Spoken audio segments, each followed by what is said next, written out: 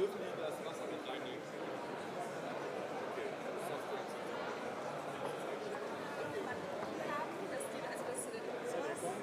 macht denn den Gong? Dass wir wissen. Oder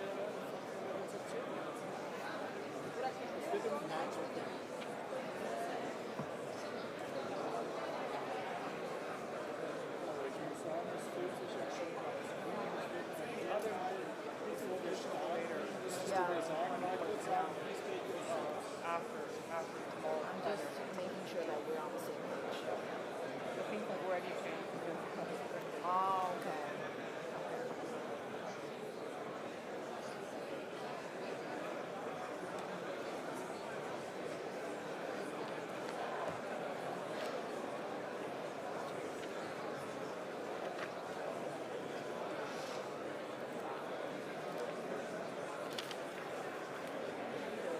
Thank you.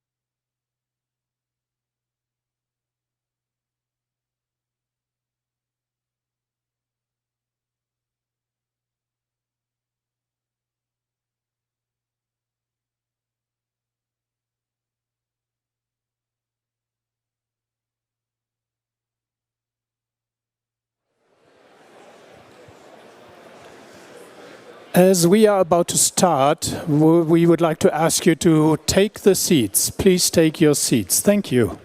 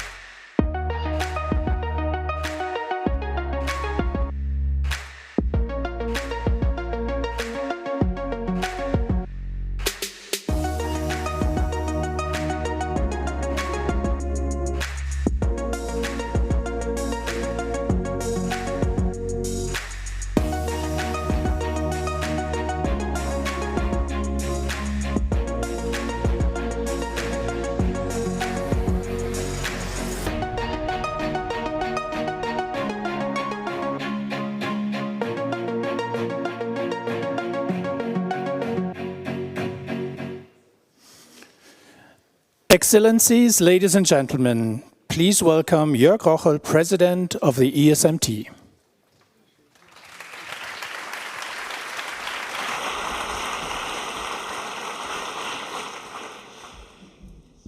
Dear Professor Röller, dear Mr. Mensor, distinguished guests, excellencies, ladies and gentlemen, it's a great pleasure, it's a great delight to welcome you to the third Berlin Global Dialogue here at ESMT Berlin.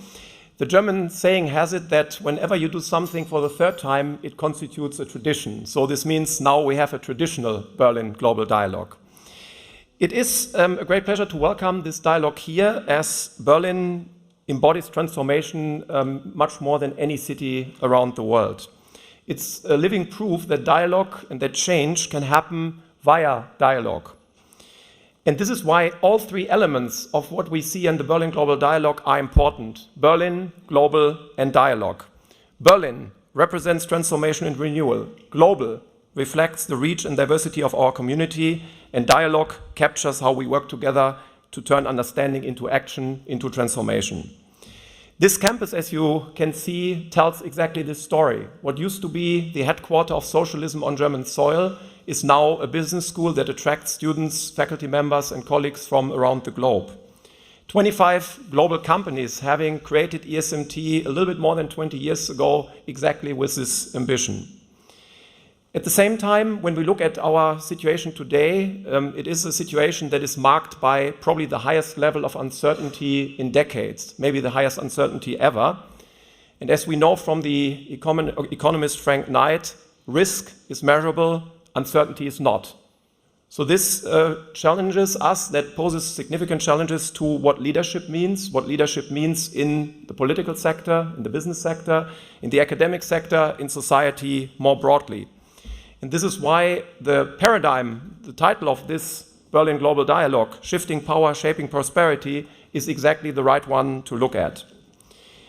The Berlin Global Dialogue brings together leading representatives from all these sectors, from business, from government, from academia, to act on shared insight. And this is why the global nature also of ESMT is so important. We have now students from more than 100 different countries, and they really come together here to take part in this discussion. And in particular, we are very delighted to have the Young Voices delegation with us.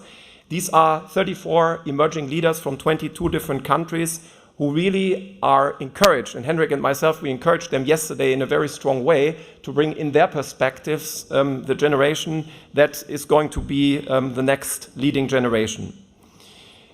Platforms as this one, as the Berlin Global Dialogue, are not just valuable, they are essential. They require partners. And this is why we really are extremely thankful for all our partners that make this possible. Our academic collaborators, our business allies, our policy leaders working with us. And in particular, I would like to thank the founding chairman, Lars-Henrik Röller, for making this possible and to bringing all us together here for a very impactful and a very meaningful dialogue. We as ESMT also think about this in a broader way. We think of Germany being the ideal place for this dialogue, a stable country, a country that shares the openness, the freedom. And this is also why we have teamed up with other business schools in Germany, some other leading business schools in Germany, for a campaign that we call Say Ja to Germany, meaning please come to Germany, come to this place. It is the place at which you can flourish, at which you can develop. It is a place of openness, it's a place of global cooperation, and this is what really, I hope, is going to drive us over the next 2 days. What unites us is the courage to confront uncertainty, as Professor Knight said, the commitment to evidence-based discourse, and the strong confidence in that dialogue, serious, rigorous dialogue, can shape prosperity even as power shifts. These are the values that guide us at ESMT, and this is where I hope that the transformative energy of Berlin will inspire and bring this dialogue forward. With this, a very warm welcome from my side, a very warm welcome here at ESMT to the third Berlin Global Dialogue. It's great that you found the way here to Berlin or online to watch us, what we are going to debate here. And with this, I would like to now invite Bernhard Mensor as the opening speaker following me. Thank you.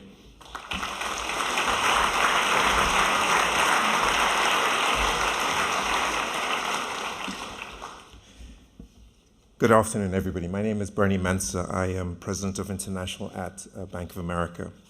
And I'd like to join Professor Rojo in really welcoming everybody to Berlin today, to this year's Berlin Global Dialogue. And we are proud at Bank of America to be in great partnership with the ESMT and with the entire Dialogue team. We're proud to return for the third year as a principal partner to this event.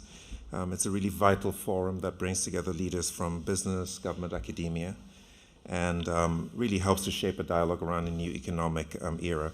So this year's theme, which Professor Rojo touched on, shifting power, shaping prosperity, couldn't be more timely. We see the global order being redefined to some extent. Power is more diffuse, alliance is more fluid, and the pathways to prosperity are more contested than ever. And amid this complexity, there's one clear thing, which again was suggested, which is that really the dialogue is not a luxury, but it really is a necessity. And over the next 3 days, I think we'll all explore, as global leaders, how we can really respond to this. As a global financial institution, we see the rise of emerging economies. We see the transformation of global trade. We see the climate crisis. We see the disruption potential of AI. And so the agenda that is being going through over the next 2-3 days really reflects the urgency and the scale of the challenges ahead. But it reflects something deeper. I think there is progress on listening. There is progress on collaboration and bold action.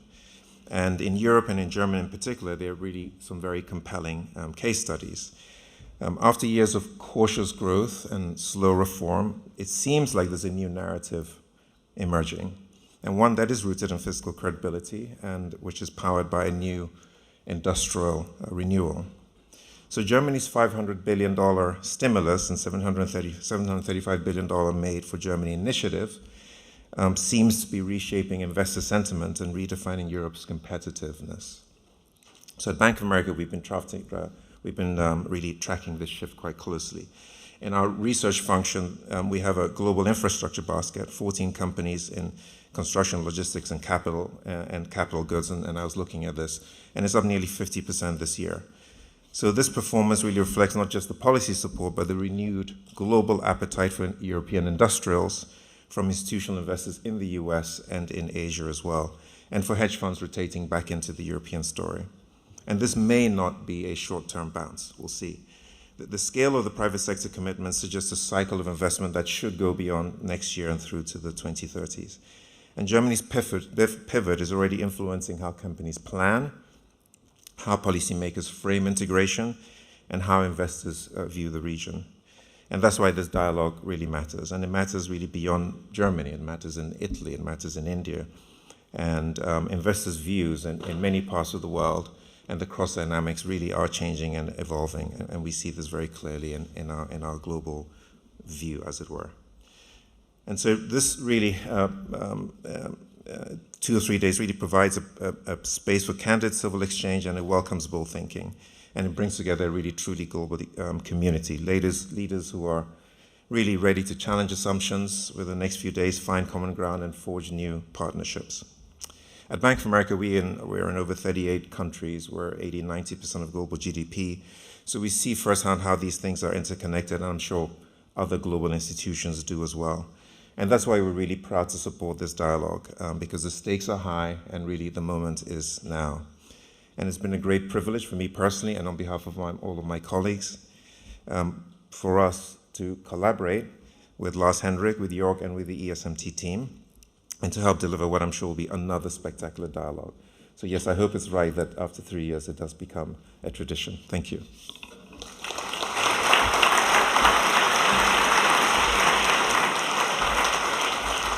And the most important thing I should do is really pass on to the founder and chair and a great friend and colleague, Dr. Lars Hendrik Roller. Thank you. Okay, thank you very much. Welcome everybody. Thank you, Jörg, also for ESMT and Bernhard. I just want to, he's our principal partner, which is Bank of America. There are others in the room, so we're very happy to have that. I just want to say a couple of things and then pass over to our very important first session. So I think, when we started this 2 years ago, I wasn't quite sure that we're going to end up where we are. I mean, not the BGD, but the world. But as I said before, you know, I think we were kind of ahead of the market maybe in some sense, even though dialogue and working together and multilateralism, as we called it then, were there for a long time. But I think, you know, the market has kind of moved our way, and I think more dialogue is needed, and we have now a very good established institution in Germany, which I'm very proud of. Berlin is a great city for peaceful unification, as in our name. And I think that that is something which is very, very good. And, you know, dialogue is a necessity, and I think we should promote that. The second point is, of course, the world has changed dramatically. You know, I'm not sure it's all good. You know, I'm sort of grew up in the multilateral part where, you know, Germany clearly benefited, but, you know, that's gone. The world is changing. And the idea was, and you know, there are many issues which we'll be discussing in the many sessions. There's security issues, there's dependency issues, there's technology issues, there's supply chain issues. Just very recently, if you think about that, which makes the world a lot more complicated. And I think that we need to, you know, so my credo has always been, but you know, maybe I'm old-fashioned. Is that, you know, we need to work together. We don't want to fight each other, and hating and fighting and that kind of attitude is not something which I'd like to stand for. I think this sort of idea that we work together, I think, is very important. The theme, and I think that's timeless. We obviously have problems which affect all of us. And then the theme this year. Remember last year we had a theme which was very popular, common ground. So I still think that is relevant. So searching for common ground, and many of you talked about that also here and subsequently. And this year we have this theme called Shifting Powers, Shaping Prosperity. And the shifting powers part is, you know, somebody said this morning, we already had sessions this morning, that it's the facts, it's the reality. You know, the world is changing. It's not just economically, it's politically. There's just shifting powers. And it's a challenge in particular, I think, for Europe, but it's also an opportunity. I think that is very important. So the shaping prosperity, which is the second part of the slogan this year, says, yeah, the world is changing, but let's think about the positive sides of it. And I don't have to repeat what is changing. I had, you know, alliances are becoming more pragmatic and flexible, this whole transactional approach. And that, you know, some of you may know this better than I do. I think sometimes that may actually work. But sometimes it doesn't, because you need a long-run policy to go with it.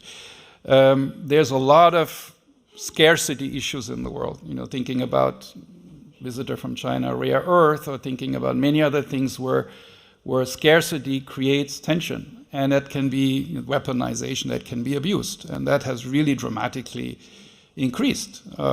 I think the third one is, and I think there's hope, is that actually, given that technology, power is also more concentrated. I think there's some very powerful players, both private and public ones. And I think that raises the issue of regulation. Regulation is a separate issue. Industrial policy or political interference. So when you have more winner-takes-all markets, and I think that has dramatically increased, in particular in the digital age, you know, governments tend to get involved in all that, everywhere. And that is sort of, a lot of these changes we'll be discussing. Now, where is the world going? And we had an interesting, I was listening to this session this morning. So where are we going? So it was, we know where we know what we're not going to go, but we don't really know exactly where we're going, I think. I mean, maybe you have ideas, and I think there's sort of three models which people discuss. Just want to mention them. And there are variants of that. The first one is that we're having these spheres of influence. So there are different blocks in the world. Somebody was saying this morning, the West. We should continue being, Europe should be the West. We should not, you know, we should be aligned, and they're sort of aligned on many issues. So these multipolar world and blocks and all of that. I think this is one model, which is not my favorite one, but I think this is one possible way of going. The second one is much more transactional. I call it transactional anarchy, where, you know, you pick and choose and use your power. And of course, the more powerful countries are benefiting from that. I think this is, for me, ethically, the biggest problem, and that's why we invited lots of people also from small and medium, and they're not that small anymore, and they're also very powerful. That they'll be left behind, and I don't think that's good for the world. So I think this transactional, but we might end up that way. And the third one is what I call functional or inclusive coalitions. So the idea here would be that on certain topics, like climate, we create alliances and we try to move the world forward. We have the COP very soon, and obviously we need to tackle the climate issue, even without the federal US. The states are, I think, very different. So I think that functional, inclusive approach, which I think is for me a very appealing one, with a minimum of multilateralism there, in particular when you look at the international institutions. We have Nadia here, welcome, European Investment Bank. So there's a lot of debate about all these international organizations. Do we need to reform them? Are they fit for purpose? So I like that third part where it's a functional, what I call functional inclusive coalitions. But there, I think the three things, I don't know where you come out on that. So we need order. We don't need no order. We need order. And the question is, how are we going to do that? And the final point, which is very strong also for me in Europe, is that in the end, and I think all of you feel like that, politicians and also I think business people, we need to deliver for our people. I mean, this multilateralism has not been making everybody happy sometimes. I mean, we made mistakes also. I think there's also a redistributional issue, there's social issues. So whatever the world gets to, and also this is true, by the way, for Germany. We also have a session on Germany with Martin Blessing here. We don't deliver on these things. It's not going to be a very successful one. I'll cut it a little bit short. So this is, to me, sort of where we are in some sense, and I don't claim to know everything here, but I think that's one way. Then there's the shaping prosperity part, and that's the positive side. And there I like to think that there's a lot of things which can come out of it. And I think there's some principle behind that, for example, that you do work together, not a zero-sum thinking or negative-sum thinking, but there's positive, look for the win-win situations. I also think that these concentrations, which you're seeing, depending on what segment of the economy you look at, we need to make sure that we're expanding the circle of winners. I think this inclusivity, I'm an economist, don't like to talk that much about equity, more talk growth, but I think this inclusivity, if you look at the global world, I think is very important. It's a chance here that we have co-shapers rather than bystanders. This is a big issue, I think, also in the international, in those who like to be multilateral. I think that is a big advantage of the multilateral, that, people are there. There's a big issue looking at others. Are everybody equally represented in these multilateral institutions? That's another big issue. But I think those things are important. I think we need to be more predictable in many of these things. And the final point, last year I talked about the independence trap. Nobody's independent. And there's only a question on what are you depending on? And I think this idea of mutual dependence is, of course, very important. Now, if you think about Germany, we've become very dependent on certain countries. I'll leave it up to you to fill in the blanks. But I think as long as you have a mutual dependency, I think that is very important. So there's a lot of things we can do better, but not calling it multilateralism anymore. I call it something different, but I think there are things to be done. Egon Zehnder this morning, this is our business partner, they do a survey. And they ask business people, and one number I wanted to tell you, they're asking, given all that change in the world and given all this resilience and these risks you have as a business, how confident do you feel that the business has done their job? So how confident do you feel that you're prepared for all these geopolitical changes? Last year, it was 18%. This year, it's 64%. This is the Egon Zehnder thing, which is out there. So there seems to be more confidence on the business side of having dealt with it. But there also, it costs money to be resilient. But there's a positive story, I think, from the business side, which we will talk about. So let me just say that we have a great program. Let me leave those remarks. Great program on many of these issues. Trade, as I said, and economic and security issues, investment issues, energy. We have about 1,000 participants this year, so we're slightly growing.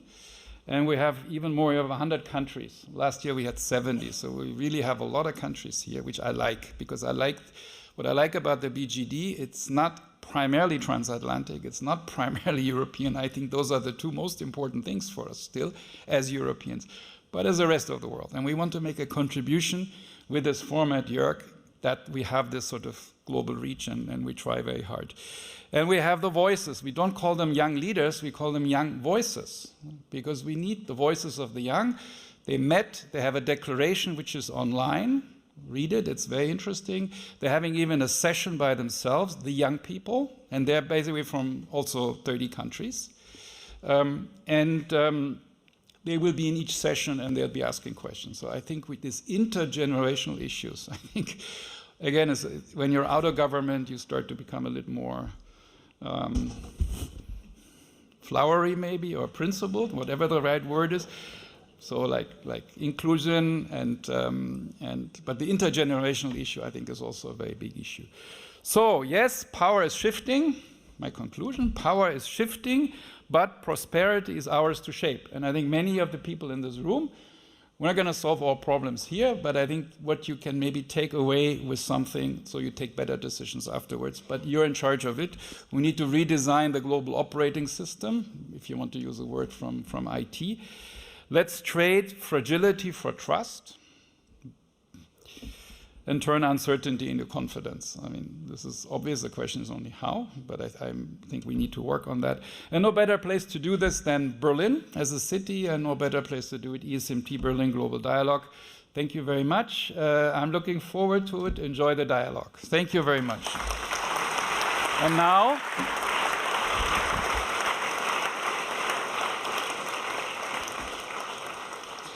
now, I'm using something from a competitor. Let's get started.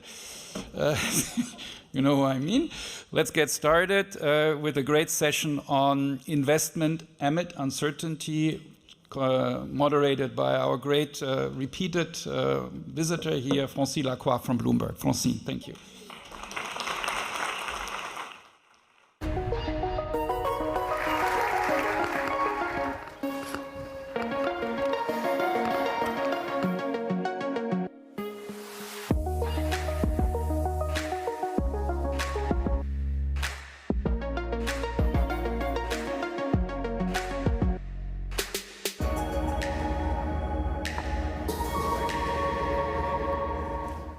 I love the setup here. It's like an intimate boardroom, and we have 45 minutes to redo the world. Demographics, debt, deglobalization, according to our economists, are all set to weigh on the pace of expansion. India may outperform, but not enough to offset the slide of China's growth. Artificial intelligence, which we'll talk about, may yet prove a significant productivity driver, but its game-changing potential remains unproven at the macro level. So many see this long-term outlook for global growth as uninspiring. It may be very different from investors. So let's get started.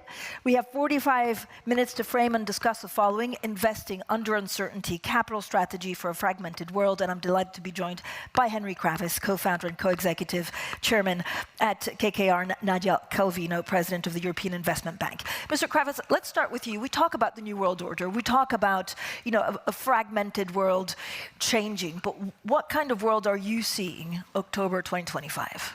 Well, let me say, one, happy to be here. This is an important topic. I've only been investing for 56 years, and I've seen all kinds of chaos and confusion, inflation, deflation, etc.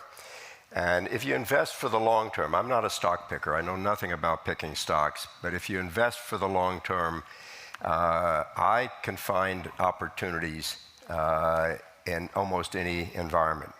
So today we've moved from a period of benign globalization to great power competition, in my view.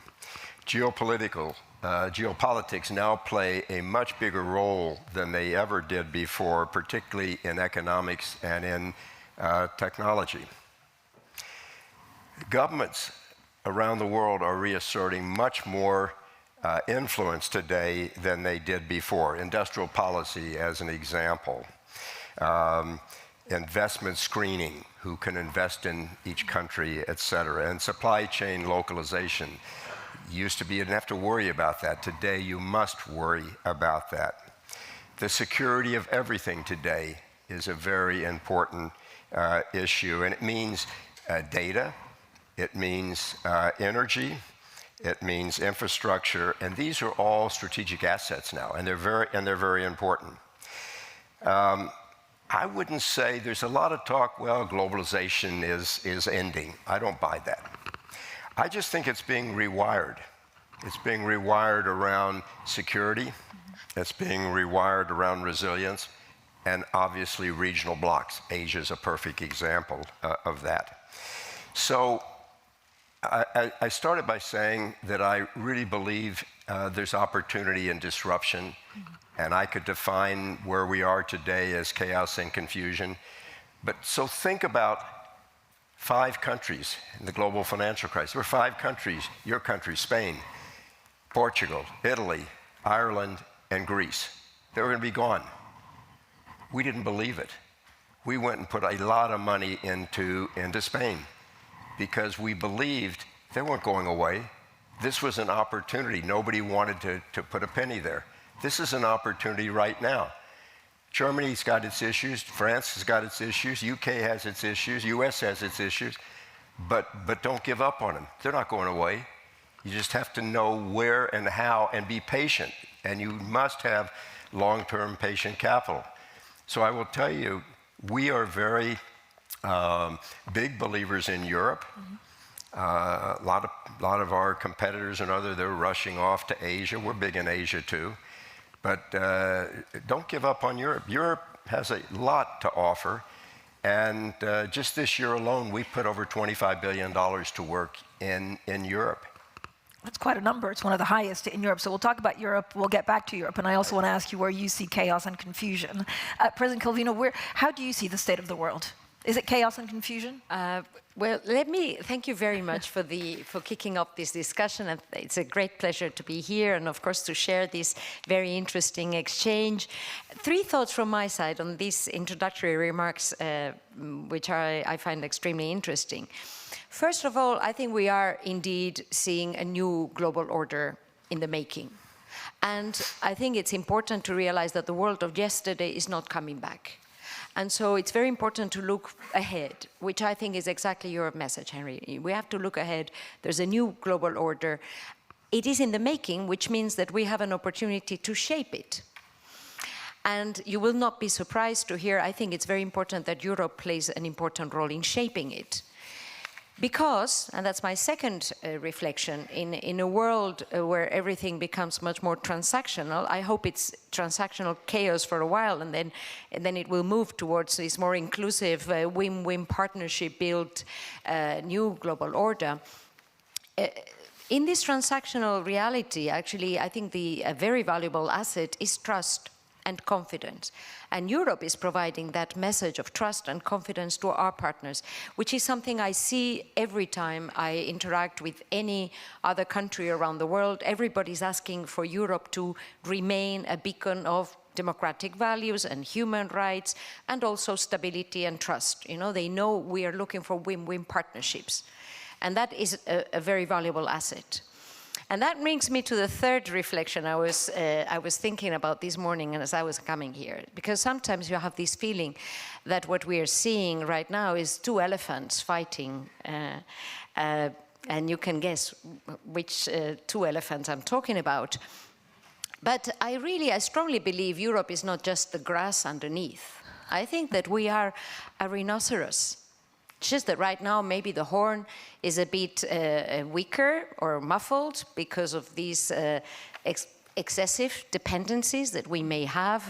Lars Hendrik was saying about there's always mutual dependencies, it's just a matter of balance. Well, maybe it's a bit imbalanced right now, but once we get that sorted out, well, watch out, you know, you shouldn't upset a rhino, should you? You absolutely should not, President, but does the rhino need to choose between the US and China in terms of allyship, or can it straddle a bit of both? Well, I was asked this question a long time ago, and I think it's a no-brainer, really. You know, you cannot ignore China. And of course, you cannot ignore the US.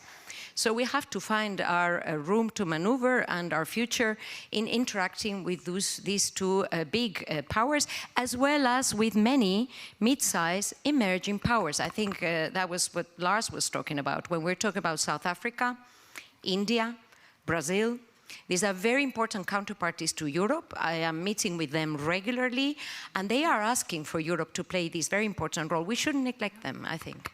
Mr. Kravitz, can you maybe explain to the very international people here what you think the US wants right now? And if you look at economically what the Trump administration has laid out to achieve, how much of that have they achieved with the with the trade, with the tariffs, but also a weaker dollar?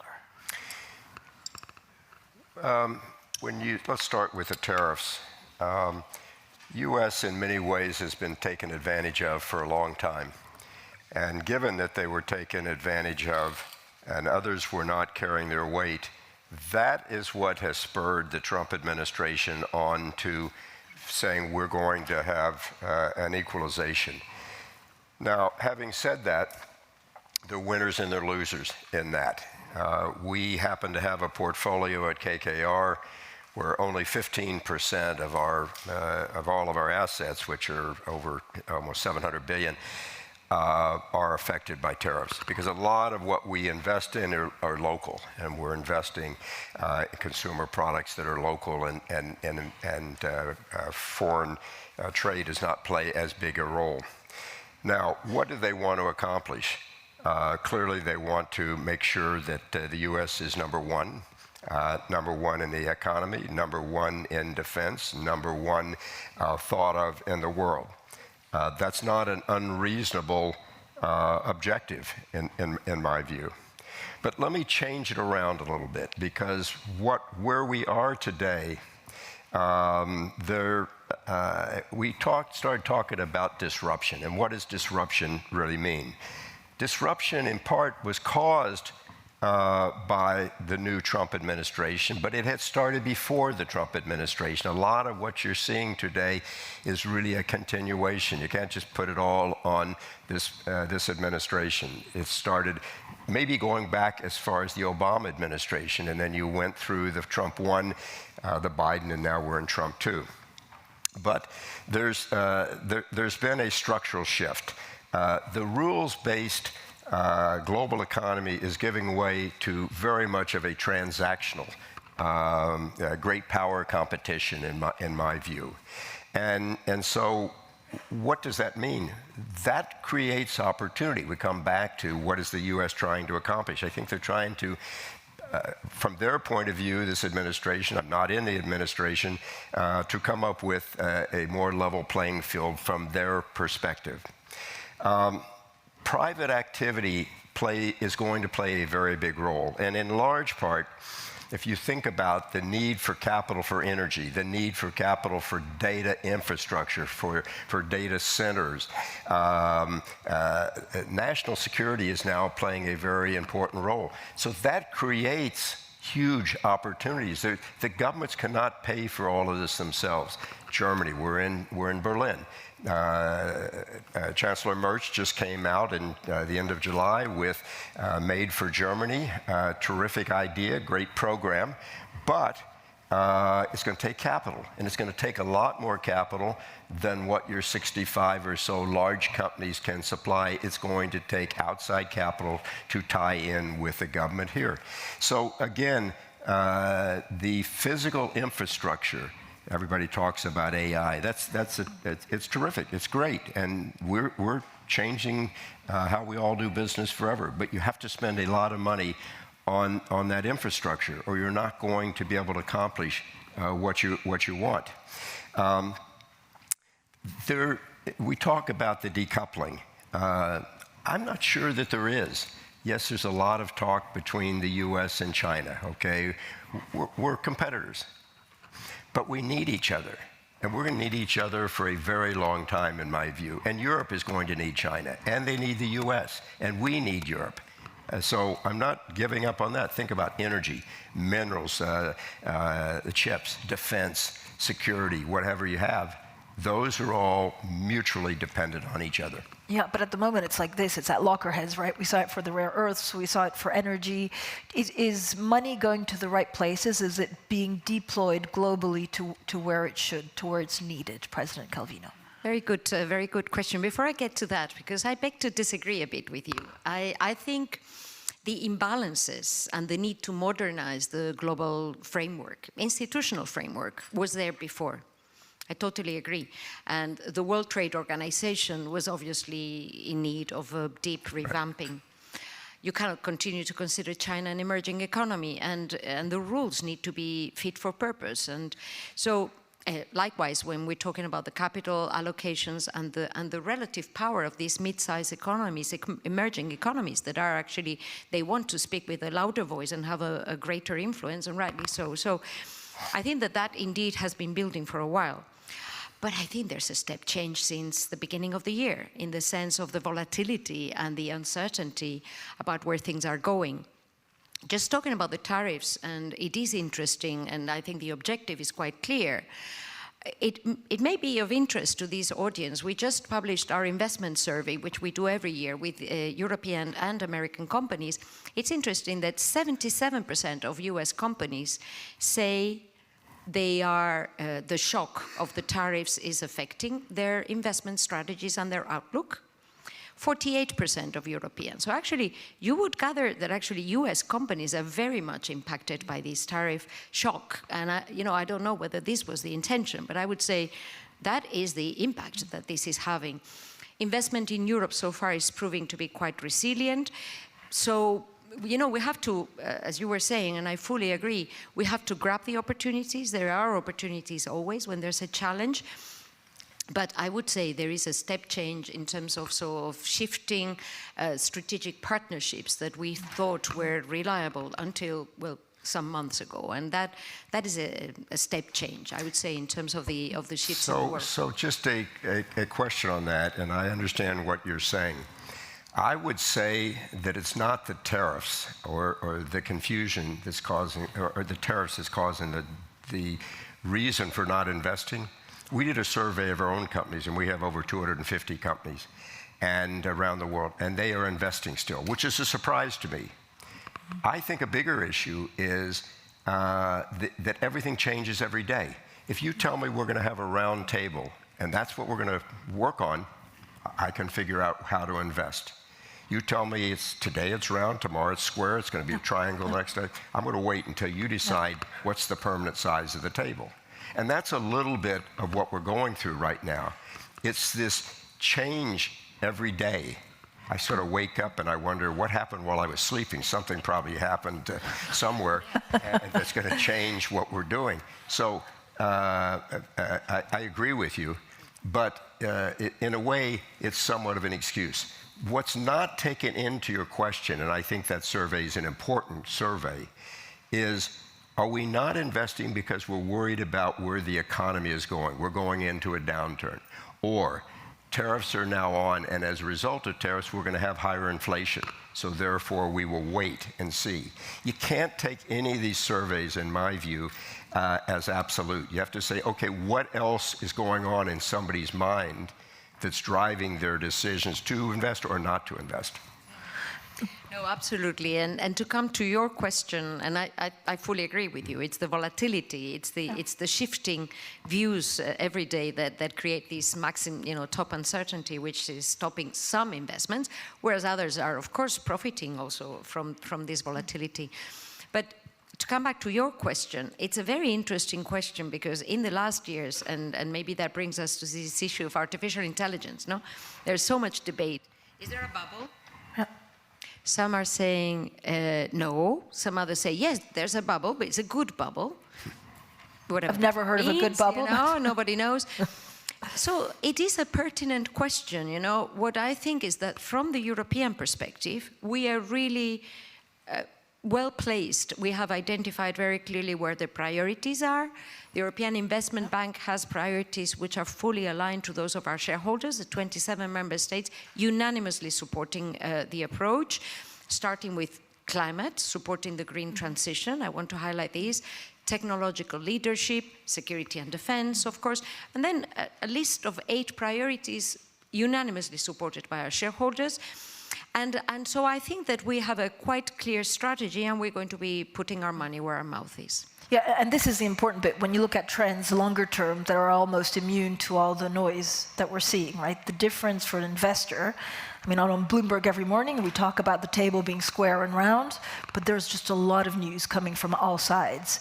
So where do you see the longer term opportunities? I know you mentioned, for example, data centers that do with AI.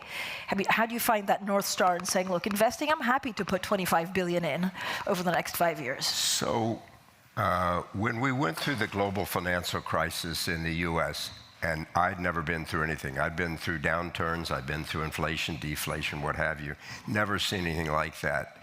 And George Roberts, who's the co-founder with me of KKR, and I said, focus on what you can control.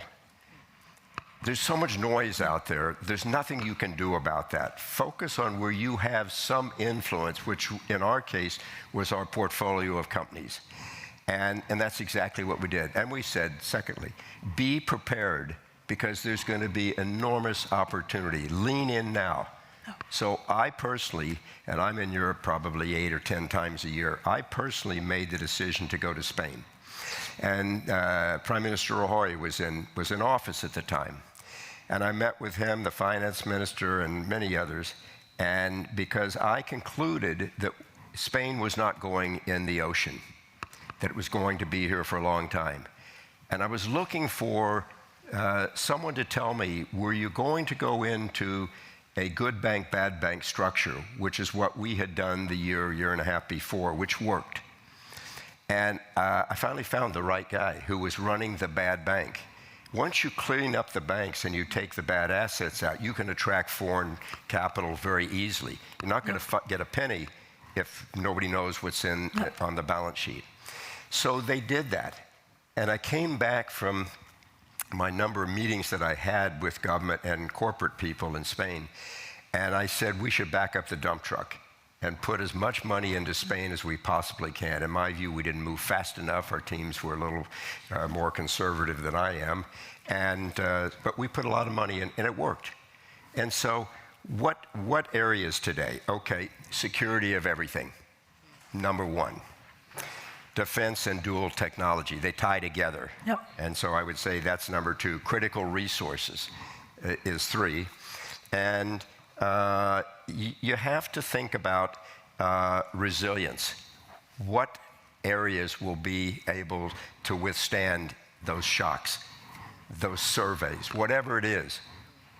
We're right now saying, and I'm sure the audience is interested, what is KKR thinking about the U.S. economy? Because oftentimes if the U.S. economy goes one way, then we end up with everybody sort of follows. The U.S. economy, in our view, this year for 2025 will end up at between 1.5% and 2% GDP growth. Inflation is sort of staying about where it is. But think about this. If inflation is in fact sort of 3% right now, and you have a 10-year treasury at a little over 4%, you only have really a 1% real rate. Now, is that too low or too high? You all be the judge of that. But we see that inflation will be, I think we're going to have stickier inflation around the world. I don't know what happens in the long term with tariffs, but they have to at some point have, and somebody's got to pay for it. You know, either the company that's absorbing those or the customer. It's got to go somewhere. And what we're seeing right now in the US is very much a K economy. Mm-hmm. Think about it. You have the K. You got the upper short leg is maybe 30% of the economy. Those people that have capital. If you had any assets during COVID, you did really well because inflation started kicking in, appreciation in real assets, appreciation in stock market, bond market, et cetera. But if you were going hand to mouth and you were strictly on a fixed salary and you didn't really have any chance to take advantage and didn't have any savings, you were hurt. And so what's happened today is that we have broadened the spread, in my view, between the haves and have-nots. That's not good. That's not good at all. We have to figure out what are we going to do to make sure that all people are able to benefit from that. Can I also ask you about a market correction, and then we'll get on to where the EIB is actually invested in. But last week was quite a week. We had Jamie Dimon talking about cockroaches in certain private credit companies. Yeah, but they don't invest. They don't invest, but do you worry about something systemically wrong with private credit? So let me tell you about private credit. No.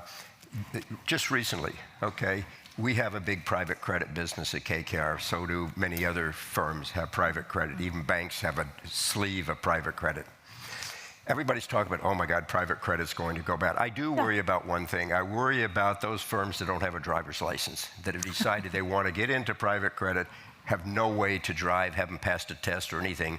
And yeah, will they have problems? They could. I don't find it systemic. We don't take deposits. This is just really what it is. It's private credit. 2 big bankruptcies last 10 days. Not one penny of private credit was in them. But the market hit all of us that are in private credit because they assumed that was it. And then finally, once they figured out, well, this is really all banks, it was UBS and Jefferies were the 2 big banks that were the big lenders in that. I am not worried about a systemic risk issue in private credit. The other question is it the banks or the private credit firms that suffer the most when we reach peak correction? Depends. The thing you have to focus on if you're going to be in the credit business, what are my risks? Right. How am I protecting my investors, or how am I protecting my portfolio? And if you don't think about that, and you're only trying to knock the ball out of the park on every investment you make, you're going to have trouble. You will get in trouble. If you have a balanced portfolio, very diversified, you'll get through this just fine. President Calvino, where does the EIB, what are you planning to deploy for the EIB? Yes, before I get to that, I wanted I fully agree with you. Having lived through the great financial crisis, but then having lived through the pandemic, being minister in my country and vice president in the country, how important it is to focus on what you can control. I couldn't agree more. That you have to identify what are the levers that you can actually influence and then try to focus on that, because the noise and the uncertainty may actually distract you. You have to be very focused, and I am also very, very satisfied about the way the economy is going now as a result of the good decisions, I think, that were taken at the time. Now, coming to the European Investment Bank. So we are at a quite unique position right now in the new global geopolitical, geoeconomic environment, because we are a very large financial institution, 600 billion balance sheet, 90% of our investments in Europe, 10% outside, but that's not non-negligible. It is material. So we are a very important player of the multilateral bank family, but we are the only one that has as shareholders only the 27 member states of the European Union. Which means, as I mentioned it already, this alignment, this policy alignment is extremely relevant, because it allows you to identify, well, where are your priorities and what are we going to be doing, and to feel that you're accompanying the economic policy that is driven in the 27 member states. So it means that we can continue to mention words that are revolutionary in other places, like climate. I think the green transition is a no-brainer for Europe, in the sense that we have to reduce our excessive dependency on fossil fuel producers. And that explains why more than 90% of European companies are actually investing in this green transition. And it means that for the European Investment Bank, we are financing 40% of the energy infrastructures that are currently being built in Europe. We are supporting the deployment of renewables, including here in Germany, but also energy distribution networks, innovation in terms of new fuels, new technologies, net zero technologies, supporting the agriculture sector and adaptation to climate change. We have just agreed on our roadmap for the coming years. We're going to double finance for adaptation to the impact of climate change. So that's a very big area. Second area, technological leadership in a time of change. But Europe is quite leading in areas like health, green technologies, and we want to continue to have that leadership. So we have launched a new program, Tech EU program, to mobilize 250 billion euros up to 2027 in this area.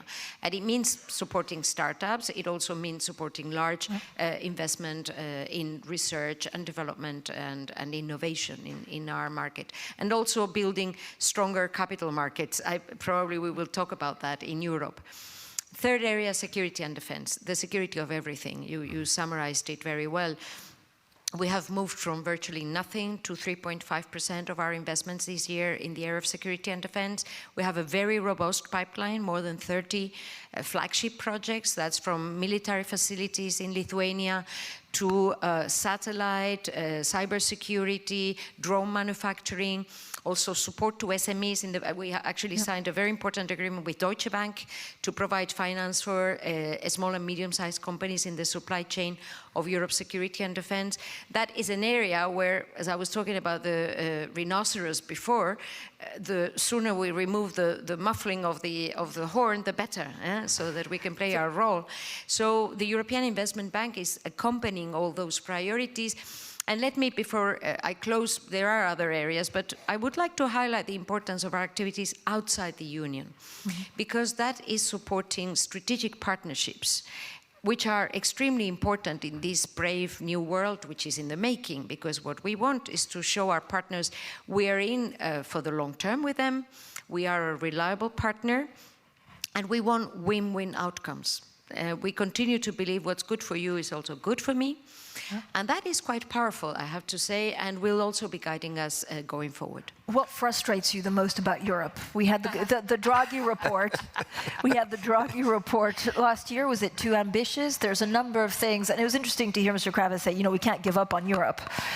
What would you do differently, actually, to accelerate? Is it regulation? Well, I can be... having been a Eurocrat, as you know very well, having been a minister and now leading an institution, I am fortunate that at the European Investment Bank we can really move fast, so we can really step up our finance, redirect resources in a quite agile manner. At least that's what I've been doing since January 2024, really putting us in this rhythm that is necessary. I would say rhythm. The orientation is right, but of course bringing 27 member states together, that is the most challenging. So I am confident that today's meeting of the European leaders is going to come up with some clear, concrete progress in a number of areas so that we can move from talking about things to actually doing. So I tell my colleagues, and many are here, they know that less action plans, more action. You mentioned something that I have asked and talked about a lot, and that is capital markets.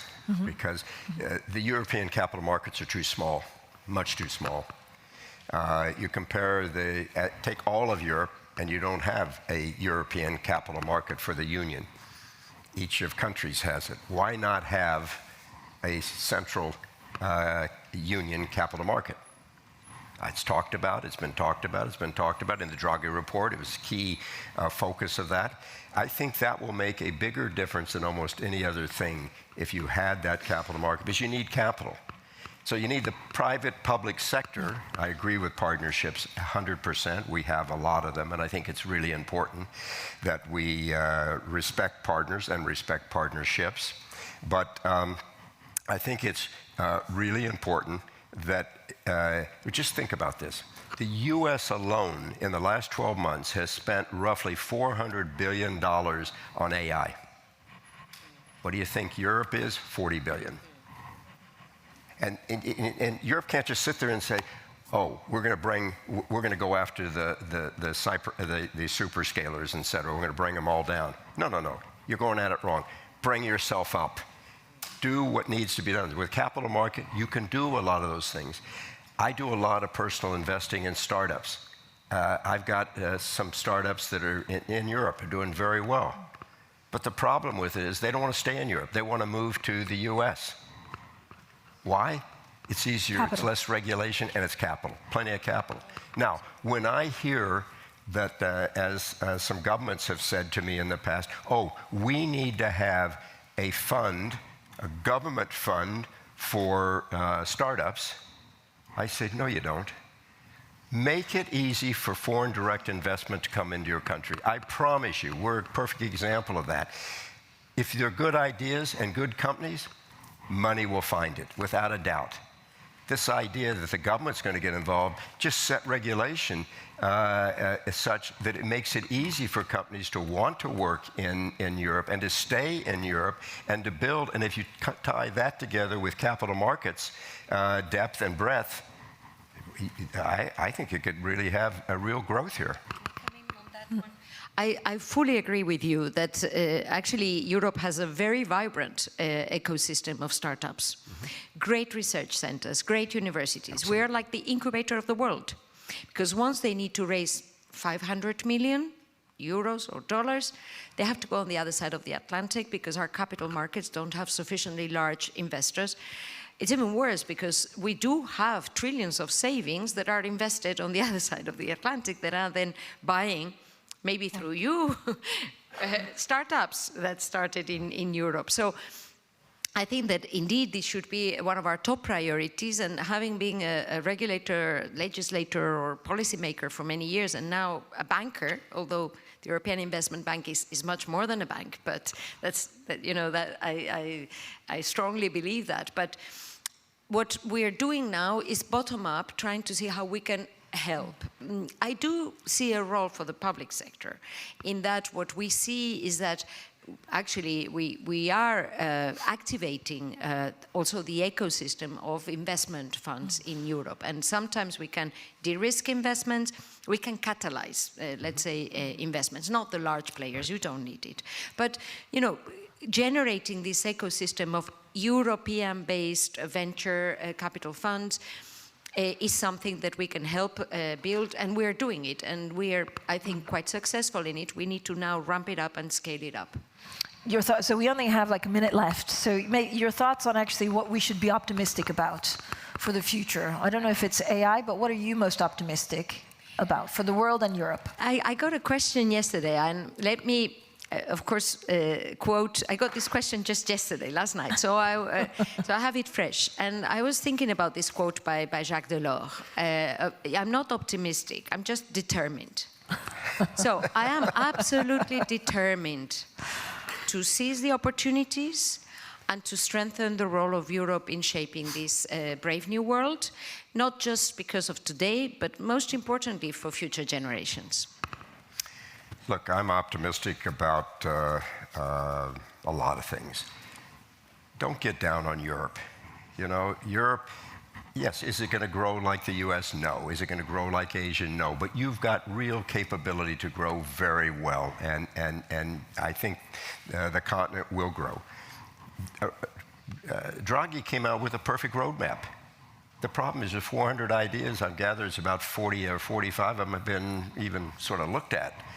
That's a good roadmap. There's just a lot to do. So what am I optimistic about? I see opportunity everywhere. And I will finish by saying, and I say to our young people, unless you are curious, and curious about a lot of things, you can't be a great investor. So if I take any of our young people, my office is on the 77th floor at Hudson Centers, Hudson Yards in New York, and I take them to the window and I say, what do you see out there? And they're going to say, oh, that's a trick question. I see the tugboat in the Hudson River. I said, you failed. I want you to look out there and see nothing but opportunity. And determination. Henry Kravis, Nadia Calvino, thank you so much. Thank you.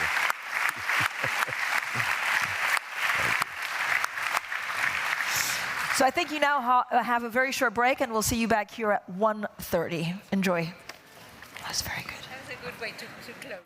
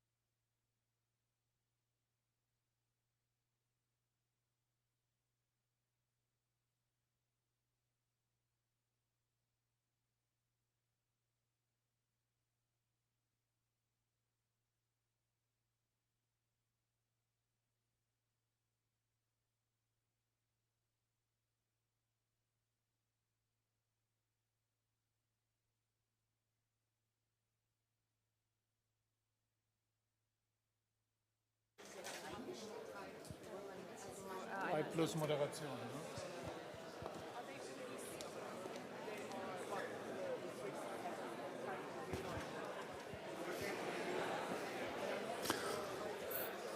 Ladies and gentlemen, as we are about to carry on, please do take your seats. Please take your seats for the next session. Thank you.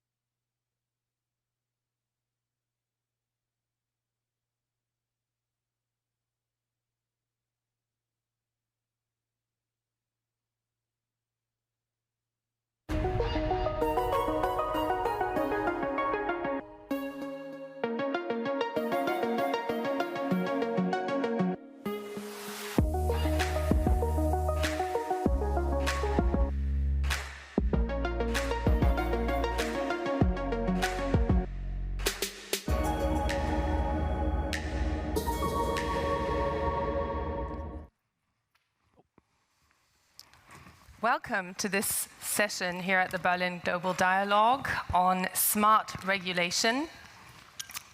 Bill and myself, on different trips, have just come back straight from the US, where there is talk of no regulation. So this should be an interesting panel, and I'm very pleased to welcome those people who can change it, who shape the Europe we live in, and who shape this regulation in Germany and the European Union. Valdis Dombrovskis, the EU Commissioner for the Economy and Productivity, is also in your title, and Katharina Reiche, the German Trade Minister. And Bill Anderson, the CEO of Bayer. Great to have you back here for your unique perspective, because you run a company that has unique challenges, but you also have a unique perspective.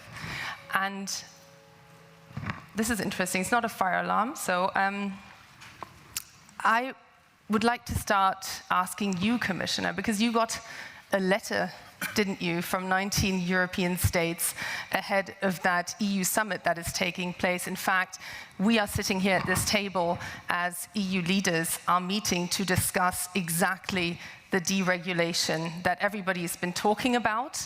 And there's a new tone in the letter of these leaders, isn't there, asking for very fast action. What do you make of that?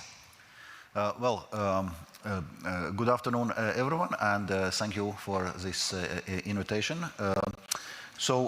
On the simplification agenda, maybe to put it in a broader context first. So when we started this European Commission's mandate, we put two overarching priorities for this mandate. One is to strengthen competitiveness of European economy, and another is security and defense. And obviously, this simplification, reduction of administrative burden belongs to this work stream on improving the competitiveness. And if anything, the recent development shows that indeed there is probably even more urgency to act than once we were starting. Therefore, I would say we welcome that member states are engaged and willing to move ahead with the simplification agenda, which is very important, because one thing is what European Commission puts forward as a proposals, another thing is what comes out of the legislative process, because only what comes out of the legislative process, including the support of member states, is what citizens and businesses feel on the ground. Indeed, this letter calls, so to say, for a steady flow of those simplification omnibus proposals. And we had been for a strong start. So since the beginning of this year, we already put forward 6 simplification omnibus proposals, some other simplification proposals, all in all yielding 8.6 billion euros in savings of administrative costs. Here we are talking about annual recurring administrative costs. But we set our overall aim at 37.5 billion euros burden reduction, meaning 25% burden reduction for all companies and 35% for SMEs.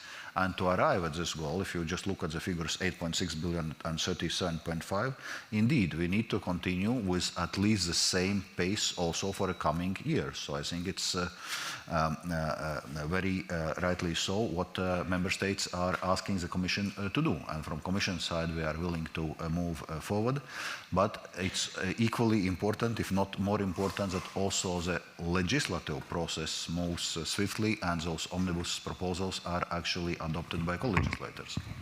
And of course, you need the member states to want to move forward with any kind of deregulation and any kind of changes to regulation. Minister Reiche, I would like to ask you, because it's only fairly recently that you actually made the transition from actually the corporate side into politics, and now you're trade minister of a country that has a bit of a reputation for gold plating a lot of regulations that come out of Brussels, adding another touch, another set of regulations. What is your approach? And first of all, what is your impression? What was the biggest shock experience that you had in this transition? Well, the biggest shock was to come from a more or less digitized workflow. Oh, we'll get to that. Yes. Back to, I don't know, paperwork. But to answer your question, Germany finds itself in a very challenging economic situation. After 2 years of decline, we will probably see a kind of a base. We reached right now 0.2 of GDP growth, might be in the end of the year, but that's basically nothing compared to an economy like Germany. There are many reasons for this, but red tape is definitely one of this. Eurostat estimates that the total burden of bureaucracy on European businesses sums up to say, look here, 150 billion euros. In Germany alone, 65 billion euros, which is 1.5% of the GDP. And that is obviously too much. I just want to add that the IMF... In the last 2 years, 225,000 new jobs were created just by companies, just to cope with additional bureaucratic reports and burdens. So, no jobs for new cars, no jobs for new chemicals, no jobs for AI, just to cope with required bureaucracy. And that is something we really have to get changed. Otherwise, we won't have the pace of change. We won't come back to competitiveness, which the continent needs and also Germany needs to be back on track and to win again. And I just wanted to add that the IMF figure it puts on all of these regulations, inner regulations, amounts, according to the IMF, to a 44% tariff inside the European Union, which of course is a shocking figure. 44% for goods and even 110% for digitized or services. 110%, so to be bluntly, to negotiate with our American friends about tariffs is one thing. To reduce it, the fictional tariffs within the EU, we should do our own homework. So can't blame it all on Trump. Bill, you come from the receiving end of this regulation. What to you is the most urgent question that you may or may not have put into a letter to political leaders before? I actually think we sort of have to reverse the question. And frankly, I know it's really popular to pick on politicians. I really try to avoid that because I find in a democratic society, the politicians are essentially trying to do their best to give the people what they've asked for.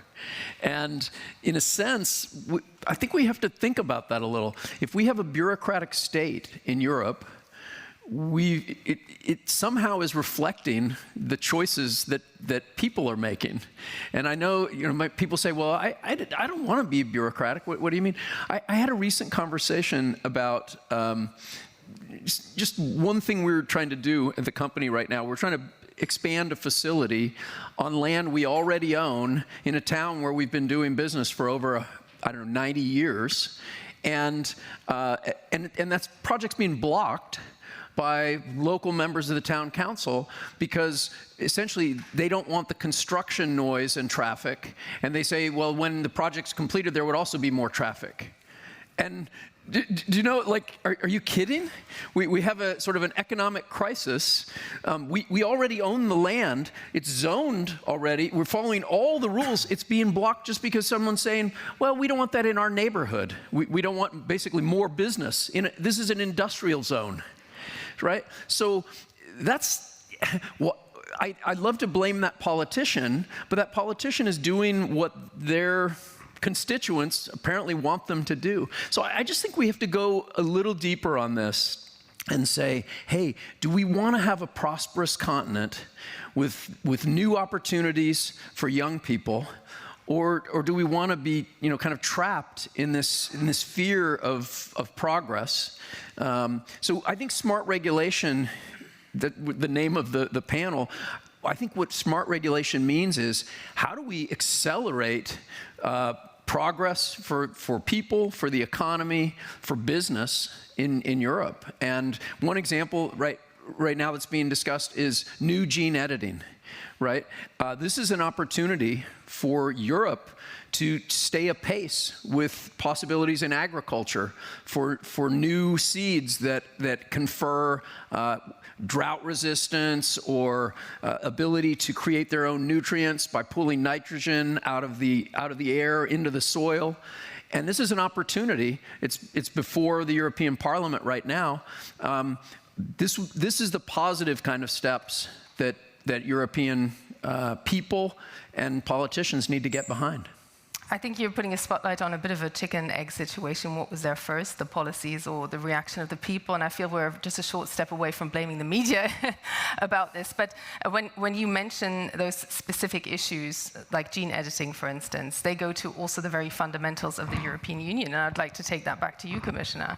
Can you just map out what your daily struggle is between the not just the individual regulations, but the fundamentals of the European Union, how it works, and that blatant need to get rid of regulation and unleash European growth, because it is badly needed, not just economically, but also for Europe's standing in the world, because soft power isn't doing the trick at the moment, is it?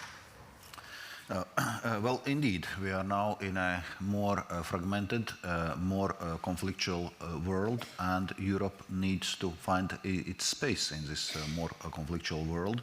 Obviously, lots of those things are related with security and defense, where Europe also needs to become a hard power, and this is indeed now a strong priority.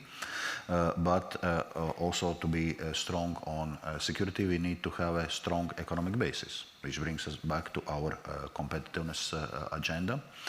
As I said, it's basically recognized that we need to act fast. That's why one of the first initiatives of this European Commission was so-called competitiveness compass, where we actually outlined main elements which we need to deal with to improve competitiveness of European economy.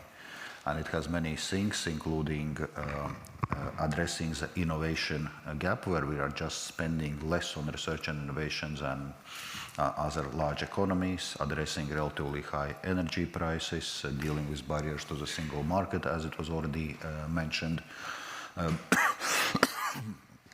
but also obviously dealing with administrative burdens and bureaucracy. So I think this willingness to move forward, the sense of urgency is there, and from Commission side we are willing to move forward. We are willing to listen to businesses, to stakeholders, also practically, where are the barriers, where are some kind of inconsistencies, overlaps, and so on and so forth, so that we can remove. So we do it also very much in consultation with businesses. But also, as I said, it's important that all those changes pass the legislative process. And there, frankly, one could expect for a somewhat, faster pace in processing those simplification proposals by co-legislators, and where we also see, I would say, a certain ideological divide on the approach to simplification, with different political groups, notably in European Parliament, having quite different views on the need and urgency of this simplification work. Minister Reiche, energy security, of course, is a huge issue for Germany, for Europe as a whole. When we're talking about the political process needed to enable maybe a joint energy market in the EU, what are the key stumbling blocks for you, and what about the process do you feel needs fixing? On European side or on German side? European side. On European level.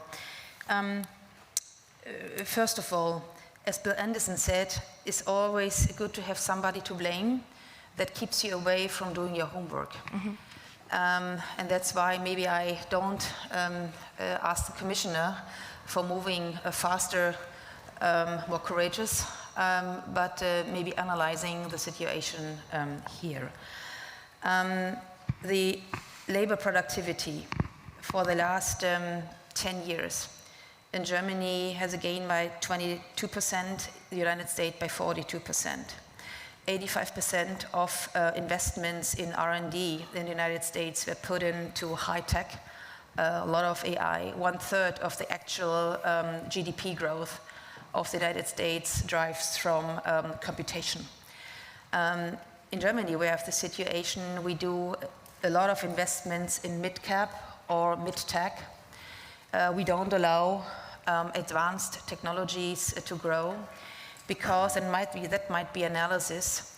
An aging society tends to get risk averse because a tendency to keep what I have kind of overwhelm the look on the necessity to go beyond. And that is something what we have to change. Regulation has to embrace the chances first and then to cope with the risks. New techniques, new technologies always have risks. It's clear. There's no chance without risks. But the tendency first to tackle all mindful thinking of any possible risks prevents you from paving to future and first investing in the chances. That is for energy, that is for biotech, that is for AI.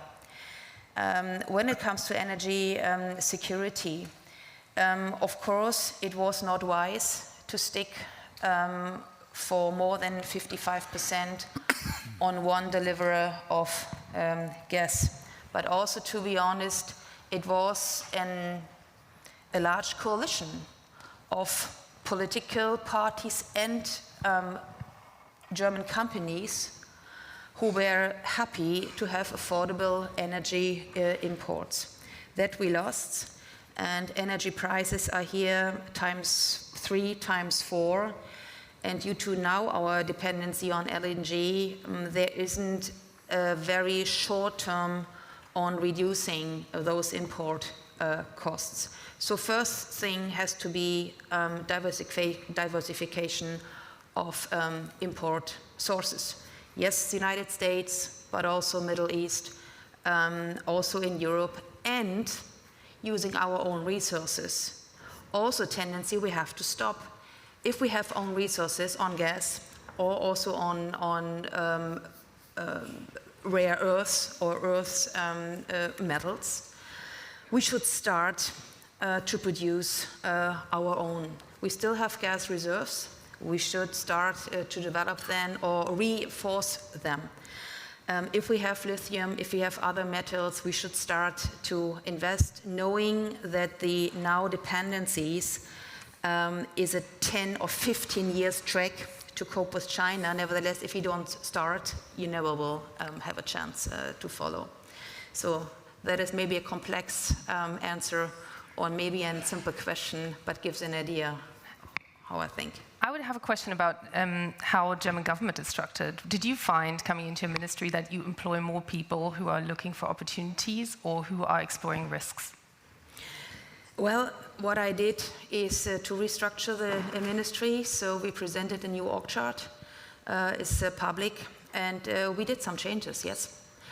First of all, defense industry is an industry and is a growth factor. It wasn't seen, it is for the last 20, maybe even more years, because during the Cold War and also our post-Cold War phase, we allowed ourselves not to focus on defense, on security. Second, we will strengthen the ministry when it comes to understand capital market. No public funding will be enough for the investments we need. So maybe 1/10 of the investments will be covered by public spending. 90% have to come from businesses. That's why we have to attract international capital market. Yes, the capital union is something we rely on decisions on the EU, but we have also to open. If we have large investments on energy infrastructure, it's not necessary to have a political idea. It's necessary to understand how an investment fund found it attractive and invest in an infrastructure, in a grid, in an LNG terminal. So we strengthen ourselves here, and we go back on future technologies. We will look also into technologies which are not accepted right now or don't have a political majority. But when it comes to nuclear or biotech, we have to know where the future is going and have to understand techniques, we have to understand regulation, and we have to shape norms and norms. Otherwise, you're out of the race. Bill, BioNTech was just mentioned. I would like to take that to you. What lessons should European leaders draw from the fact that BioNTech in the end listed in the United States? Well, I'm not sure that the listing location is so important. I do think what is important is, do we have the conditions that provide for innovation? And on that, I mean, I think government can do a lot to create, simple rules and a more welcoming environment. But I also think there's a lot companies need to do on that. I find that, how would I say, people in business, we love to point to the government as being, very bureaucratic. But the reality is that large global companies tend to be very bureaucratic. And in fact, if new new rules, the Verordnungen, are the instrument of bureaucracy, bureaucratic strangulation in government. In companies, it's PowerPoint, right? Basically people go to meetings to talk about the PowerPoint slides that they need to make to get things approved by the next 3 layers above them, and then they spend time talking about, like, when's the next meeting where we review the next version of the PowerPoint slides. That's bureaucracy. Because what is bureaucracy, by the way? Nobody gets up in the morning and says, "Hey, I'm going to go be bureaucratic today." All right? Not so sure, but yeah. Well, I tend to think there's very few people who do that. But what we do is we unintentionally create things that just slow everybody down, prevent progress. And so, for example, what we've done at Bayer, we've taken out not quite half the layers, but 5 layers of the organization. We have managers now who are managing 20, 50, even 100 people, okay, reporting to one manager. And by the way, usually people would think about, oh, is that cost savings? No, it's not about cost savings. It's about basically putting the decision-making power with the people that are doing the work, which dramatically increases the speed of everything. And so frankly, I think there's a lot that business can do. So I think government needs to do their job, which is simplifying things, which is providing the basic essentials for common order. And then businesses need to do their part to get faster, to innovate. But I do believe, I just want to say this, yeah, Mr. Reike, Commissioner Dombrovskis, I think what you guys have said, I really embrace.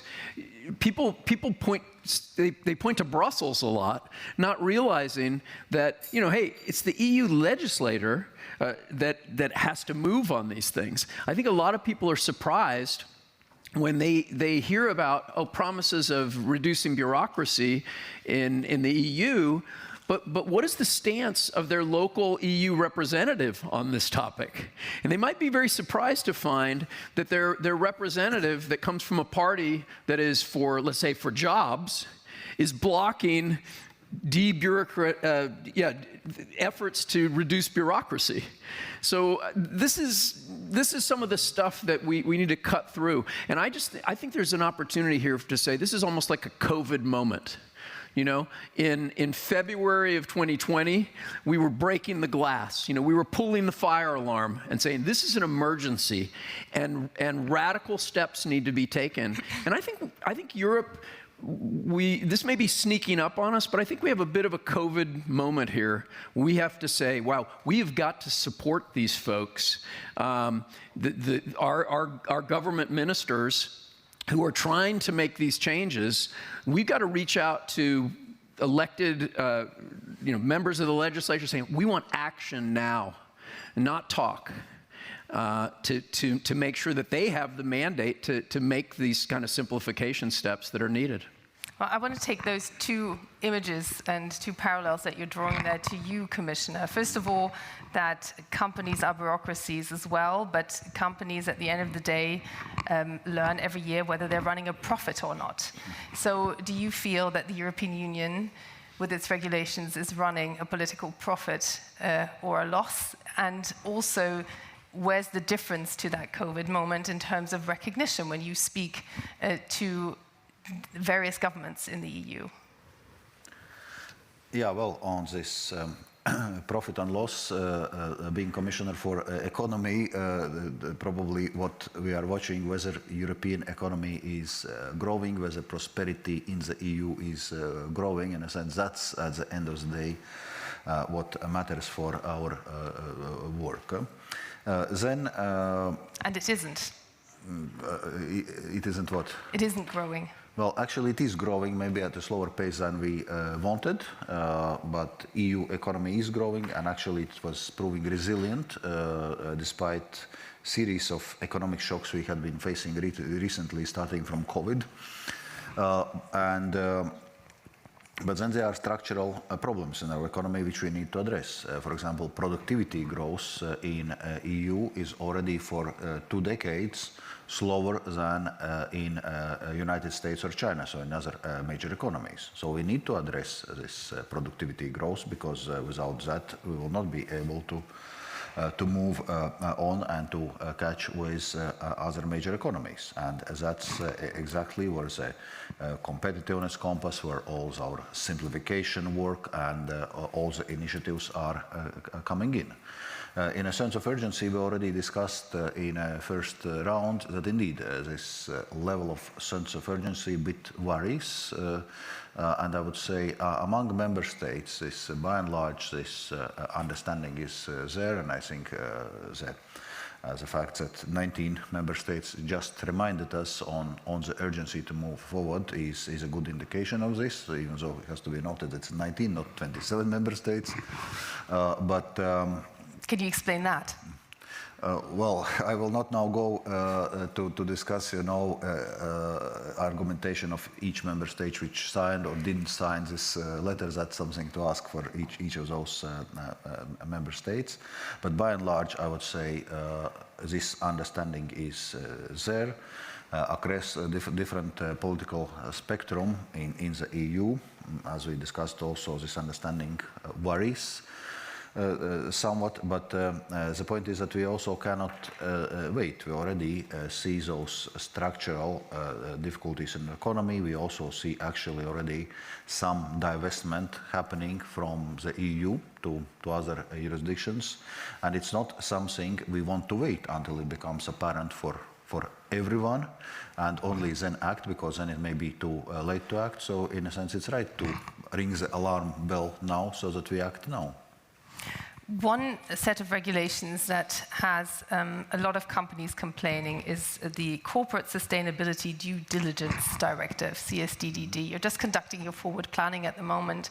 What changes can companies expect? What relief can they expect, particularly also for investors who want to invest in the European Union? Well, indeed, this Corporate Sustainability Due Diligence Directive indeed is one where we are hearing lots of complaints and lots of concerns, and that's why it was part of so-called Omnibus 1, which we put forward already in February. And on a council side, member states have already agreed their position. In the European Parliament side, it was also meant to happen this week. Unfortunately, the vote went another way, so probably we'll have to wait now another month, and there will be another attempt for the European Parliament to set its kind of negotiating mandate for for this due diligence directive, in a sense, what the vote which has passed the committee, from my point of view, was a good compromise. Okay, on some occasions it was not going as far in terms of simplification as European Commission's proposal, but I think it was a good basis for discussion. But okay, at this stage we are not quite there yet. But it's worth noting that also part of Omnibus 1 was so-called stop the clock proposal. So we, in a sense, extended the transposition deadlines or for CSDDD and application deadlines, so that we have time for this legislative process before those requirements actually kick in. And so there are going to be substantial simplifications if the end of legislative process is, I would say, close to the Commission's original proposal. I think that gives us an illustration of the complexity. Did you want to respond to that? I would like to use the opportunity, because we have a very distinguished audience here, and we also have young leaders in the audience who will be inheriting whatever comes of regulation and deregulation. So I would like to call up one of them, and Desiree Keung has a question. Please introduce yourself, and then I would also take a look around the room after that question, whether anybody here would like to put a question to our panelists. Desiree, where are you? There you are.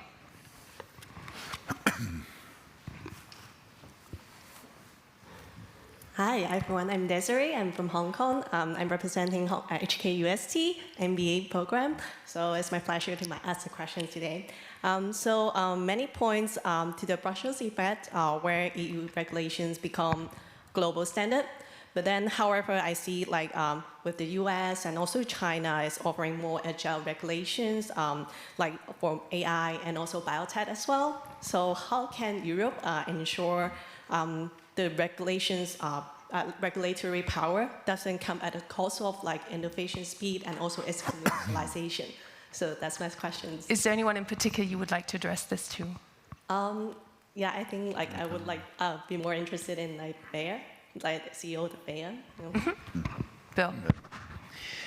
Well, I think we can see a pattern that's emerging here, and I think we can learn from this. And the pattern that we see is that in any given new field, China and the US rush forward, and the EU historically has been, at least in the last 10 or 20 years, says, no, we got to regulate it first. So we sort of have to figure out what the rules are before we can actually even start. And that's very difficult because we often don't know, like, for example, AI. I mean, there's tremendous speculation about where it's going, but nobody actually knows where it's going. And so what happens is, if the EU has rules and the US and China don't, so then they basically race, the global companies race forward in, let's say, in the US, and then they figure, well, we'll figure out how to adapt to whatever EU rules there are later. That just means that handicaps the EU's ability to progress in those areas. And so, 10 years ago, I think we could have thought, oh yeah, hey, this idea of EU is going to sort of lead out with regulation, and that'll create the global standard, and that'll actually, eventually, that'll be an advantage for European companies. I think we can reject that notion at this point. I think we have to say, hey, we have anti-fraud laws already. We have anti-theft laws. We have laws against divulging people's private information. We have those laws in place. So when a new technology comes along like AI, let it go, knowing that those companies are still bound by all those other laws. And then as we start to see what opportunities and problems emerge in the implementation, then we can regulate it. So I do think there's an opportunity to take stock and say, hey, we need a different outlook. Commissioner, yeah, I'll get to you in a second, because Ursula von der Leyen a couple of years ago said that the EU could export standards. That comment didn't age well, did it, at all? Indeed, there was this talk on so-called Brussels effect.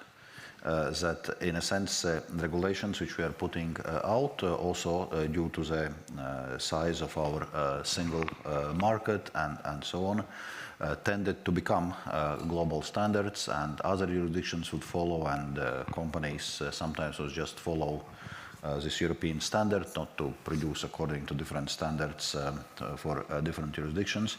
Unfortunately, indeed, it's kind of fading out, and I think it's another indication that what we are putting out right now is becoming too complex, too bureaucratic, too expensive for companies and other jurisdictions to follow. And if we want, because I think there is a good potential actually for this Brussels effect to be there, but for this Brussels effect to actually be there, we need regulations which are streamlined, which are pragmatic, which are easy to implement, so that both businesses and other jurisdictions actually see advantage in following them. And to get this Brussels effect back, we need to do some homework ourselves in terms of simplification. Minister Reiche, do you agree with that sequence, that you first work out the regulations and then develop the technology, or would you want to create sandboxes where certain regulations don't apply to enable certain technologies like AI to develop faster? The latter one, definitely. Some examples. Renewable energies, wind, solar. If we have put the actual regulation on the first windmills, we wouldn't have a single windmill in this country. Why?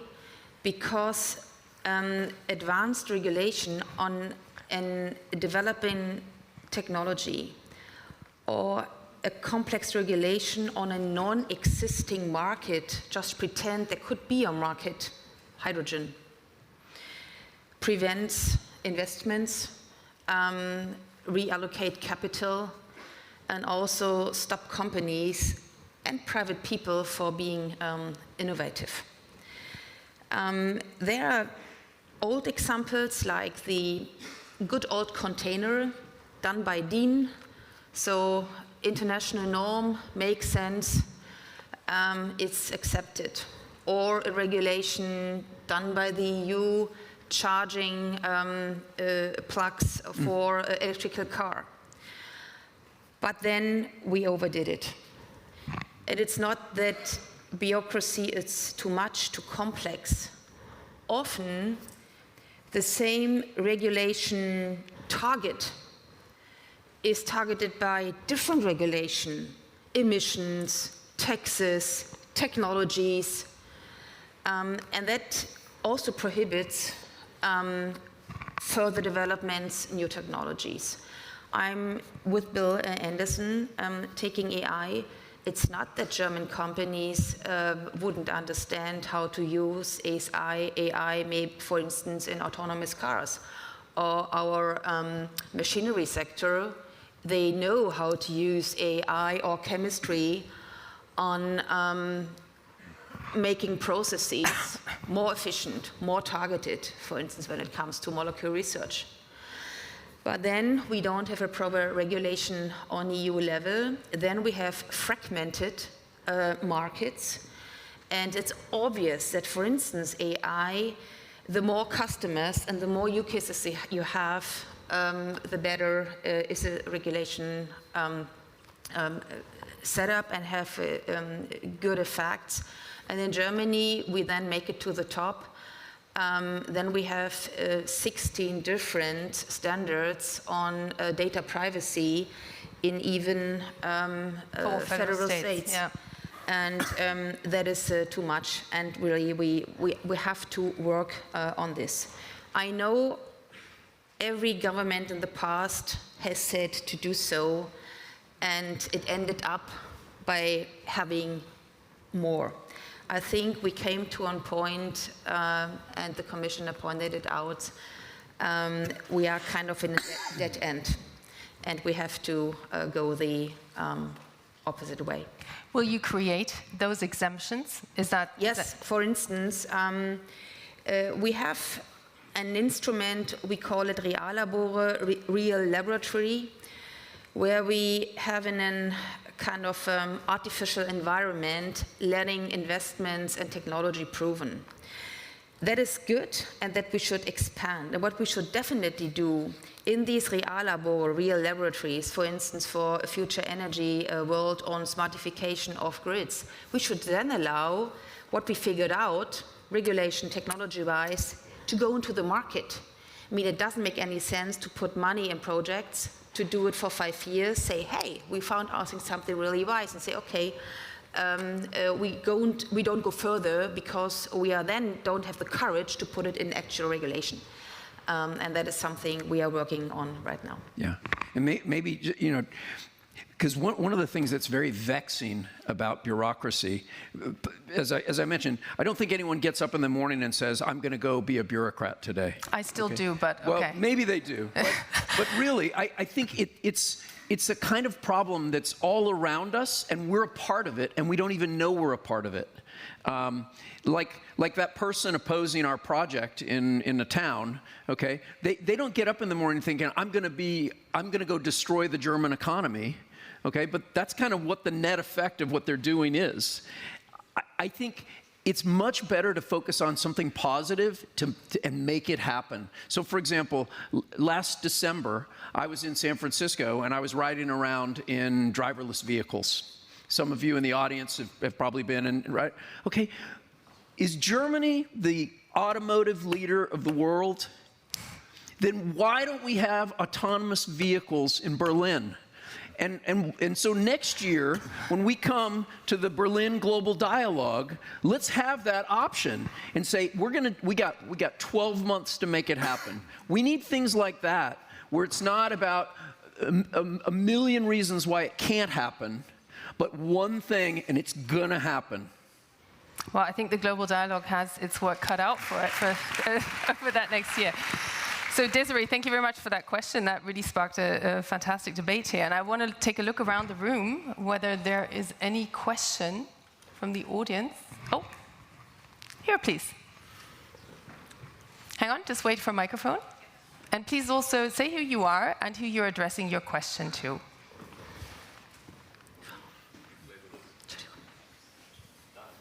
Hello, I'm Marjorie Chorlins. I represent the U.S. Chamber of Commerce based in Washington, D.C. I am here this week not only to attend this global dialogue, but also to make the case to various member state officials that further improvements in CS3D are indeed necessary. Bill, it's nice to see you again. I guess my question is sort of twofold. There's clearly a political commitment at the top of the Commission and at the top of member state governments to reduce bureaucracy. And that's why this simplification process has the momentum it does. But we don't necessarily see that same enthusiasm, if you will, at the working levels. So my question is, how do you affect change in the mindset at the working levels? And then, as an adjunct, how do we ensure that we don't stay on the path we're on, which is to say, when new regulations are introduced, we run into exactly the same challenges, which is that real-world commercial considerations haven't necessarily been factored into the mix. Thank you. Who's that question to? The Commission? Yes, okay. Yes, I think that's a very valid question. We do have our simplification agenda, and it requires our constant attention. But indeed, it cannot be just kind of imposed top-down process. That's why in parallel we are working to change also regulatory culture in European Commission, how we are dealing with this, how we are putting forward new legislation, making sure that we are ready from the beginning, internalize all those issues, that we are serious about competitiveness check of our proposals, SME test, that we have the implementation in mind already when we are designing our rules and regulations, that we also think already at that stage how they are going to be practically implemented, what challenges they may arise. and that we engage with stakeholders, both now looking at the stock of legislation. So that's why we have those implementation dialogues with industry, with various stakeholders to discuss our existing stock. But we do the same also going forward when designing new rules and regulations. So I fully agree, it cannot be just top-down political campaign, because then it just will fade out at some moment. But it also requires a change in regulatory culture and working methods within the European Commission, and we are also working on it. There's a question there, yeah. Does it work? Max Horster, Spencer Stewart, and also here with YPO. I have a question to Commissioner Dombrovskis. The omnibus was, of course, introduced as a reaction to a shared feeling that there is maybe too much regulation and it's not coordinated enough, right? And then the pause button was pressed and the omnibus came out. Now the reaction on the other side of the Atlantic was to take out chainsaws, right? To debureaucratize. So I wondered, is the omnibus something that we should think of as the European answer to the chainsaw and the proof that that the European Union is able to roll back bureaucracy? Is that the litmus test that we should observe for the months to come? Yeah. No, this for once is not the case. Certainly it's not our response to the chainsaws, and we have been very clear from the very beginning. When we talk about simplification, we are not talking about the regulation, so we are not abolishing our high social and environmental standards. And we rather see how we reach our policy goals in a simpler and less costly way. Because often also regulations are there for a reason. If we think, for example, in financial sector, much of the regulations were introduced as a response to global financial economical crisis, and we see that by and large this set of kind of regulatory and supervisory rules in the financial sector serves us well.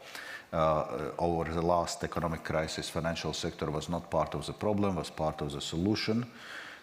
So we are not now saying now we are taking out a chainsaw and deregulating again and then facing another financial crisis some years down the road, but really working on targeted changes where we need to eliminate some overlaps, inconsistencies, unnecessary requirements. So it's much more the targeted approach which we are pursuing. Another question here.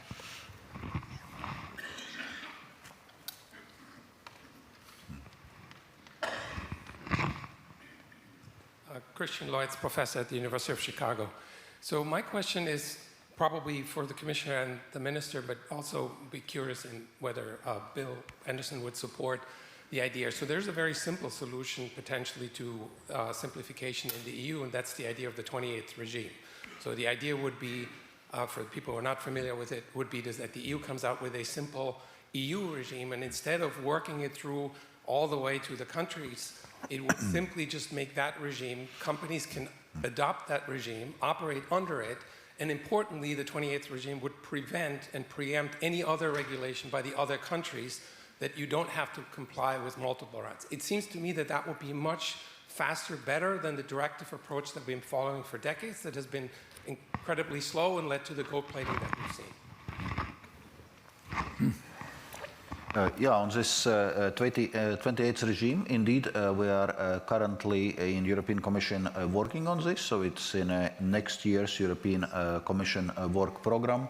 And that's, in a sense, an initiative how we can allow companies to scale up in Europe.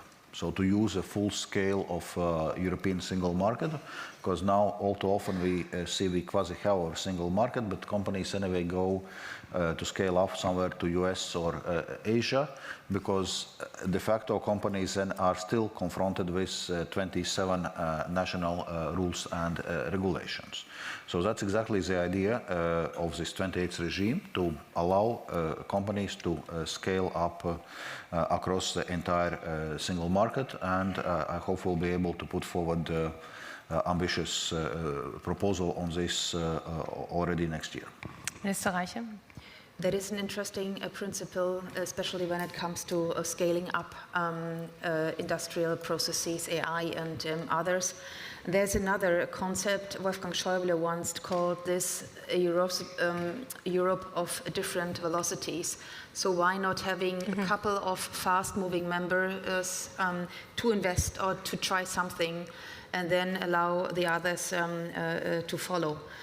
That could be also a concept, for instance, when it comes to spending on defense.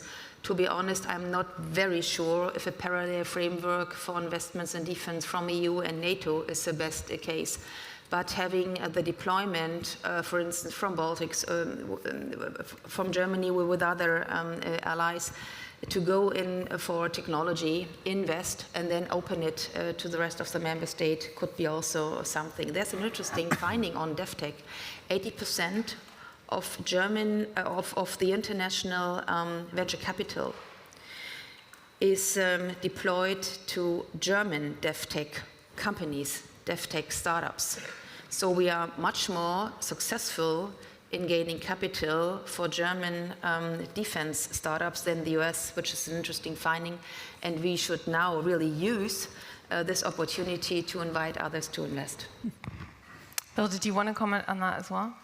I would just put in that I think this example of a reform proposal is an example of the kind of things that will be necessary. Something has to be done, because I think the people representing the countries at the Commission, in the national leadership regimes, they really do have a difficult task.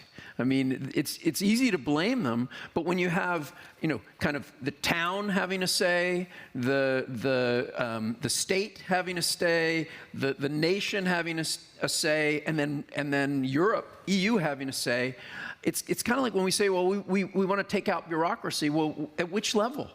And we have a lot of this kind of overlap, where you have the EU law, but then you also have a German law, and you've got to comply with both, and they're different. And at some point, yeah, something's got to be done, because it's a system that makes, I would say, excellent political leaders look bad.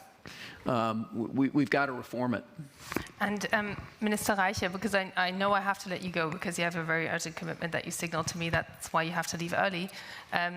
But I just want to do justice to the magnitude of actually the historical situation that the European Union is in, particularly in the face of AI.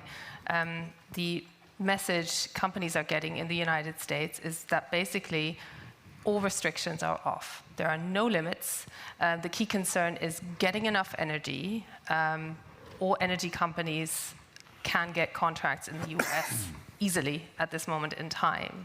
So do you feel that there is enough of a sense of the magnitude of this moment that will be so decisive in whether the EU actually can become a player in this new technology? I can't speak for others, I can speak for myself. To have computational power, computational investments and data center capacity is of utmost importance. We have a lot of requests of projects, and we can't get them to the grid. And if we can get them to the grid, then there's a question, is there enough energy when it comes to the reduction of base load? So we have to do two things. First, to secure our base load. It's good to have a lot of renewables, but first of all, you have to have a security of supply and base load, and that is something also the United States is struggling with. There's a lot of gas projects, so SMRs are far away. Coal isn't suitable, and also not for our CO2 side. So we need probably for foreseeable time, base load with gas connections to the grid. For that, we have to change regulation. Right now, the regulation is like this, that it doesn't matter if you're a large project or a smaller one, if you're a data center, a hospital, or a small PV park or airport, you have to stand in line.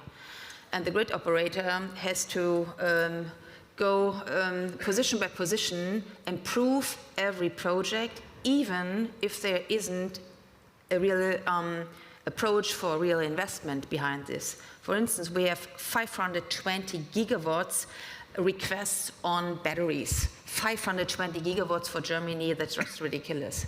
A lot of those requests are just tries. They are not a really business case behind this, but the grid operator has to prove everything. So what we discuss right now with our grid regulator is how to change rule to connect the data center to the grids. There's not a lack of willingness. There's not a lack of money. We have also space for this. For instance, in the Frankfurt area, a lot of sites were reshaped from, unfortunately, former industries into possible data center areas, but we can't connect them to the transmission or to the distribution grid. And here we have to really move forward. If we don't have the investments in data center capacity, we will really lose the battle. As I said, 1/3 of the US GDP growth right now just comes from computational investments and computational power. And we have to invest. Without data centers, no AI, and with no AI, the distance between us and the United States will be as big that we have difficulties to cope with. On that sober assessment, thank you very much. Katharina Reiche, German Trade Minister, will have to let you go. This is your applause. Thanks so much. Thank you. See you in Brussels.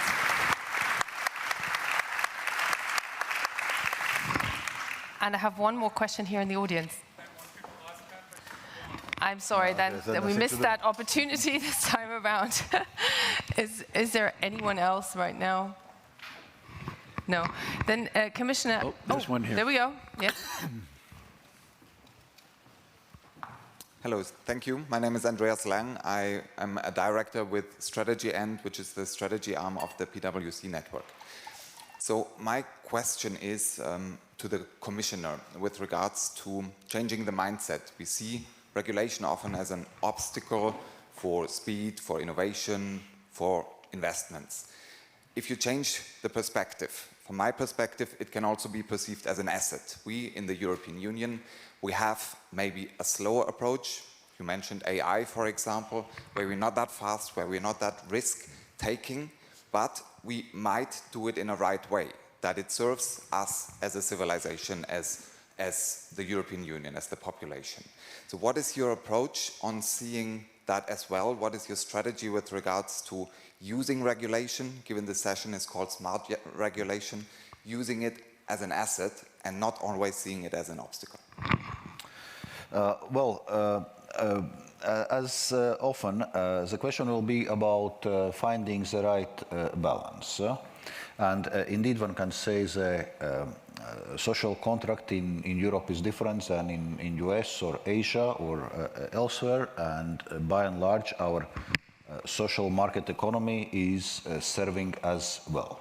And so, as I was already responding to some previous questions, our intention is now not to change it or not to start slashing it. I think it's a question how we find this right balance. And right now we just have to admit that probably we had indeed overdone with some of those rules and regulations, also just assessing the cumulative impact of them and interplay between different pieces of legislation. So now it is the right time to take stock where we are and to simplify where necessary. But also, as I had been outlining before, our intention is not to move away from our high social and environmental standards. We believe those are important, but question how we achieve our policy goals in a simpler and less costly way. Because we are talking also a lot about the need to innovate, the need to move forward, need to decarbonize. Sometimes using this example, you do not decarbonize by producing endless reports. You do decarbonize by innovating and investing. So that's the approach we need to facilitate. Commissioner, you're also on the record of advocating that smart regulation doesn't necessarily mean less. I'm still to meet someone who doesn't feel that it must mean less.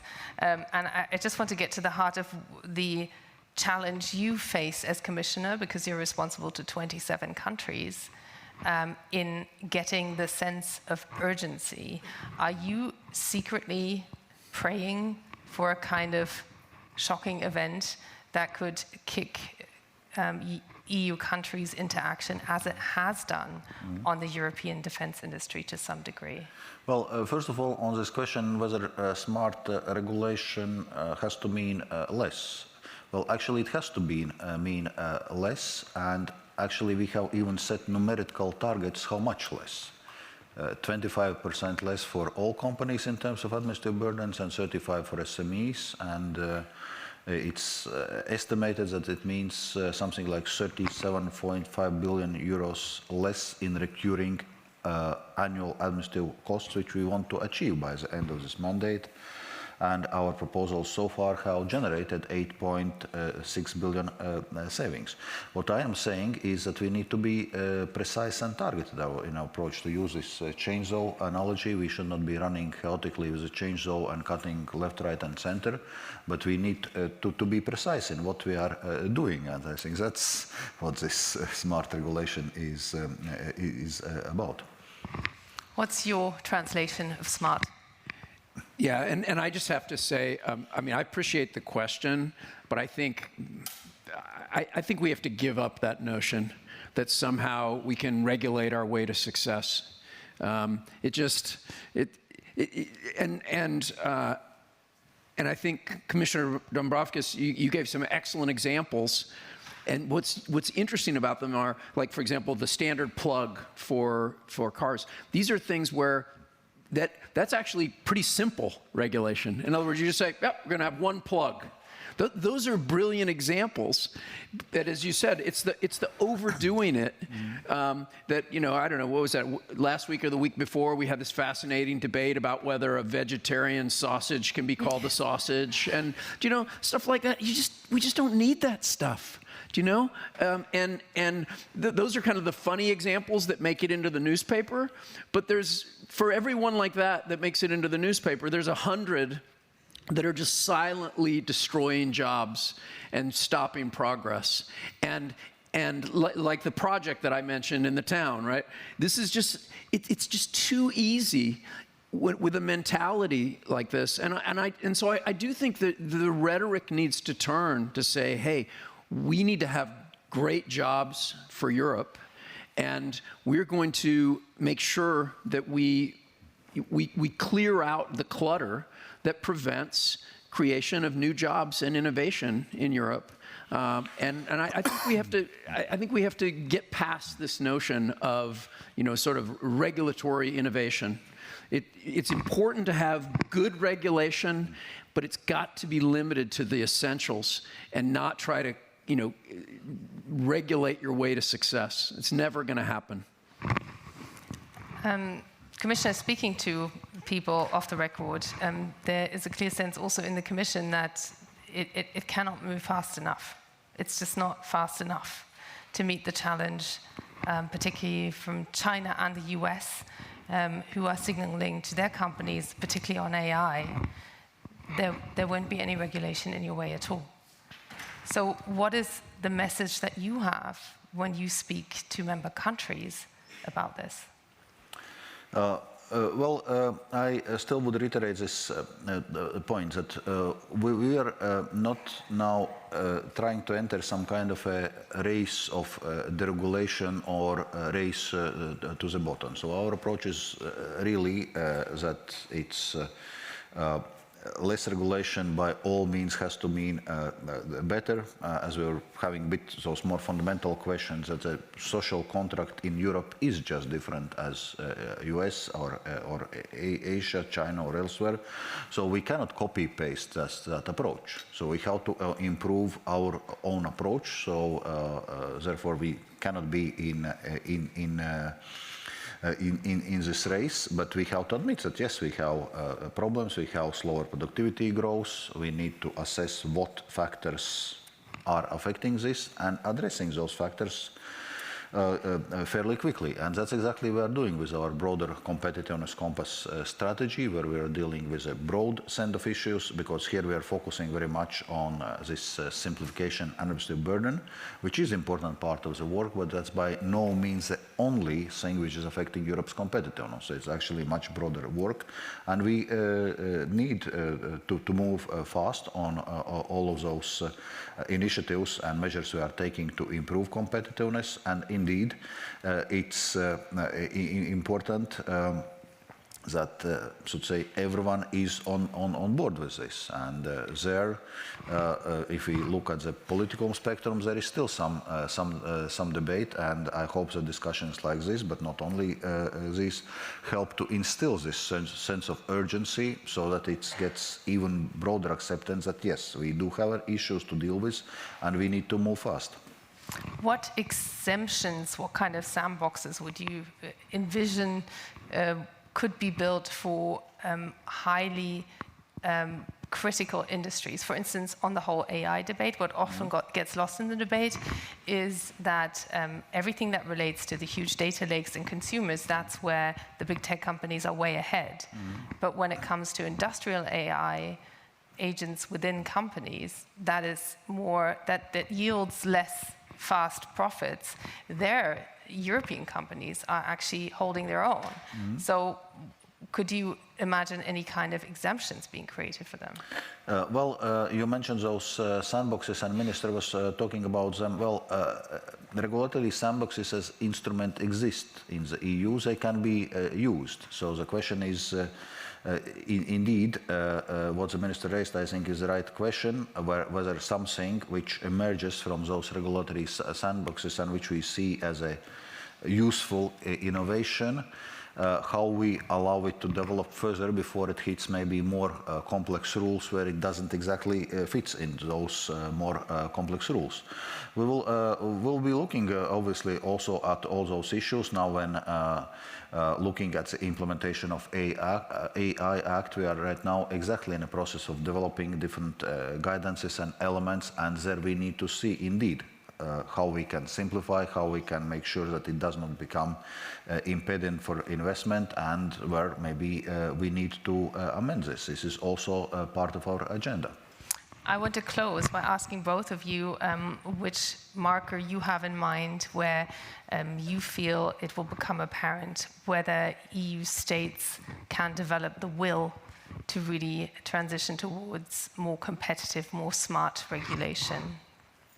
You first, Bill. I think we have some concrete opportunities that we face right now. I mentioned one about autonomous vehicles. To me, that's a no-brainer for Germany. You want to see those next year? I'm saying because it's a positive. It's a positive example. It's almost impossible to defeat bureaucracy in a sort of defensive war. You have to have offense. You have to be able to kind of drive through it, and so literally. Yeah. Well, in this case, but for example, rare earths. Maybe that's another example. You know, maybe it's finding the 10 things that we'd say, hey, these are essential areas where Europe has to be competitive, and essentially these are, whether you call it the sandboxes, but these are areas where no stone is left unturned, and we are going to succeed in these areas on behalf of the people of Europe, the jobs in Europe, and the future. I think that's the opportunity space, because you can get people behind that. Trying to fight against this phantom foe of bureaucracy is really challenging.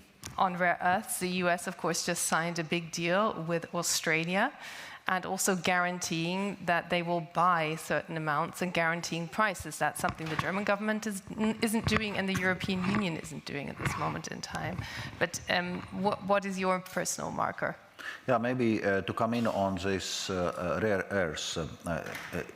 Indeed, that's a very topical issue right now when China has substantially expanded its export controls on rare earths, both in terms of elements covered and in terms of actually covering entire value chain and quite far-reaching extraterritorial provisions. Obviously, we need to find solutions in short term, and we are in engagement with Chinese authorities. We are looking, in a sense, what our possible measures from our side is. We are coordinating this is also with US, with G7 partners, and so. But at the end of the day, really the answer will come through diversification. You can only ensure resilience of supplies through diversification. And there we are following the similar approach. We have raw materials partnerships with already a number of countries. We probably need to be now more concrete and develop projects faster, where our approach is exactly this, to enter into partnerships with minerals-rich countries and to build on mutually beneficial approach where we get access to critical minerals we need, but where we come with our technologies, our investments, and help those countries also to get more value added from their minerals, not only extracting but also processing, so that those countries also see benefit from this. And what we see right now is obviously signals that we need to accelerate this work, and US is working in the same direction. For your second question on markers for bureaucracy and so, I would not be putting some kind of artificial markers or something. What I think is important is that we are in discussion with industry, in discussion with relevant stakeholders, listen what they have to say, and actually then follow through. On this very concrete takeaway, I want to thank both of you, Commissioner Dombrovskis and Bill Anderson. As always, thanks so much for your analysis. Thanks to you as an audience. It's been a fantastic audience with great questions. I appreciate it. Thank you. Thank you. Thanks, Michaela.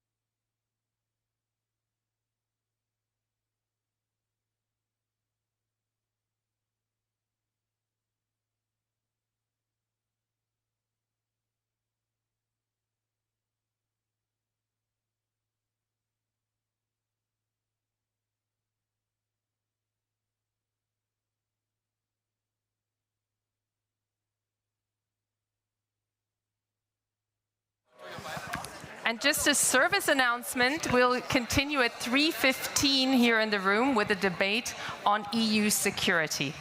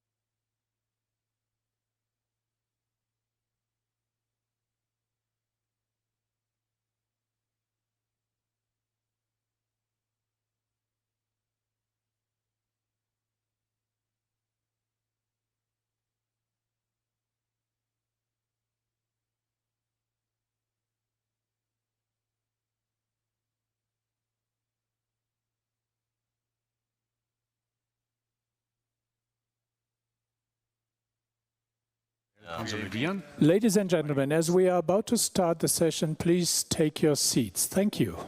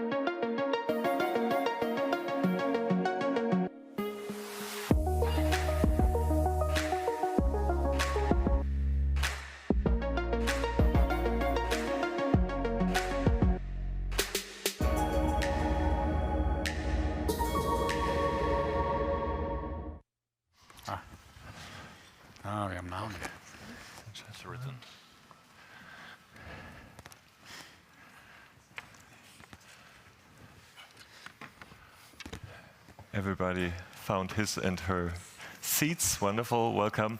I'm very happy to have you all here on the panel. I think it's an extremely important topic that we are going to discuss, turning commitment into capability, European security in a multipolar world. It's a panel about the big challenge of these times for the continent and the question whether we find answers on the challenges of the present. And I'm delighted to have a wonderful panel here on this table. Andrius Kubilius, the Commissioner for Defense and Space, is with us here today. Welcome in the panel. Then we have Xavier Bettel, the Foreign Minister of Luxembourg, and also the Deputy Prime Minister. From the businesses, we have Armin Pappberger, CEO and Chairman of Rheinmetall, Michael Schöllhorn, CEO of Airbus Defence and Space, and Elif Bilgi-Saparoli, Head of International Client Strategy of Bank of America. Welcome everybody on stage.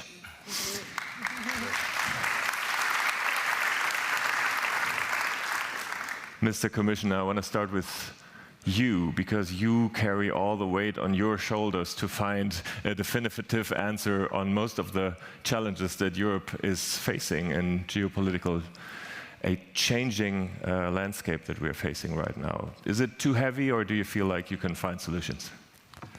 Well, first of all, thanks a lot, really, and pleasure to be here. Second, on heaviness, I was in my political life 2 times Prime Minister during the crisis. Now I am, here as Commissioner also during some kind of defense crisis. So for me, not so much new, But definitely, if to speak more seriously, we understand what challenges we are facing, all of us, not only the Commission, but also member states. And those challenges are coming from the threats which are well known, which are very clearly evaluated by our intelligence services, that Russia, that Putin can be ready to test Article 5 during the next 3 or 5 years.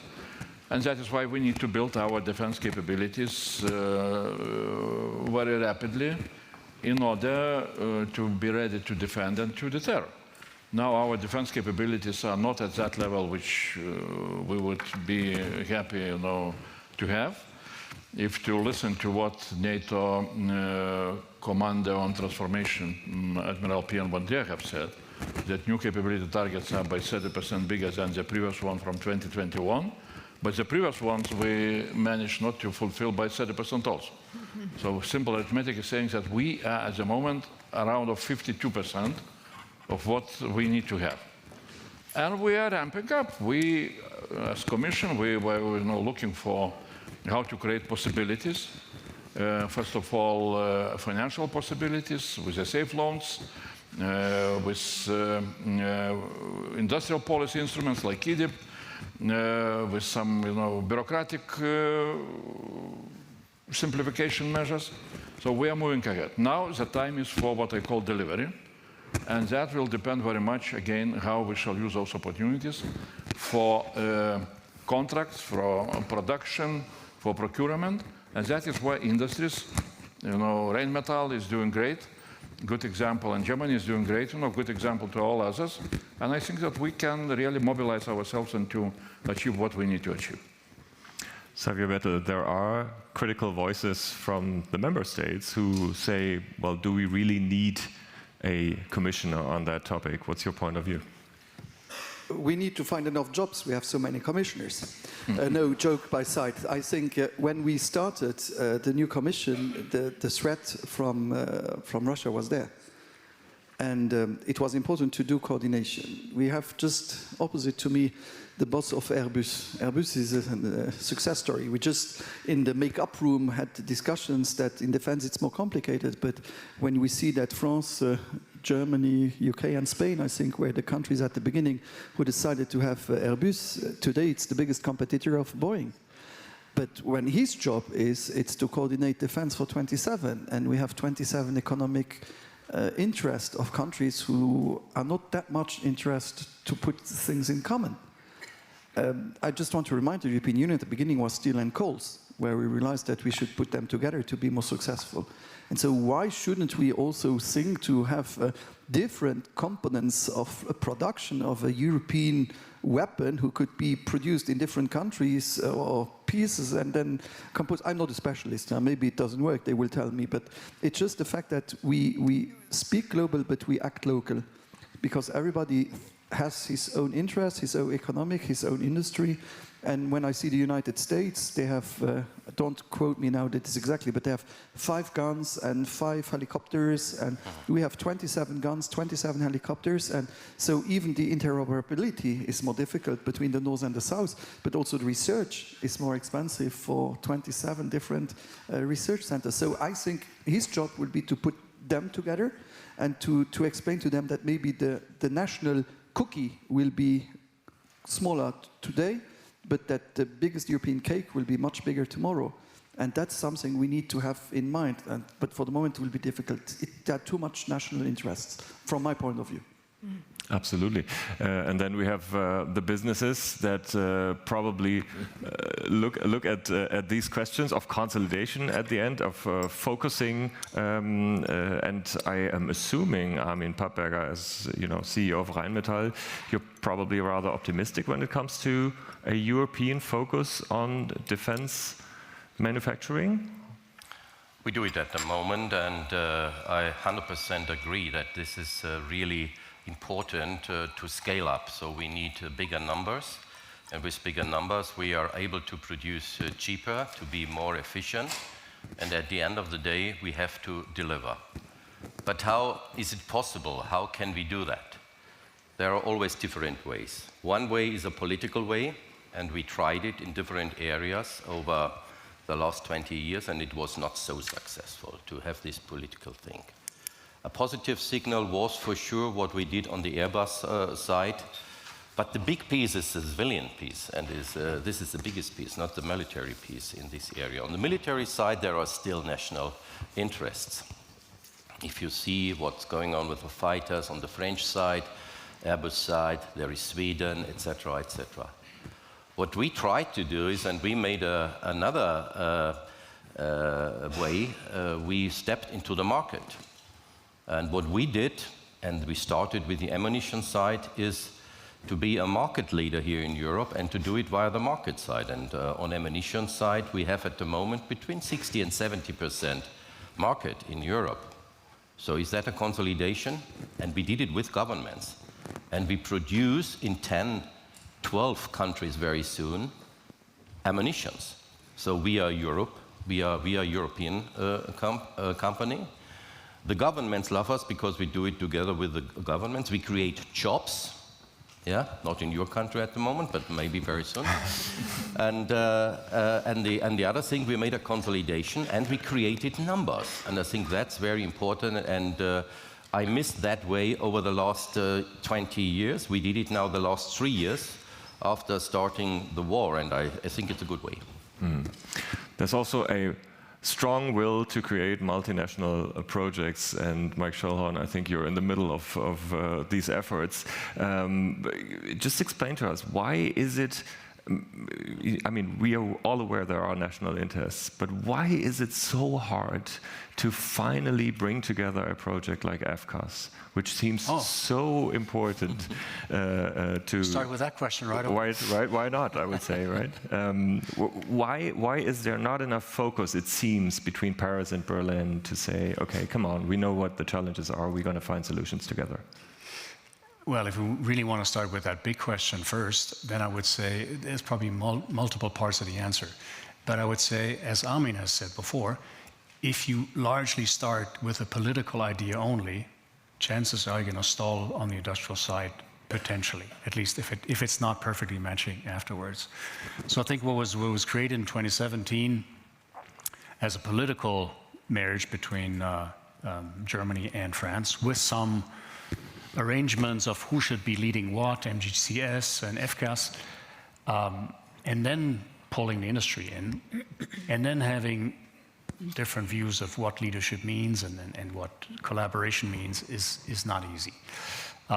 So I would say, I'm not giving up on FCAS as a system because it's needed. Now, how and who will build it, that's another story. And if some people say that they can do it alone, maybe they can do it alone. So, I mean, the Eurofighter and the Rafale have been the same story 30 years ago. There is a European project that's called Eurofighter. It's still very successful today. We just recently signed 20 more Eurofighters from the German government. It's 760 orders. It's the biggest European combat aircraft program ever. And France has decided to leave the club and do something for themselves. Sometimes for good reasons that rest in the operational sphere, because France has some different jobs to do with the aircraft than the rest of the countries, but many times for industrial reasons. So I think that's a bit the double-edged sword of the additional budgets right now, because now every country almost wants to create a national champion, just because there's money there. So I think sometimes scarcity can also be good in terms of driving the right behavior, and that's something that still needs to be created. The question that I'm sometimes wondering is, and I heard, I found very smart sentence yesterday from a colleague who said, successful multinational projects were the ones that were based on needs, and unsuccessful multinational projects were the ones based on sort of a broad political idea, but the actual need wasn't there. Is there some truth in it? That's maybe a smarter way of what I try to get across in a more lengthy way. Yes, there should be, first of all, an operational need. I mean, if you build something that your air forces don't need, you're not going to be successful. But then you shouldn't start on the idea, we have had so little collaboration between France and Germany, so let's finally find something that we can make successful, because that's maybe not the right start. Elif Zaparoli, you're representing the finance side, and obviously when we talk about stepping up investments, I mean, your side is coming into play as well. I mean, is Europe prepared on that level for the challenges ahead? Thank you. Maybe let me complement some of what's been said with some data from a financing perspective. So I think last year the European spend on defense was around 340 billion euros. If you look at the medium-term 3.5% of GDP target, I think that means another 360 billion per annum. So it will double the yearly spending, right, Commissioner? You're of course very aware of this, to around 700 billion. If we were to take 5% of GDP, that is another 700 billion. So that will take the annual spend of EU to a trillion. So numbers are large, right? So I think that's important to realize, because this is potentially one of the largest financing projects that we're facing. What are some of the good things that have happened over the last year? Number one, I think, and we see this everywhere, sense of urgency. And that sense of urgency is very strong. Everyone realizes there needs to be independence, there needs to be competence, there needs to be technology, and we see it with our corporate clients, we see it with investors, and that's huge. We didn't have that a few years ago. I think that's number one. With that came some technical changes that may look unimportant, but in reality are very important. Number one, change of taxonomy. That defense is no longer anti-sustainability and anti-ESG, if you will. This is very important because it will allow a lot of institutions, including ourselves, to be able to finance this field. That's big. Also, you know, we used to, several years ago, we used to think of military as, you know, the so-called sin stocks, that these are stocks that are financing conflict, etc. No more. So that's also important because it brings a group of investors, global investors, into this. So that, I think, is very helpful and very recent. With that came a lot of private sector investment into this field. And this is, and there was a reference of it in the first panel today, it's this concept of dual purpose. It's that realization that military tech, defense tech, is deep tech. And then you can have a lot of dual use, dual purpose. That means it could be both military and it could be civilian, and then you could have a much higher market for that, and again, it can bring in a lot of investors.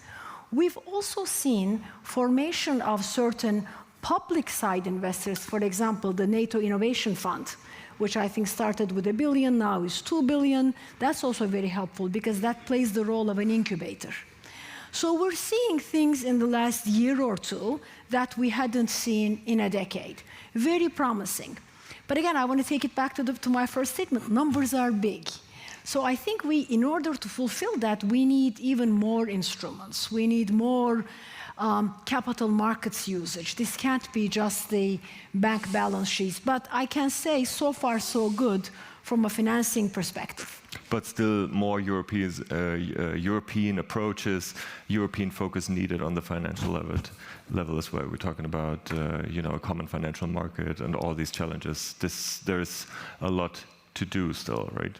For sure, because the whole capital markets, and again, it was discussed in the first panel, you need depth, you need liquidity to be able to finance large sums. And Europe today has a number of markets that are smaller. So, of course, not just for defense, though. I mean, the concept of a capital markets union or a savings and investment union is something that's relevant for, I think, all financing needs of Europe. We have the defense roadmap from the European Commission as a very recent initiative. Drone initiative is mentioned as one of the aspects, but also obviously by 2030 to have more European independence on that level. Do you believe a focus on drones is something that is, you know, one of the main parts, or is it something we're thinking of currently because we're so, you know, sort of monitoring what is happening in Ukraine? Well, no, it's roadmap is very important. It's very important document for, how to say, for mobilizing ourselves. We put very tough timetables, you know, timelines, what we need to achieve for different capabilities, also flagship projects, including drones. Drones, of course, you know, the problem is very well known from the war in Ukraine. Recently, those provocations against Poland, for example, 20 drones, have shown two things. One is that technologically we have some gaps. We cannot detect drones, and we do not have cost-effective means, you know, to destroy drones. So that's one thing. But second, also, what is very important, that again, you know, very human, how to say, problem, that we needed a real provocation to trigger us to start to do something serious. The question always is why, you know, we were not able to react and to prepare ourselves during the last 2 years for that. So this is, you know, this is one thing. Definitely you know, the countries which are frontier countries, they have maybe, how to say, stronger feeling of threats and challenges. They were talking about that. They were developing this another flagship project, like we call now Eastern Flank Watch, which has also a very important element of drone wall. What we call now, we change the title again. Not everybody understood what does it mean wall. So we are good in Brussels to change titles very quickly. But content is the same. But you want to stick to the idea? Sorry? You stick to the idea? Yeah, absolutely. No, it's not only in frontier countries what we understood, that, you know, we do not have capabilities to detect drones and to destroy them. The same we have seen in Copenhagen. The same we have seen around airports in Germany and so on. Now we can just guess what can be the next provocations. To launch drones, there is no need to launch them only from Russian territory. You can launch them from shadow fleet ships, which are going along all the coast. So those are the issues which we need to resolve. And I see also possibilities really learning from Ukraine how to create the whole ecosystem, but also taking the best technologies from European companies. We can build that. That is, it's not something which requires a long time, and even in my view, that does not require incredible amounts of money. What we saw, for example, Baltic states and Poland, we have write us a letter back in July, perhaps, on the Eastern Flank Watch with two elements, what I call ground wall and drone wall.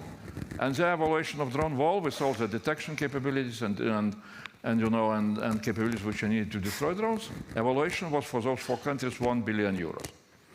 So it's manageable. The question, Mr. Bettel, the question is beyond financing. The question is about responsibility. If I talk with officials in the German government, I would say they are a bit defensive when it comes to giving such a challenge into the European sphere. Is it, do you think a drone wall or whatever you would call it is something that should be solved on the European level? The first thing is, with the drones, I don't want to be misunderstood, but for me it has to be clear who was responsible for what, because in Copenhagen we say that it could be also a Danish guy, it doesn't have to be a Russian guy, so I don't have all the informations needed, intelligence, to be able to say that there was that moment. But we know that for the moment, in fact there are 2 new ways to destabilize countries in Europe. On one hand is with drones, we see it in Ukraine, used on both sides, and the other thing is with the cyber, with all the attacks that we can have. I think it was here in Germany where your energy was not able to work. In Ireland, the hospital were not able to work because of cyber attacks. So this is something which is the reality. So we need not to speak just about drones. If we speak also, we should have cyber defense, which is working also in Europe, because we are weak on that too, and we see that the repetitive attacks paralyze even, can be airports, can be national economy. That's one thing. And the second thing is having everything more digital, we will be always more dependent, so it is also important to be strong on that point. And I remember, I was Prime Minister when we had the first Trump election, and we had the meeting in Brussels where we got countries by countries about the military expenses that we have. And I asked at that moment also that we should have, for example, cyber in the expenses, but this was refused by other countries. With the drones, we need to have common response. I think the worst thing would be to have, again, national responses. We need to have common projects, but even the idea, to have, should we have an European army? These are all topics on paper and in the discussions, but afterwards to be influent also in foreign affairs and decisions that we take. I believe that when you speak about a drone wall, every single project, if we do it together, will be cheaper, will be faster, and we should see how we can have, instead of having competition between 27, how we can have interoperability, how it is difficult, interoperability, you know what I mean? Almost. Yeah, almost. Interoperability, done. That was good. This and also the research will be cheaper and will be more efficient. So I believe that we should have everything in mind. And you spoke about the figures. This is terrible to say. If I started politics 26 years ago, if I would have imagined once that I would defend the fact that we have to raise the budget to 5%, I would never have said I would say that. But the situation is that now there is so much unpredictability. So much unpredictability that, in fact, dissuasion is a part of the defense. And I'm so sorry. And you will see populists, mostly left-wing parties, will tell you that this is terrible because we don't invest in hospitals, we don't invest in houses, because we invest in defense and etc. And it's the same that right-wing populists who will tell you that when we invest in infrastructure, it's bad because we should invest in defense. So it is difficult nowadays to do politics against the populists where you have to make choices. And you will see that populists will in the next months, and they have already success, also in this country, when I see this, how do you call it, the polls. And this is a nightmare. Believe me, they will tell to the public, imagine, we will come to so many billions, and we don't have new hospitals, we don't have new schools, we have to cut your pensions, but we invest in defense. And this is where we have to make understand to people that we lived since Second World War on the legacy of peace, of security with the United States, but today unpredictability is the new thing, and not security and reliance. So it's difficult. But then is there an EU answer on the challenges or not? I mean, we have to. Yeah. Is it realistic? I mean, now when you have for the moment, no, because but is it getting more realistic? You know, I mean, you're mentioning the populist, the rise of the populist parties. Now you can send, you know, a prime minister out of the room and have a coffee if you want to have an important decision in Brussels. That's today. Tomorrow will be 2. The day after it will be 3. Afterwards, that's why I'm asking. More outside the room than inside the room. That's why I'm asking. So is there an EU answer realistically, or is it just something that we discuss here on this panel and there is none in fact? No, but that's his job to answer. But the fact is, I have a perspective there. It's an easy question, so you will get it. But I hope we will. We need a wake-up call. Yeah. But the fact is, believe me, the next months and years will be difficult because populists will win by telling to people why do they do that choice. And I'm a convinced pacifist who thought why should we have defense, why should we have army, why should we have militaries and etc. But I see the result. I see what's happening. I've been to Ukraine, I've been to other countries, and I was one of the very few leaders to speak with Putin every week and Zelensky at the beginning of the war when I was prime minister. And I realized that peace was not reachable, and this was difficult. But also the mind settings in Europe is difficult. You know, I know that I was prime minister of not the biggest country in the European Union as prime minister of Luxembourg, but I got critics from other European countries who I think I was to discuss and to negotiate. I think this is also a problem of mentality, that at the end of the day we will need to be around the table and we need to find negotiations to find peace. But for the moment we need strength, but not only in Europe, but also in Ukraine. If we start negotiations with weak Ukraine, this is not possible. We need a strong Ukraine. So this concept of coordination and cooperation, and is there an EU solution, of course, is very relevant from a financing perspective. And what we find is, of course, there is a level of conversation at the council level, commission level, individual governments level, which is a political conversation. But when we talk to companies, private sector, we actually find a much more open approach. So what we find is if there were more conversations at the company level, because the companies do want the scale, companies do want the cooperation. So we actually think maybe an approach to this EU is not trying to see whether there is going to be a top-down, political construct, but much more from a company level, because every single company we talk to wants cooperation. They believe in EU. They believe that scale matters. They believe that it shouldn't be invented here, right? So maybe the answer is a little bit more of the private sector. That's it. That's something for you, right? I mean, we leave Macron and Merz out of the room, and Ursula von der Leyen. Okay, she's coming another day, but you decide.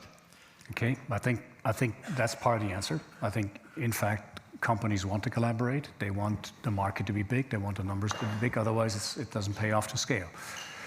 So then there's a part of me that says, if the EU did their job in terms of providing the regulatory framework that makes it simple, and you don't have to just change every time that you go to a different country and you have a slightly different set of the same rule, maybe linking it to the previous discussion, that would already be progress in itself. And I think the EU is trying to tackle that. When EU, and I think you've been always very clear in terms of the EU will not replace NATO, but there have been some discussions where some European politicians sounded like they're the new NATO and they want to replace the capability thing and all that. That's not what the EU should do. If the EU could help, I mean, if we want to tackle the question of we want to turn money into security, by ramping up and producing enough and having capacity. Then we need a strategy of what does this mean? Who should be doing what should we be buying from others, what should we want to produce ourselves because of technology reasons or whatever, or security reasons. What's the demand signal, which should be consolidated to a degree with the EU. What's the supply? I think that's where the EU has to help. If I think of rare earths, if I think of critical raw materials, that's where we need EU help. And it can be a bottleneck in a few months to come for certain industries, for certain parts. And then the rest, you ask industry. Come up with a concept. What is the minimum high number that you need to have this capacity? We give you some framework. We give you some replenishment numbers, not only about producing something, it's about being able to replenish and to scale in case of a conflict. And then I think we'll get there. Maybe one last thing, a little provocative. What I fear the most is the next discussion about a European army. It's the typical intellectualization of every problem that we have in Europe that doesn't want to tackle and make a step forward, but take it to the next intellectual level, knowing that at that level we need another 1 year's discussion before we have to make a move. Sorry, that's not in your direction, but that's a bit what I fear. Let's get practical. Just if I can react, why I say that? It's for the moment Europe. Where are we, for example, conflict Israel and Palestine? Where was Europe? When we hear, where are we now with Ukraine and Russia? What was Europe, you could ask? Because we're weak. No, but if we want to be strong, we need also to have answers. Mm-hmm. And an army can be a part of the answer. Of course, can be security keepers, can be, but so we don't need to have one or the other volunteers. So that's the reason why I say that it's an idea. I don't want to start a war, but it's to have also a strength. And for the moment we are, I'm sorry to say, I'm convinced European, but for the moment we are nowhere present. I'm sure if the meeting in Budapest would have been taken place, now it has been cancelled if I'm right, I'm sure that some Europeans just waited for an SMS from Viktor Orban to get invited. I think we're great with analysis of the problems, but what's the solution for that? I mean, you say where was... yeah, no, but I mean, we can't only analyze the problems. We need to suggest something, right? Mm. Yes, that's like always. You ask questions and we have to find solutions. The fact is, for the moment, that we have problems. I'm now Minister of Foreign Affairs, but before always, and I know that my team will kill me, but for example, in Foreign Affairs, why are we so weak? Because we need unanimity. We should have also qualified majorities for foreign affairs. Why are we not able to say this is not okay? But we should also try to not to teach what should be the position in the world when I see what's happening in Hungary or in Slovakia also, where even the rules, which is the backbone and the values of the European Union, are mistreated. So we have all rules of a perfect world, honeymoon's rules, but we see that we have nearly procedure of divorces. We saw it with the Brexit already, that it's not working. And now with Article 7, when one country is not respecting, we need unanimity 26 who agrees that he's not respecting. And you always find a brother in crime. And I mean, Pappberger is sitting there. That was not a good answer. No, it was good. I just want to talk to you. I don't think it was an answer. I don't think it was an advocating statement for a European solution. It was still an analysis of a problem. And what I want to say is, I mean, Pappberger is silently listening to that and thinking, yeah, that's why I choose the national approach, right? No. We absolutely make not the national approach. What we are doing is, and I agree 100% what you said. First of all, we analyze as a company the demand. So we go to the different countries because we cannot go to Europe, because Europe at the moment has not a 100% overview about what the countries need. This is number one. The second point is we discuss with NATO. This is the second point, because the NATO demand is a very important thing, and we discussed before that I think it's European Union and NATO should discuss more together also to be aligned in that area. So if we have the demand, I never waited to have a European decision, because at the end of the day I get the decision from the governments. From the local governments, if it is Germany, if it is Luxembourg, if it whoever, yeah. And if we know that, then we make our investment programs. And then I agree again, don't wait to get money in different areas, be an entrepreneur, and we invested billions on our own. Yes, because if you're an entrepreneur, you have to invest also your money if the demand is there, and if you get the contracts. And sometimes you have to invest before you have the contracts. And this is exactly what we did. And now this is the reason that over the last 2-3 years we had a growth rate of 50, 40, 50% per year. And the reason is because we are ready. We made 9 billion investments. Most of the investments we made without contracts. Contracts came later because we know that the demand is there. What is now the role, let me say, that we have, and we discussed it, and with Ursula von der Leyen I discussed a lot about that things. And she says, okay, go ahead in that way, because it's much faster than if I get some information from the European Union. It's not the role of European Union to do that job. It's our bloody job to do that. So how can we sort it out now? It's not a national thing. And as I said, we are producing in more than 20 countries in Europe. Yeah, maybe nobody's aware about that, but I build up factories in Europe. We are a European company, we are a global company. We also invest in the United States and in other areas. And that's the key. If you say what Mike says before, if you wait that the government is giving you a direction, makes a decision to say, yes, go with that fighter, go with that tank. Main ground combat system, for me the best thing. The German-French solution. We started 7 years ago. In that 7 years, and that's a very simple thing, and there are 4 companies, 4 huge companies inside, and in that 7 years we got 25 million euro to develop something. Come on. I take 600 million per year only as Rheinmetall for R&D, and we get 25. Can you see how serious we are? We speak a lot about Europe and how fast we want to be and whatever. That is not serious to be in this. Also in this German-French relationship, it's not serious. So I believe in your way to have that the industry is investing, that the industry takes the demand of the governments, and that we have to deliver. That's our real job. And we have a situation, and I also agree with you that at the moment there are a lot of populists coming up and said, okay, oh, why do we that? What should happen more? Every day people die in Ukraine. What should happen more? Do you think, I don't believe that our population is so stupid that they do not understand that we really have war in Europe, and that there could be another conflict that is coming up. So we have to invest, because we invested the last 30 years, not enough. Absolutely not enough. So we have a solution. We do it.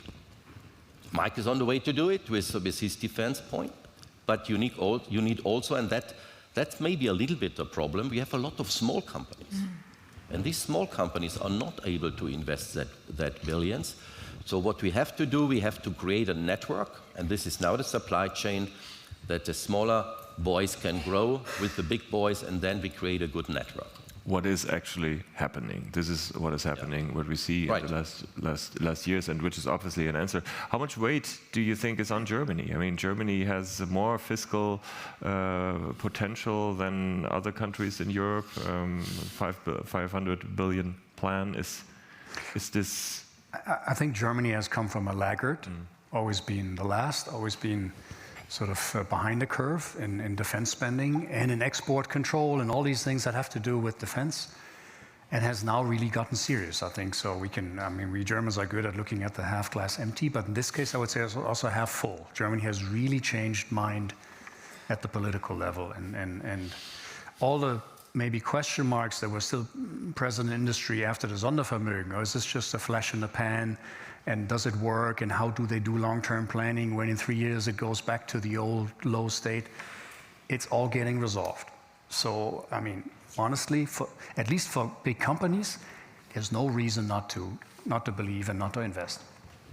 I think Germany, to your question, has to be a locomotive, but should not be a locomotive that loses all the wagons behind it.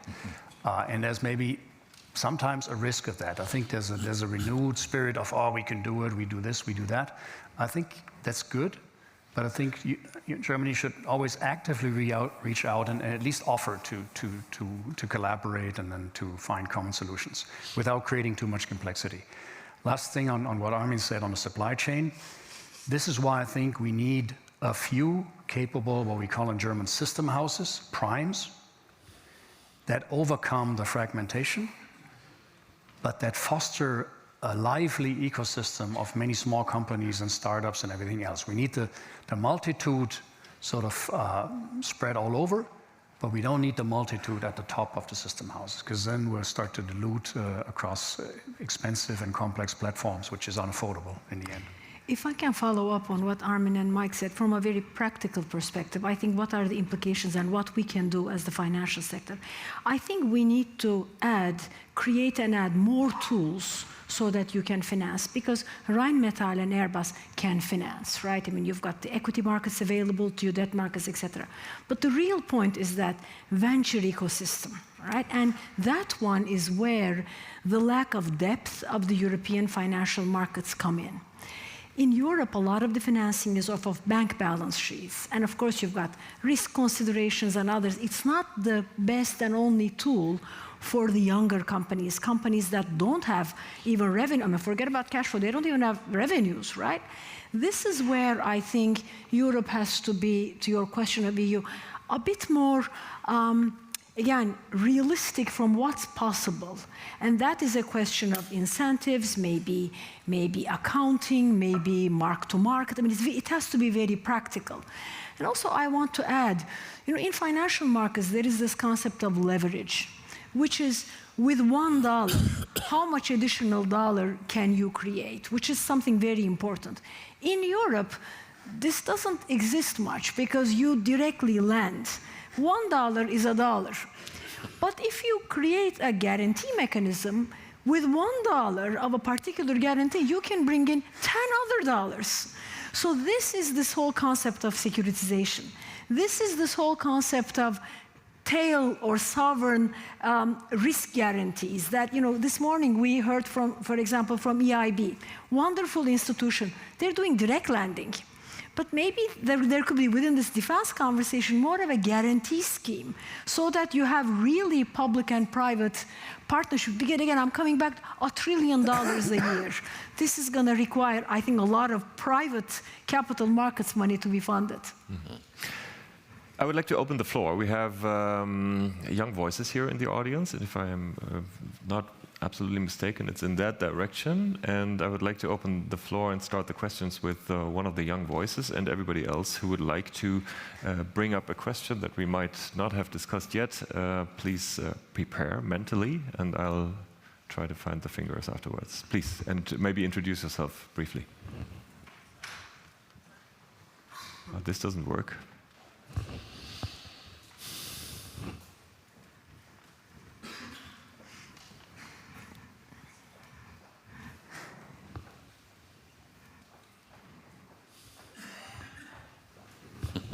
Okay, while we're fixing the microphone, I'm gonna.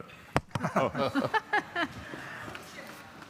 Mr. Foreign Minister, I'm a bit suspicious. You don't want to answer critical questions anymore. Okay, I'm Sophie. I'm one of the young voices. I'm from Germany, and I'm very happy to be part of the program. It's a great opportunity. And my question would be, so Europe is spending more and more on defense than ever. But if that doesn't translate into readiness and into speed, which is the case right now, what happens when we actually have to stand on our own, especially if Washington's support turns out to be different than from Article 5? Thank you. Okay, big question. Do you want to direct it to someone in particular? I don't know. I think to the to the CEO of Rheinmetall, or to the European Commission. I don't know who feels more responsible. So I can't. That's the so maybe the whole panel. Maybe some facts. We started immediately after the invasion, and the demand that we had on defense was a very small one. And I give you some figures. It's always an example because it's very transparent. On the ammunition side, we needed 50 to 70,000 per year for Europe. Now we produce this year 750,000, grow up to 1.5 million rounds only on artillery. So are we able to grow very strong? Yes, we are able to do it. If we analyze really good what the demand is, we are able also to grow strong. We are able to build up factories in 1 year. It's an unbelievable thing because everybody thought that in Germany it is impossible because you need more than 1 year usually to get the permission, but we are ready after 1 year because we started, let me say, under national security, and this was the point that we said we have to do it. We have in between, in some areas, higher capacities than the United States of America. Can we do that in everything? No. Absolutely not, because we cannot invest in all the things. But at the end of the day, I think we will have a very strong progress. And in 27, I personally believe that we are on a level of 60 to 7% of the target that we want to reach. You haven't answered, which is fair, the Article 5 question, because it's a NATO question, obviously, but it's a relevant one for European countries in case that something like this, which we all hope will not, but in case something like this will happen. Do you believe that Europe is ready to tackle that challenge? Well, first of all, I believe in NATO and Article 5, so that's first one. But for Article 5 to be effective, really, we need to invest into our capabilities, because at the end, this is capabilities question. Do we have no capabilities to bring for Article 5? And because European defense is built on collective defense concept. So my country, Lithuania, is investing now 5% of GDP into defense, but we understand very well that we can be, ready with that amount of financial resources, with Rheinmetall coming and building factories, to defend ourselves, let's say, 10 days, according to NATO standards. And we expect that NATO will come. And NATO is, it has collective capacities. So that is why each member state should invest. That is what I'm always saying, that defense is a solidarity implementation. That's one thing. Second, what President Niinistö reminded us in his very important report on preparedness, that we need to be prepared for whatever can come. That there is article in European Treaty, in Treaty of European Union, Article 42.7, which demands mutual assistance in the case of aggression. And some experts are saying that this article legally is stronger even than NATO Article 5. So what we need to do and what we are planning to do, really, to put very clearly legal language, how we are ready to implement that Article 42.7 in the case of whatever can come. So a lot of things which we need to build. We never were thinking, definitely, that we were always believing that peace is forever. And now we need to change our mentality, our approach. We are calling this period of time defense readiness, which is, like Mark Rutte is saying, we are not at war, but not at peace either. This is a different period of time. And we need to take care, we are talking here, definitely, now it's most important is capabilities. But what I call those are, this is related with material defense readiness. We need to take care also about two other issues. Institutional defense readiness, how we are organizing ourselves. How we are realizing Article 42.7, and about political defense readiness. Because you can have, weapons, modern weapons, but you have no shortage of political will to defend yourself.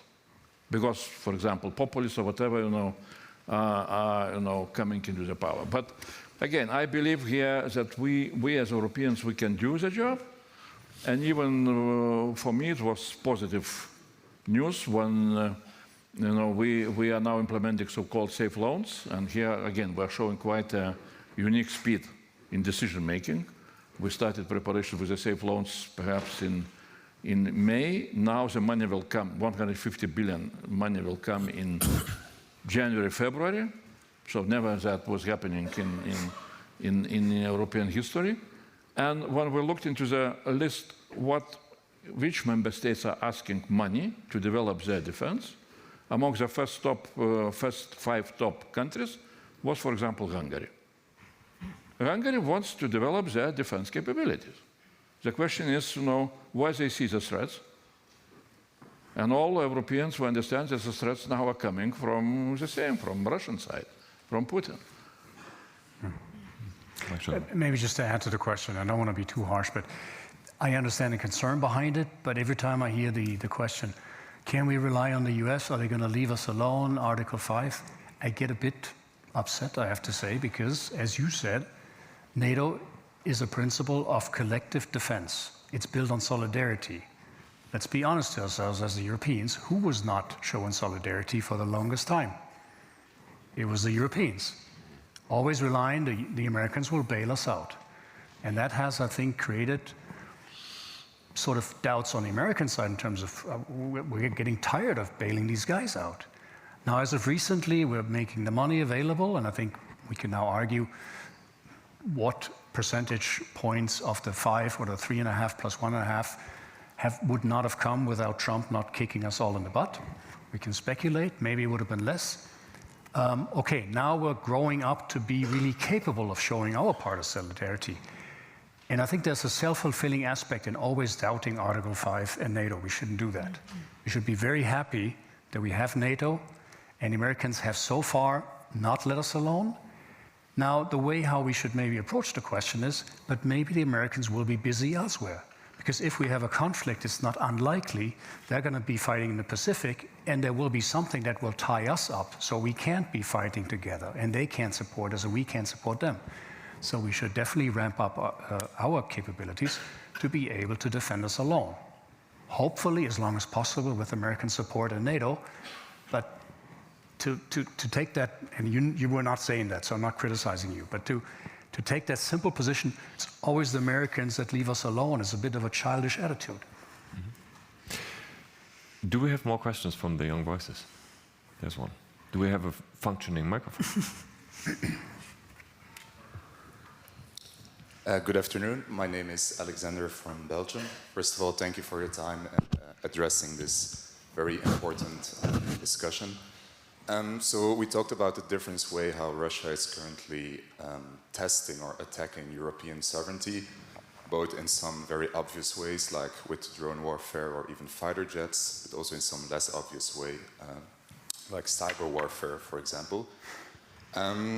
So some would argue that Europe actually is already at war with Russia, some hybrid war perhaps. And I'm personally feeling that Europe is always pushing back its red lines, its boundaries. So my question for you would be, where would you draw the line between provocation and straight out aggression? Thank you. That's one for you. Oh, I will try. The thing is, the worst answer to provocation is provocation. Believe me, when in Denmark, in Copenhagen, they had these drones, the first message was, we have to react, without knowing exactly what happened. And so I really believe that there is a lot of they want to see how far they can go. That's a fact. That's a fact. We cannot accept everything, but we should not overreact sometimes. We should stay, I don't want to say cool, but a cold head, we say, kalter Kopf. We should not be so excited. For example, now I give you, I'm sorry to be that outspoken, but when there was a maneuver now organized by the Russians, and you know that India participated, some of the colleagues said, you see, India will attack Europe. I said, for me, we do also, and today I just come back from a panel where we had about multipolar world or multilateralism. For the moment, I have sometimes the feeling in European meetings, we are thinking about who will be the new enemy, instead of looking who could be the new partner. And I believe that this conclusion from some of the ministers who said, now India will attack Europe, is where we should not see that like that. We should sometimes not overreact, because I think they wait for overreact to I remember when I had the talks with President Putin at the beginning, he told me on the phone, you know, Xavier, Ukraine is preparing biological weapons against Russia. I told him, Vladimir, if you try to explain me that you want to justify something afterwards without having information about what is happening in Ukraine, I know you. He said, I have intelligence. I tell you, I have also from the UN, we watched what's happening in Ukraine. And I sent him the documents. After 2014, you're talking about what year was that? It was just after the war started in Ukraine. At the beginning, but then Bucha happened, and then, you know, it was very... I told you before, some of my colleagues blamed me because they said, who do you think you are? You are... I don't. That's resume. Everybody can understand how they want. But they said Luxembourg, but this is the fact for me. The problem is we speak too often about each other without speaking to each other. And then at the end, I told him, don't try to justify things that you will justify afterwards. I never got the documents from Russian intelligence that Ukraine was preparing something. But sometimes there is a provocation where the answer is a provocation. And I would really recommend to stay cool, but not to accept everything. When there is a breach of airspaces, when we had it in Poland, when we had it in Romania, when in other countries, we need to react. We need to answer. But we should... I don't want to be the one who would take the wrong decision, to be very honest. And you can choose your friend, you can't choose your neighbor. Russia would stay neighbor of Europe. And so I hope that, and I don't know who will be after Putin. I don't want to be misunderstood that I want to talk and everything. But at the end of the day, we will have to have someone who will be able to have talks between Ukraine and Russia. For that, as I told you before, we need a strong Ukraine. And I'm sorry to say that all the meetings that we had, even the talks in Turkey and everywhere, Europe was absent. And I wish that Europe would be the one who takes the initiative with leaders, but then the question, is it Ursula, is it Kaya, is it Pedro, is it Emmanuel, maybe the local from here, Mr. Merz, you know, and that's the problem. That's the problem. I'm going to take a few questions from the audience. This was the first I saw. I'm going to go block by block.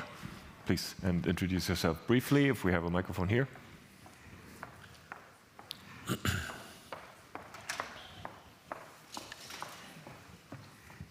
Hi, my name is Jörg Haas. I'm with the Heinrich Böll Foundation, but speaking in my personal capacity. I think the problem is not Article 5. It is the fact that we are being blackmailed by our allies. You have seen this at the summit in Scotland, where there was a clear, if we were able to defend ourselves, we wouldn't have had the result we had in Scotland between Ursula von der Leyen and Donald Trump. And we see this also now at the IMO meeting, where countries have been blackmailed to death just to block a treaty on maritime fuels. So if we want to make our own decisions, we have to be able to take our own decisions. So I congratulate Michael Schöllhorn for that clear statement. Now my question is, are there plans to be able to defend ourselves independently? Are there plans to develop the capabilities that at the moment are exclusively provided by the US? And how long will it take to deliver these capabilities? Is the industry ready, Rheinmetall and Airbus? And is the political leadership ready? Yeah, we want to be ready. So, and the point is, as I said, the growth rate is very strong that we have at the moment, and the investments are also very big. Is it possible to do everything in 1 or 2 years? No, it is not possible. It is impossible if you sleep 30, 40 years, and we slept in this area because we thought we must not invest into our national securities and our European securities. We need a little bit longer time. The second point is we have to make a prioritization. And this is exactly what the industry at the moment is in discussion with the governments. What is your highest priority, where we have to invest? What is number 2 and what is number 3? This is exactly what we are doing.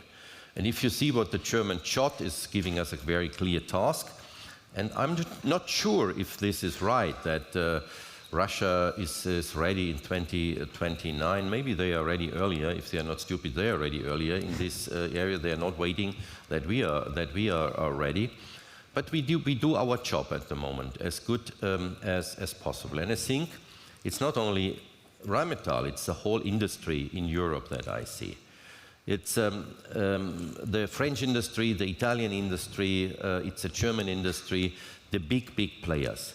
And also the smaller ones, also the small countries are really inside. A lot of cooperations we do also with smaller countries. Is it possible that we grow that small companies in 2 years to big? No, it is not possible. They have to grow slowly. And one of the things is also, again, the financing. And it is not so easy if you speak with an owner of a company who has a company who makes 40, 50 million. And if I give him a contract and I say, you can grow and you can very soon make 150 million. First of all, he's looking to you and said, how is that possible? It never worked over the last 30, 40 years. How is that possible? I give you a contract about that, and I am not able to finance it. So what we are doing is we give at the moment banks, but also private equity guys, our list of our supply chain to say, okay, if we cannot help them, sometimes we help them and give them money. Sometimes the banks can help them and said, okay, if you have the contract of Airbus, of Rheinmetall, of Leonardo, of Thales, or whatever in Europe, you get a credit from our side and you can grow. And this is exactly, again, governments, nothing has to do with that. The industry have to sort it out. If the government wants to do it, yeah, believe me, it's very complicated, and we are not very fast if we do it, because bureaucracy is too much in that areas. I believe that we are in 2-3 years much more ready than we were 2 years ago. Yeah, if it is, it will not be 100%, and I believe, like Mike, in the transatlantic relationship. Why? Yes, because I'm 100% on his side. The Americans really protected us over 20 years, and they always were very silent, yeah, about that. And we, especially here in Germany, yeah, we were very happy. And yesterday I had a discussion about that. We are sitting down and said, okay, wow, that's great. We have to invest only 0.8, 1%, 1.2% of defense. Let the Americans invest 3-4% in this area. And at the end of the day, the farmer of Tennessee has to pay the bills for us about that. That's unfair. And I understand the Americans 100% that we have to sit down and we have to sort that out as Europeans. And we will, I'm sure about that. Just to add a few words, I agree absolutely. From the very beginning, I was always repeating that we as Europeans, we need to see two challenges. One is, threat of Russia, of Putin, and another one is that Americans, perhaps, like you have said, Michael, will have another job to do. And they will shift more and more towards Indo-Pacific. And it's not because they do not love us anymore, but simply because of geopolitical changes. And that is why, really, they are asking in a very rational way, can you Europeans take care about European security on your shoulders? And that is what we need to do. And to do that, it would be good to have some kind of very practical agreements with the United States, if they are shifting their resources, that we are able to replace. So it will take time, it will take financial investments, but that is what we need to do. And that is why, for example, Commission President always now speaks about independence of Europe. And not because, we were blackmailed or not blackmailed, I don't agree with that. Really, it was tough negotiations. The decision which was made on those tariffs from EU side was not bad.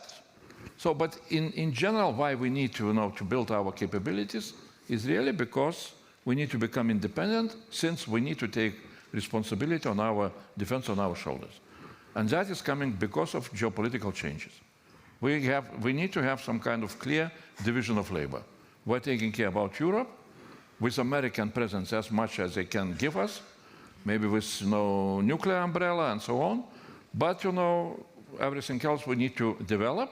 And definitely, first of all, we need to look into those areas where, for time being, we are really very heavily dependent on American services, what is called, strategic enablers, space.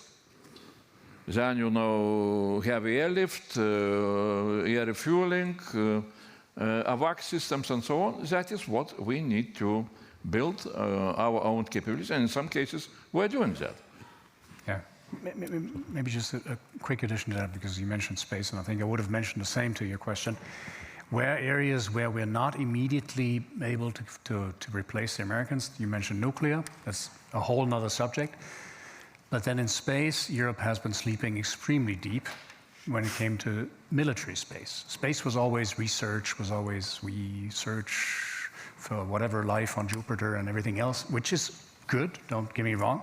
It's, by the way, sometimes a nice business, but what we have not been realistic about is what's happening in space as a warfare domain, which is, by the way, coming back to what industry does and not waiting for countries. That's why this morning we announced the merger of the Thales, Leonardo, and our space activities, because we want to create that scale and that capability so that we have the potential to do what countries will be asking us to do, or in a dual use sense, what a new constellation will be or whatever. I'm going to take one question from that blog, if there is one. Yes, please, sir. Please introduce yourself briefly and let us know who you direct the question to.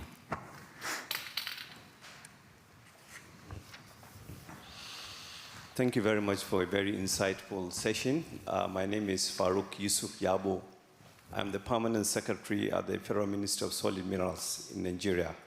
I also doubles as the co-chair of Green Guarantee Group alongside Henrik Rollers.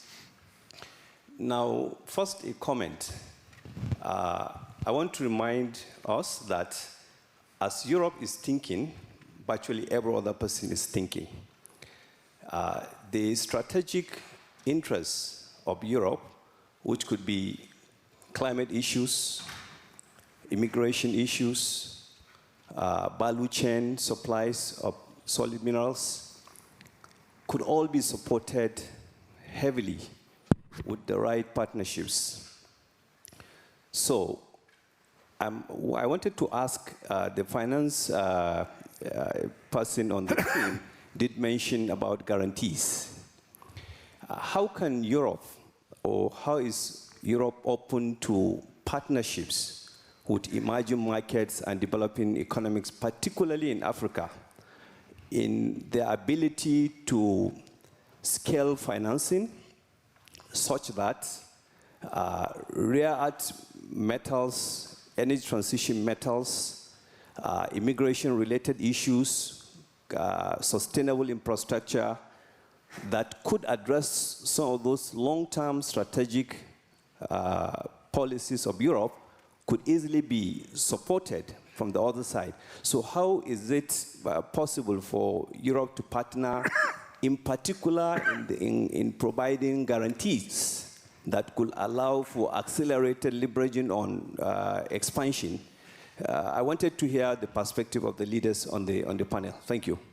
Elif Saparoli, please. Yes, thank you. So there is a mechanism that currently has been used for many, many decades for a lot of investments.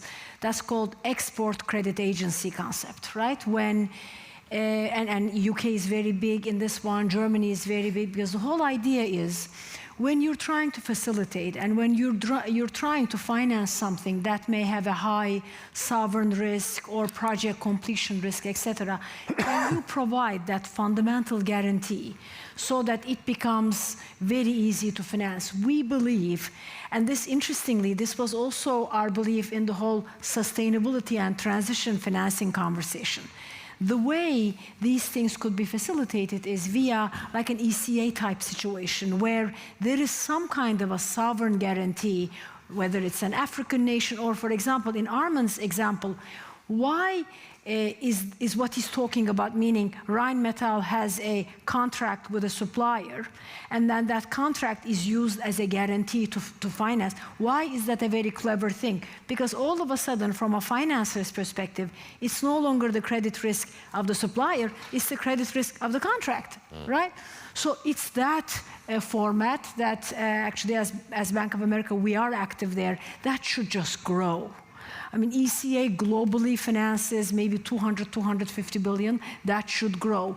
And this is something all export agencies can do. So yes, there is an answer to that. And again, I think it's this clever partnership between some assistance from sovereign institutions, but really the private sector. Mm-hmm. So I will take one more question from this block, please.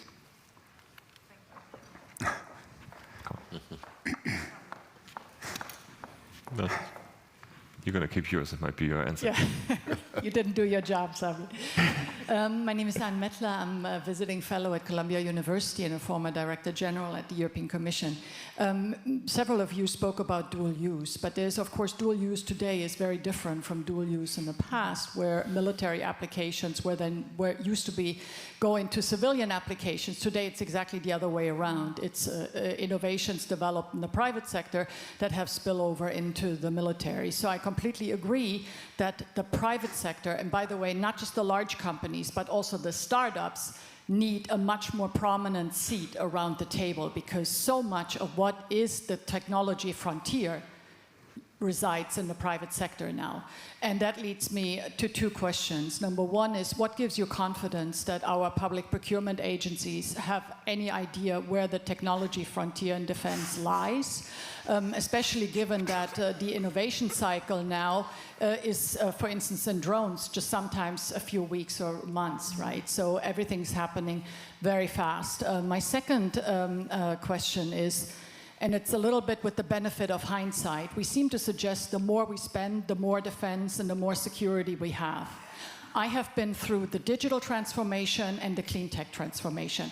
I can assure you, Europe has spent hundreds of billions of euros on these priorities with close to nothing to show for. So my question is, what gives you confidence that when we talk about 800 billion or 1 trillion, that at the end of this we will really see better defense and more security? Who feels like, yeah, please, Mr. Commissioner. Yeah. No, I can answer in a paradox way. Are you sure that without our spending on defense, we shall be more secure? Perhaps not. So, let's be realistic. Definitely we need to spend more. Definitely we need to spend, on legacy products, but also we need to be very, very vigilant and ambitious looking into new technologies.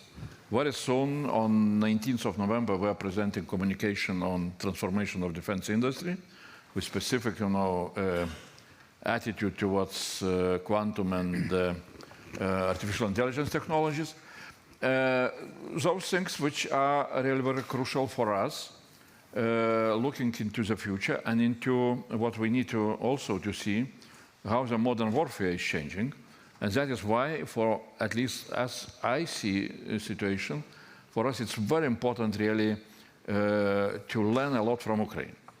And I see now the change in our attitude, that till now we were speaking and we are doing a lot helping Ukraine, and we shall do even more, but also we need to start to speak how Ukraine can help us.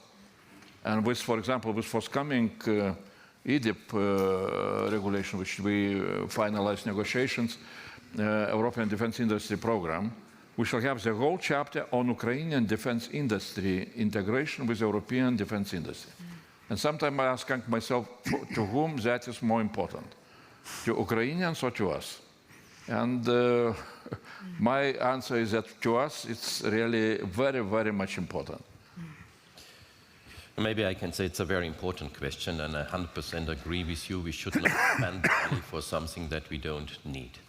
So what we are doing and what the governments are doing at the moment, and this is the best example, and what the Commissioner said is absolutely right. We have weekly a discussion with the Ukrainians, what they need, what is their demand.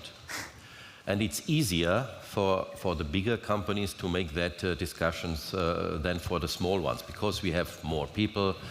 And what we then do is, if we don't have these technologies also in-house, we cooperate with startups. But there are two different ways which are going at the moment. And there are sometimes narratives that the people said, okay, startups will solve everything. Yeah? The big problem they have is they don't have the capital and they don't have not the production lines. So we have to do, first of all, we have to look to our customers, and the customers at the end of the day are the generals who take responsibility to protect our countries. It's even not the minister, because the generals tell them what they really need to fight, and they have to win the fight to protect us. So if you get weekly that information from people who at the moment in war, it's very helpful, number one. The second point is sometimes there are wishful thinkings to say, okay, wow, that would be great, and there are also a lot of startups. I'm discussing a lot of that. We are investing not a lot, but between 30 and 50 million per year into startups. We buy shares, we buy minority shares, we let them go first, and sometimes, like BlackNet, this was the last thing, we take over 51%, and we still let them go in that areas. I think that you are 100% right, that we have we must be very, very careful about that things, how we spend the money, but we should be also very careful not to be too slow, because the biggest problem we have at the moment is how fast we are able to deliver. And if we go into R&D phases, we deliver nothing.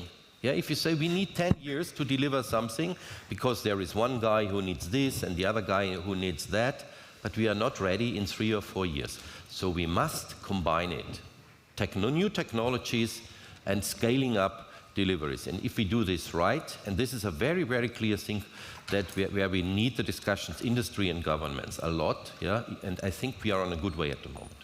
As much as I would love to continue the discussion, when the clock starts being red and has a minus in front, we have to wrap it up, unfortunately. I thank you so much, Commissioner Kubilius, Javier Bettel, Armin Papperger, Mike Schalhorn, Elif Saparoli, for this insightful discussion. I believe we still...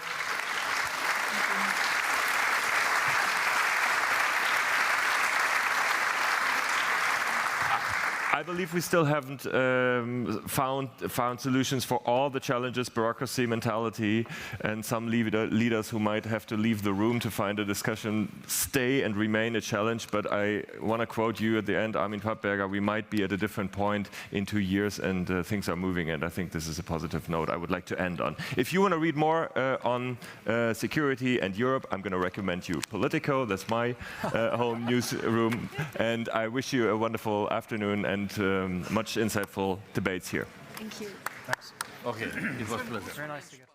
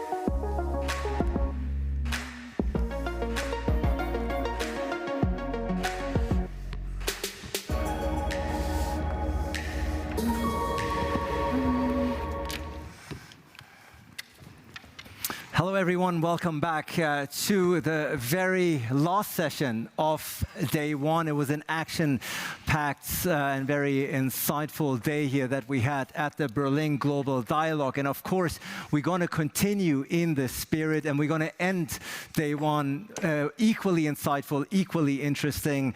My speakers are a guarantee that this will be so. Ladies and gentlemen, this session is titled Redefining Global Cooperation in a Multipolar Age. A lot to talk about with four outstanding speakers. To my immediate right, he's the Minister of Economy and Finance of Greece. Ladies and gentlemen, please welcome Kyriakos Pierkakis. And I'm very delighted to my immediate left to welcome the CEO of Personal and Private Banking of the Standard Bank Group, a leading financial services provider that supports Africa's growth and development. Funeka Montiane, ladies and gentlemen. Also somebody who has traveled very far to be with us here today at the Berlin Global Dialogue, all the way from Sao Paulo, is the CEO of Minerva Foods, a leader in beef export in South America, selling its products to more than 100 countries, and it is based in Brazil. Fernando Queiroz is here, ladies and gentlemen. And last but certainly not least, we have the Senior Vice President. She's the Chief Legal and Public Affairs Officer at Booking.com, Maria Barros. Great to have you with us. Minister, since this morning, since the discussions have kicked off here on day one, we've talked repeatedly about how traditional alliances are giving way to new and often unexpected coalitions. And these new partnerships are obviously redrawing the map of global influence. As a Minister of Economy and Finance, what concrete examples do you see out there? First of all, I vividly remember something that the late Joe Nye had said. He used to be my professor back in the days. And he said that the defining trends of the 21st century are going to be two. One of them is going to be power transition from the west to the east. And the second one is going to be power diffusion towards other actors. And apart from the transition geographically, you also see this regionally, but it's quite vivid when you have to tackle a crisis. It's quite vivid in any issue-specific problem solving that you need to develop. We experienced that a lot during COVID. It was a very close collaboration in COVID-19 between industry, between private and public actors at the same time, to be able to deliver vaccines at speed and at scale. We experience it at every big challenge of this century, and we're trying to do that as a country a lot. We're trying to be a bridge economy between Europe, Asia, the Middle East, Africa, but we're also trying to do this thematically. And strategic investments, I think, are the catalysts of building bridges and of developing relationships in our century.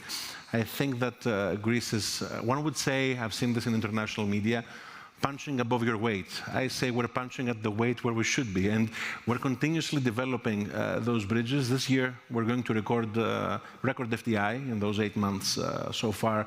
We have our best performance even annually, and this is happening exactly because we have this culture, this mindset. And final point on your question, we speak a lot in Europe about the Savings and Investment Union. It's one of those topics where in every ECOFIN, in every Eurogroup, we're discussing institutional reforms. It's not only about the institutional reforms, it's about the specific cross-border mergers and acquisitions that we need to do and we need to deliver in order to be able to deploy growth in the context of a single market. We don't need 27 efficient markets, we need one efficient market. And the only way this can happen is if we as governments foster the private actors to be able to catalyze the cross-border M&As. So Euronext's proposed acquisition of the Athens Stock Exchange is such a project for us. UniCredit's proposed equity increase in Alpha Bank in Greece is one such case. Overall, we're open, we're back as a country, and we want to catalyze those relationships. Greece is open, Greece is back, and it's very good to hear that Greece is neither punching above and thankfully not below its weight, but it's punching right at the weight that it belongs to. Europe needs a strong Greece, and thank you for your initial remarks. Also love that you got to squeeze in the late Joseph Nye. He's a legend that we've lost this year. But Funeka, of course, we're talking again about redefining global cooperation in a multipolar polar age. You're based in South Africa, another very emerging, increasing force on the international scene. As the CEO of Personal and Private Banking of the Standard Bank Group, what concrete examples have you seen and have you implemented as far as redefining that cooperation is? Sure, thank you. So firstly, just to talk a bit about Standard Bank, 21 countries, almost Cape to Cairo, just one country that's remaining there, which is Sudan, but essentially very much see ourselves as part of driving the growth across the continent.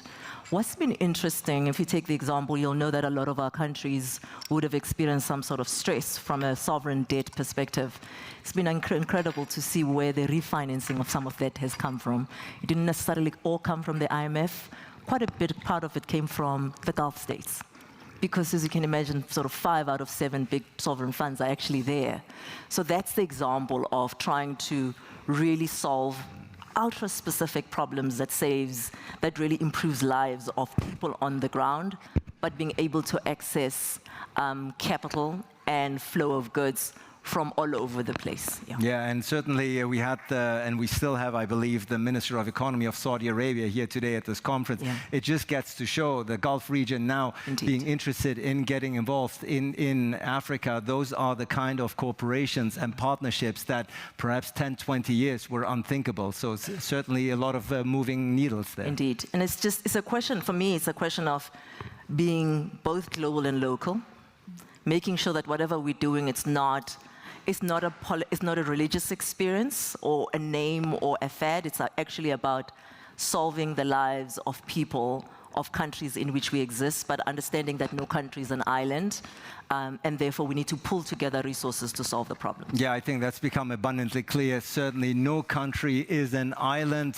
We've heard from a European representative, we've heard from an African representative. Let's switch continents here. Let's go to South America, another very, very important continent, and Brazil, obviously a very important country. But Fernando, Minerva Foods, you are operating in more than 100 countries, and therefore you are best equipped to tell us how the needle is right now switching and moving in Brazil, but also in South America. You're dealing with every single one of those countries. South America is a basis for us to produce what we do better. In terms of competitiveness, due to the natural resources that we have, allow us to be present all over the world. But I think what's important is to see the new countries that are taking protagonism in the global scenario. If you take the G7, that are the traditional countries, United States, Canada, Japan, and 4 European countries, you're going to see a new group that we call the E7, that are countries that are emerging markets, that are emerging economies, that are getting more important. And this is Brazil, Russia, India, China, South Africa, Indonesia, Mexico, Turkey. These countries have a growth rate much bigger than the G7. The G7 average growth is 1.7% per year, while the E7 have a growth of 3.5% per year. If you take a long period of time, you're going to see the difference in how these new protagonists are important in the world. And one important thing about these new protagonists is that food is one of the things that is very relevant. While for the G7, only 10% of the family income goes to food. You go to the E7, the countries that are coming, 40% of the family incomes goes to food. So this is a matter of food security. We are talking about weapons on the previous panel, and more food, it's weaponize it, but also it's a way of reducing the social inequality that exists. Yeah, it's very interesting to hear and listen to you. Obviously, Minerva Foods probably in more traditional times would have very much focused on its traditional markets in South America, but it's very clear listening to you that you are expanding broadly all over the world, so tapping into markets that you have previously perhaps not explored. Again, proving once again taken the point that we are dealing with an age that brings up new partnerships, and that is certainly something, Maria Barros from Booking.com, that you, as a very successful company, probably also feel on a daily basis. Yeah, and not everybody is aware of this, but Booking.com was born in the Netherlands by Dutch entrepreneurs in 1996. So we talk about it. It's the old internet company because it was in the beginning. And we need more European tech success stories like that.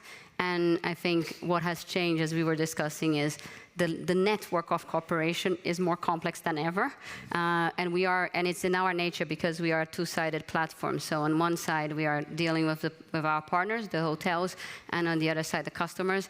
But more and more regulators, governments, NGOs are also part of the conversation because everything we do has a societal impact.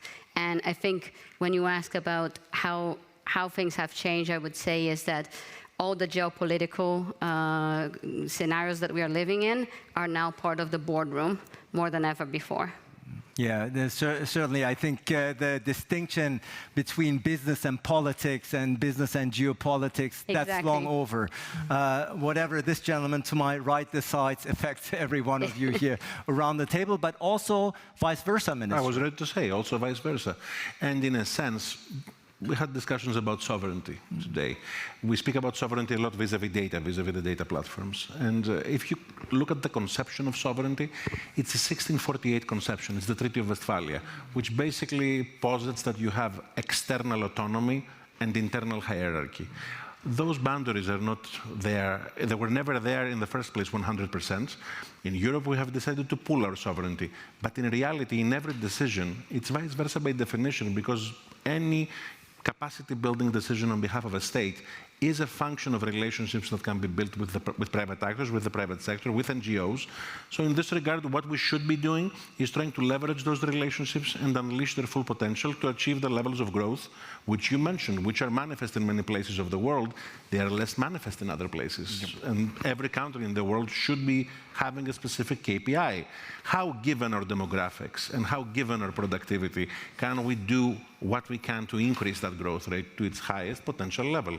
And given that we've talked a lot today also here around this table from this morning on about Europe's influence, since we are talking about emerging regional partnerships that are reshaping global influence and decision-making, you think Europe's seat around a table is decreasing, its influence globally is decreasing? We have Brazil here, we have South Africa here, we have the entire world in this room. Perhaps previously focusing very much on what Europe does. Do you think that's still the case? I would actually reverse your question and say that your influence is not a function of your size as it used to be, or it's not a function of your tradition as it used to be. It's a function of your connections. And we should try to unleash those connections internationally, and we should try to actually limit the barriers that exist domestically. So Europe has many low-hanging fruits. We were discussing about tariffs with the government of the United States, and we had a negotiation on tariffs. Our position as a government, by the way, was that we should have ideally had the zero-to-zero environment. This was not achieved. But what was achieved was a specific deal on the table, which is better from having no deal on the table. It's better because it removes uncertainty. But what Mario Draghi was saying at that point, and Enrico Letta and others, was, amongst other things, repeating an IMF calculation, that we're speaking about tariffs in Europe, but we have barriers that exist between ourselves. There are barriers between Greece and Italy, between Germany and Greece. 110% equivalent in services of an equivalent tariff, 45% in manufacturing. So what should Europe do? Eliminate all of those barriers, develop the savings and investment union. Don't be afraid of integrating the market. Don't be afraid of doing those cross-border M&As that I mentioned before, and unleash and establish international relationships like the ones that you mentioned before with other continents. Yeah, absolutely. Yes, feel free to clap. Don't hold back.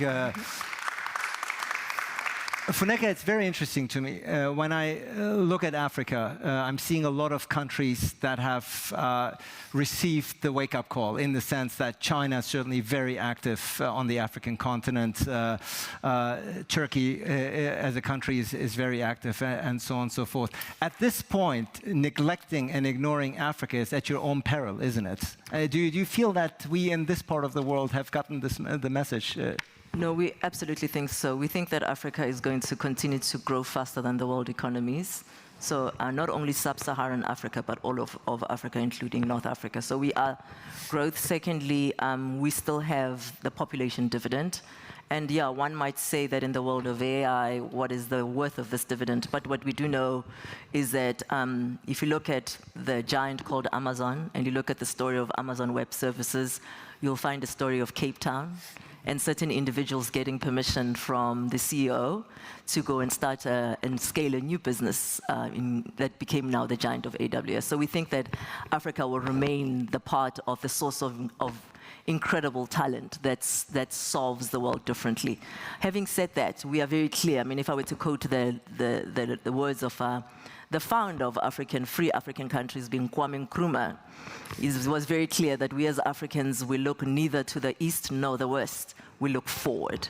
And that's been that's how we are managing here. Yeah, absolutely. Africa is very much looking forward, very dynamic region. I think we all know this from everyone who has been there, can attest firsthand. But the same goes for South America, of course, as well, Fernando. And again, please jump right in.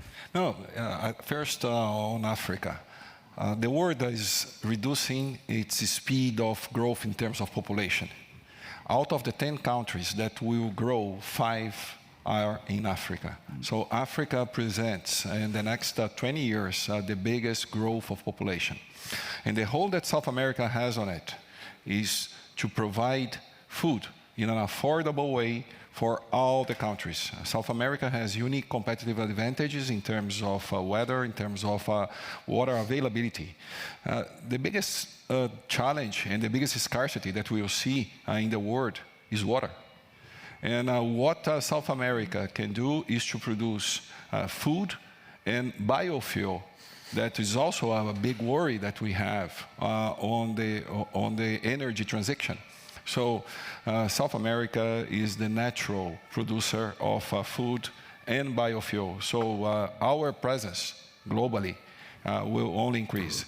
And to the minister's point, I think one of the things that is most important is that the governments being allied with the private sector, because governments can do and say things that the private sector cannot, and vice versa. So when we are aligned in our objectives, in our strategy, in our goals, we tend to succeed much faster and with much more emphasis.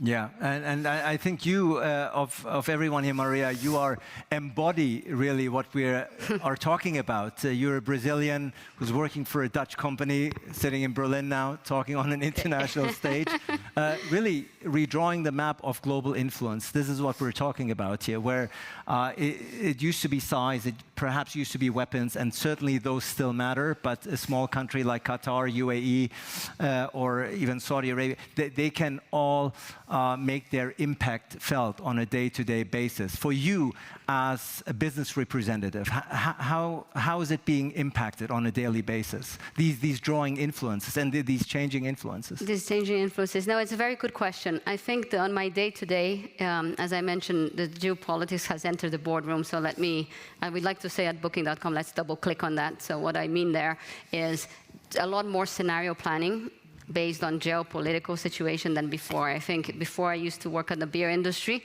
and it was a lot about supply chain issues that you would be thinking about. And nowadays you think so much more about geopolitical turmoil and how one region influences the other. And I think it's very important for business to take a long-term view there. And going back to your point in relation to Europe, Booking, a big part of our business is in Europe, so we are supporters of innovation and supporting Europe in its, as you said, at the Draghi report on European competitiveness. But we also think it's important to, as the previous panel was talking about, simplifying regulation. It cannot be all about regulation, and also supporting innovation and also financing for small and medium-sized companies as well. And it's not to say that we are against regulation. We are pro-smart regulation, but it has to be targeted and creating the environment that we need to grow. Yeah, it's interesting. Perhaps before somebody like you, or even you, Funeka, and Fernando as well, the first section that you would read in a newspaper would be the business section. I think now you are sort of drawn, Minister. We are in a very fast-paced geopolitical environment we're all living in. You certainly are at the forefront of it as a minister of an important European country. Do you think that both public-private partnerships, politics, companies like those who are around the table, are we equipped to keep up with this pace? I mean, overall, geopolitics has entered the boardroom, as you said, but I would also say that the boardroom has entered geopolitics. And to a very large extent, this was the case, traditionally, historically speaking. At some point in the 20th century, we saw a rise in state capabilities, especially post-World War II. But right now, given how innovation is spread out and given how many actors are catalyzing innovation, by definition, you need to have this mosaic, this puzzle, which you need to navigate in order to get the best possible result. Are we equipped? I would say that we have two existential challenges in front of us as states, as governments. The first one is demographics, which you mentioned before. Currently in Europe, probably, if I'm not mistaken, no country has the replacement rate in fertility.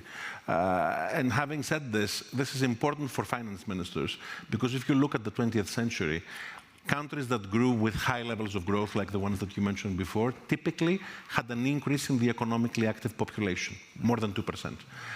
In Europe right now, we have a decrease in the overall population in every country, let alone the economically active population. So this is one parameter which will drive the 21st century, together with the fact that you will have an increase in life expectancy, probably. I mean, given the trend and given how we expect the trend to continue. That's number one. Number two, is the exponential innovation curve which we're facing. And we always had creative destruction, as Schumpeter said. We always had technological innovation. The difference after the 1750s is that you had this exponential curve after the first industrial revolution. And now the scale, the curve itself is becoming even more acute. The pace accelerates. Typical innovations from horses to cars, they took decades. The impact of ChatGPT, of OpenAI, of machine learning, of LLMs, it's going to be in the months. So you have this exponential curve. You have a linear understanding, typically, of the world around you, we as human beings, and you have the political systems, which is your question, which react sublinearly. Why? Because we have institutional setups, softwares, in political softwares, which belong to another century, fundamentally speaking. You can see that in the gridlock in many countries. So what do we need to do? Well, we need to adapt our software. We have the hardware. Adapting our software requires us to change the way we behave in complex problems. How do we do that? Coalitions. I mean, this table represents it to a very large extent. You have people from all over the world, and you have actors from many places, from the private sector, from technology, from banks, from the food industry. You need those diverse coalitions, because that's the optimum way to regulate. That's the optimum way to have the states play their role, as it should be. You need to have that dialogue. We cannot do that independently. We cannot operate as governments, isolated from the private space. And our experience in Greece is that in the areas where we were the most successful, were the areas where we had those dialogues and those discussions, where we reverse engineered the ask. We were trying to get investments from the hyperscalers, say, from Microsoft, Amazon, and Google. And what enabled those investments was a simple question. What would enable you to pick us? And we started from a point where we were in the 301 list of the US Secretary of Trade. If you ask me what's the 301 list, I answer it's a list that you don't want to be on. We were on that list, and now, some years later, we have investments from all the hyperscalers. So you can't do that, but you need that dialogue to happen first. Yeah, and that's why we're so grateful that we are here at the Berlin Global Dialogue, a very opportune, very timely roundtable discussion here with the emphasis on the importance of dialogue with all sectors involved, obviously private sectors such as yourself, as well as the government, technology, and so on and so forth. But the question for Funeka still remains. We do live in very volatile times, do we? As a very experienced woman at the forefront of business, is this the most challenging period in your own professional life?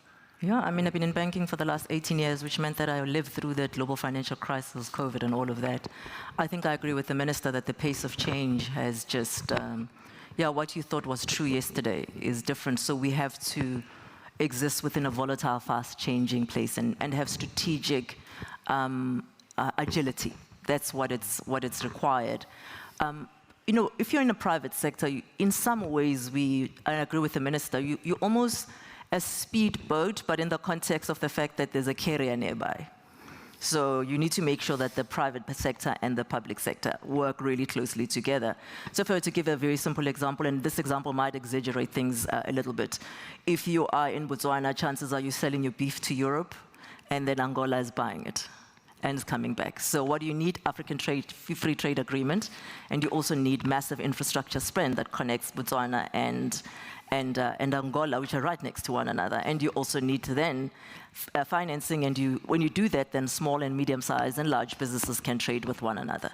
So, and therefore, these new coalitions then start being far more relevant to the lives of people on the ground. Yeah, those coalitions, these newly emerging coalitions that we're talking about and trying to examine and explore here around this table. Fernando, you've talked already about how your business has grown and has looked beyond South American borders a long time ago, and you've been better off for it. But again, the question about volatility, that must also hit you. I think it's not only volatility, it's uncertainty, it's ambiguity and complexity. The scenarios are much more complicated all over the world. And give us a specific example. How has your job become more complex, say, in the last 5 years? I would say that one of the things that back 20 years ago was about nearshoring. As you do business, who is close to you, where logistics is efficient. Now it's about trust shoring. Trust shoring means the alignment, especially between governments, that you do business not with the logic, the economics, but with the logic of who is aligned on the way of thinking that you have. So more and more, this is happening, especially in a polarized world. And I think here, for us, it's the example of our two main markets is United States and China. So could not be more polarized.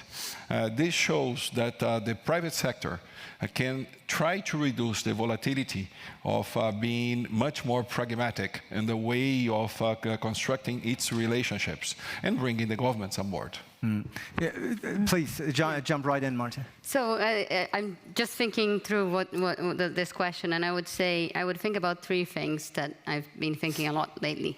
One is about the skills that you need to hire. There's a lot of talk about hiring for AI skills, for example, but I actually think that also public-private partnerships and the governance and decision-making on those is going to be an area that's going to become more and more important.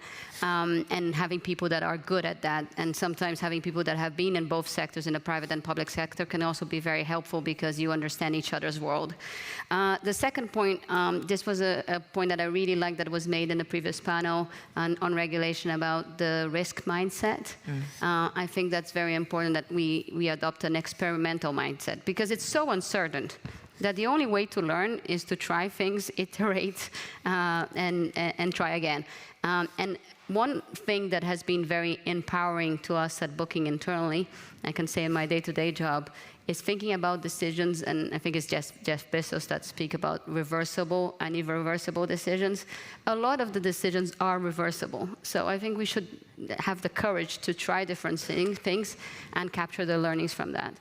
And I think the last point I would say in terms, I agree with what Fernando said about on the supply chain side. I think if you asked me 5-10 years ago, we would think a lot about the logistical cost, getting the best price, put everything in one vendor, you have higher volumes, you get bigger discounts, and everybody would be happy. I think now companies are looking at this completely different. They are willing to pay a little bit more, but having suppliers in different places to diversify and hedge yourself. So that's a very concrete thing that I think has changed how people think about the business. I fully agree. I think the best hedge that the companies have is the geographic diversification. You never know what is going to happen to one country, what kind of free trade agreement they will do or will not do, what kind of tariffs could be implemented.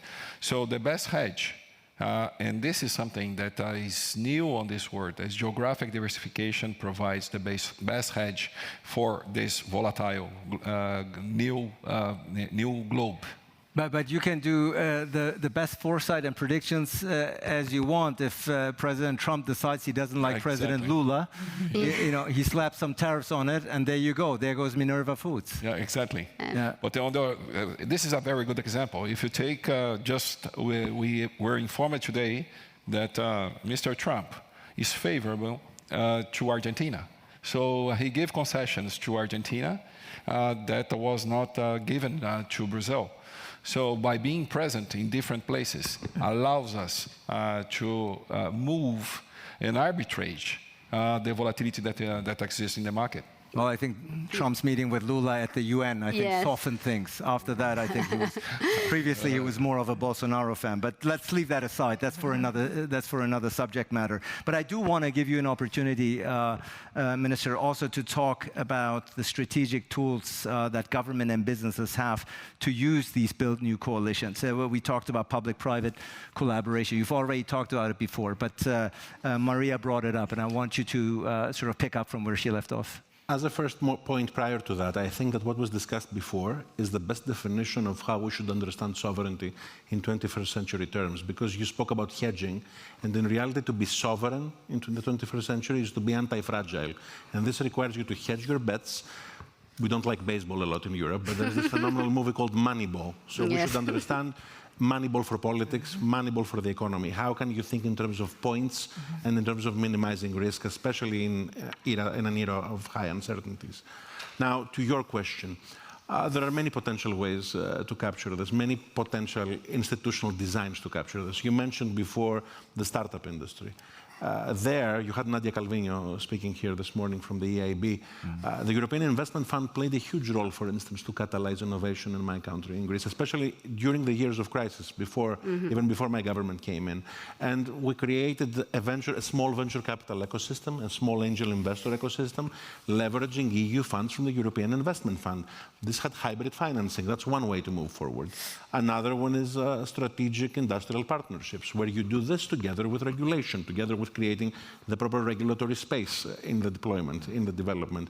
There are many potentialities to regulate on certain areas while creating the proper infrastructure.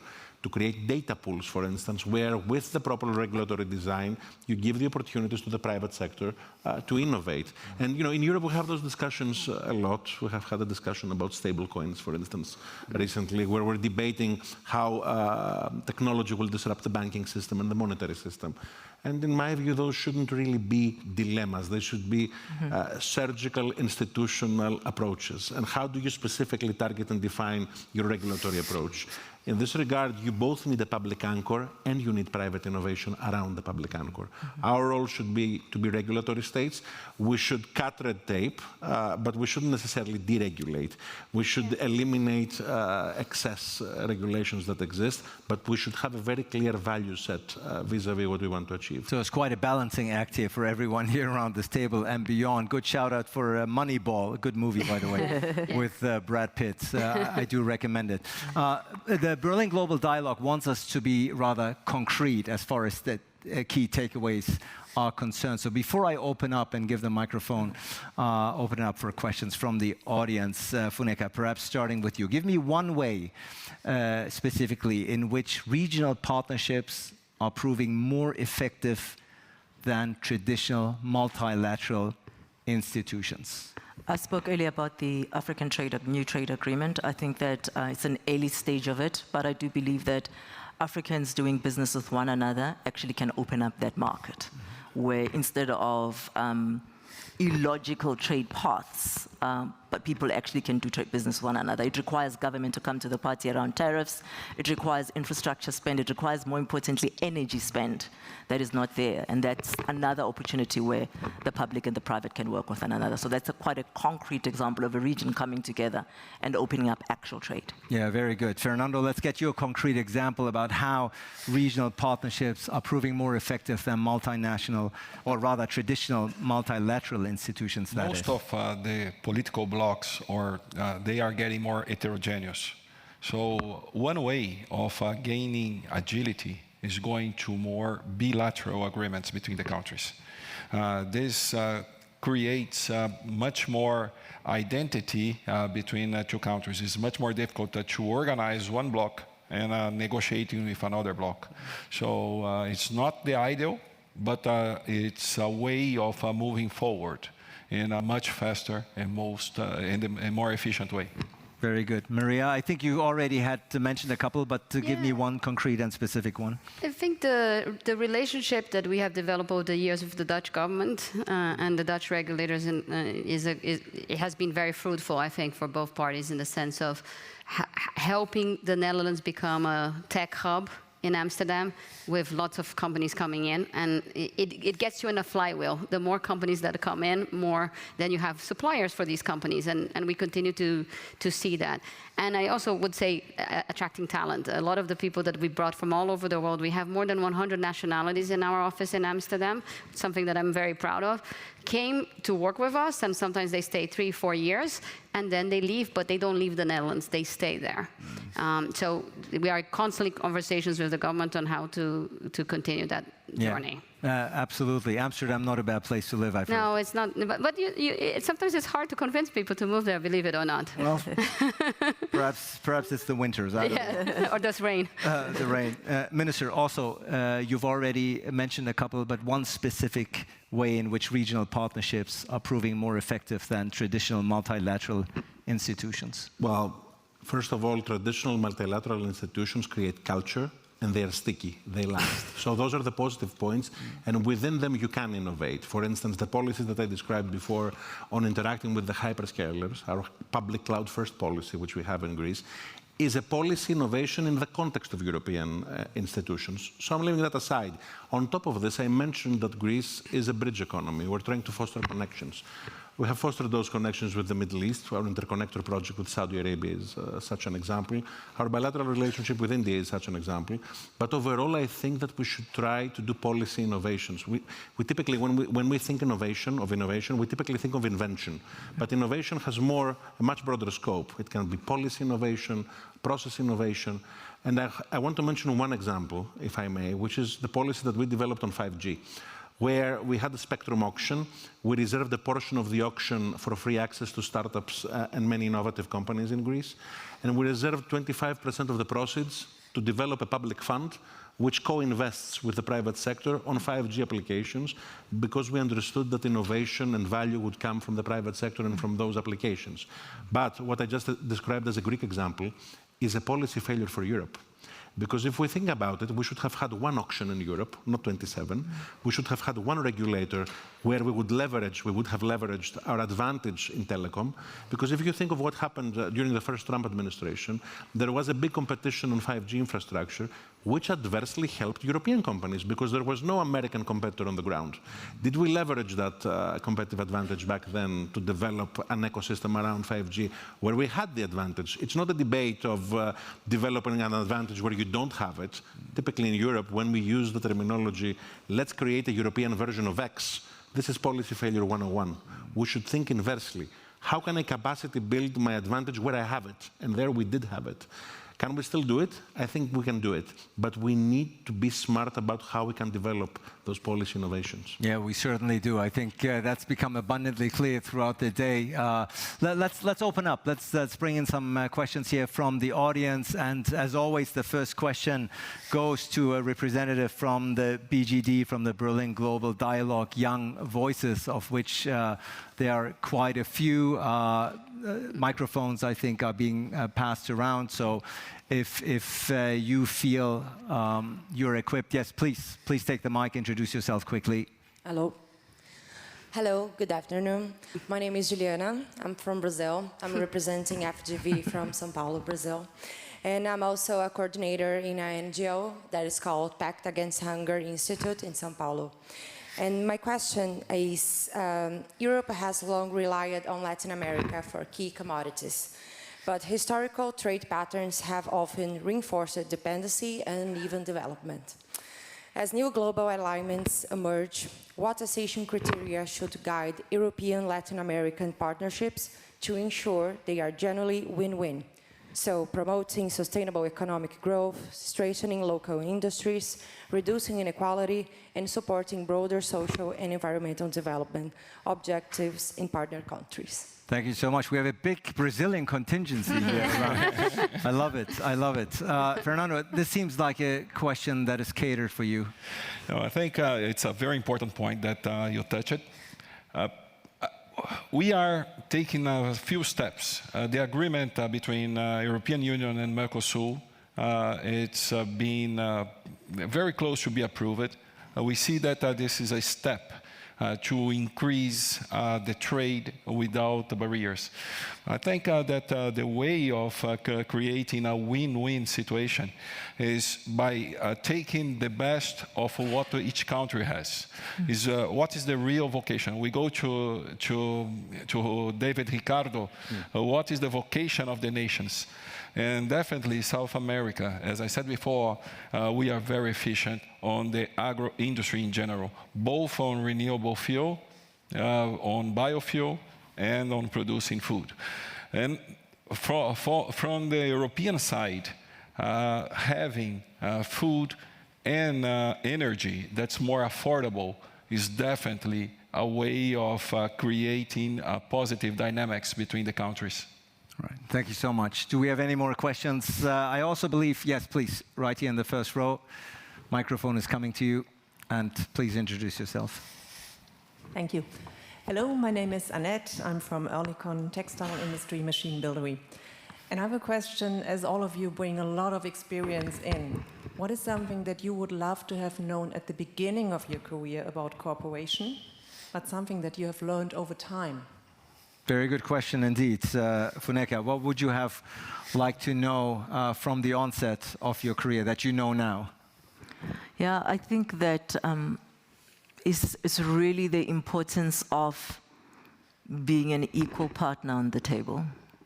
Because I think if you think about the continent where I come from, and I think about the question that was asked by the young leaders, the best way to get the best deals is to have a really good proposition, and also to make sure that you are a strong partner.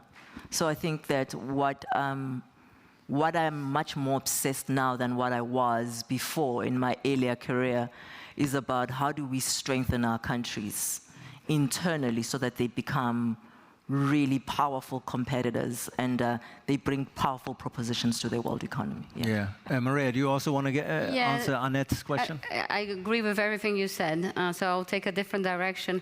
I think one of my biggest learnings was, because I'm in the tech industry, was how to learn that language and understand how tech engineers think. You know, I'm a lawyer, engineers think in terms of systems. It's a very different, their brains are wired differently. And I think I underestimated that. One thing that we've spoke a lot about at Booking's history, Booking used to be very siloed internally in how, like, you know, each person get focused on doing one thing, and that has been very successful, but it's one of those stories, what gets you here doesn't get you there. And I think cross-functional collaboration is something that it's quite hard to do, but it's very needed. And when I take that to the state level, I think when you're thinking about regulation and incentives of technology, I think it's also very important to understand how technology is built, right? Because also going back to the geopolitical piece and globalization, one of the challenges is that many times your technology stack has to be the same everywhere. There's limits on how much you can localize, or it requires quite a bit of effort to localize. And I think that gets sometimes underestimated. We are constantly in discussions with governments. They want to ask us to change one thing in our website. Unfortunately, it's not like just click on a switch and everything changes. Sometimes it involves 60 different teams. So technology is complex, and I think it's very important to better understand that to be effective. It has to be bulletproof. That's why people like you are there to make sure that the judicial... Nothing is bulletproof. Well, to make sure the judicial aspect at least is covered. Fernando, I think the questions were for the CEOs here around the table about what you have learned throughout your career that you would have liked to know from the onset. I think that one important thing is that the knowledge that each generation has. If you are able to have a team that you have multiple generations, and you are able to listen from all of them, their perspectives, creates a very rich picture for you and allow you to move with more agility by knowing the traps, the opportunities, the eagerness to do. And this comes from a mix of generations. Minister, the CEOs were asked, but I can't help but wonder what you know now as the Minister of Economy and Finance that you would have liked to know when you first took this position. I will expand the question a little bit, if I may. Please. I will expand it in two ways. On a personal note, if there is one thing that I learned in the last 6 years when we were designing policies and regulations, especially in times of crisis. We went into office, we came into office in 2019. I was digital minister back then. And if one had told us that in the next 4 years you will have a global pandemic, war at the European border, certain supply chain crisis, inflation, spike in energy, it would be something which we would have never anticipated. So in this regard, if there is one core lesson for every policymaker in the world, I think that typically when we design policies, we have an economist in the room and the lawyer in the room. You also need to have someone who understands technology in the room. Unless you have that, you cannot design policies properly in the 21st century. And the expansive note on the question is the national side. I represent the government here. I represent the country which experienced hardship. We had to have 3 bailout programs, 3 IMF programs in Greece. We lost 25 points of our GDP in the last decade. We effectively had a lost decade. It's similar to having a Great Depression in 21st century terms. And this was a very expensive lesson to be had. So right now we have trust, we have credibility, and we have an innovative mindset.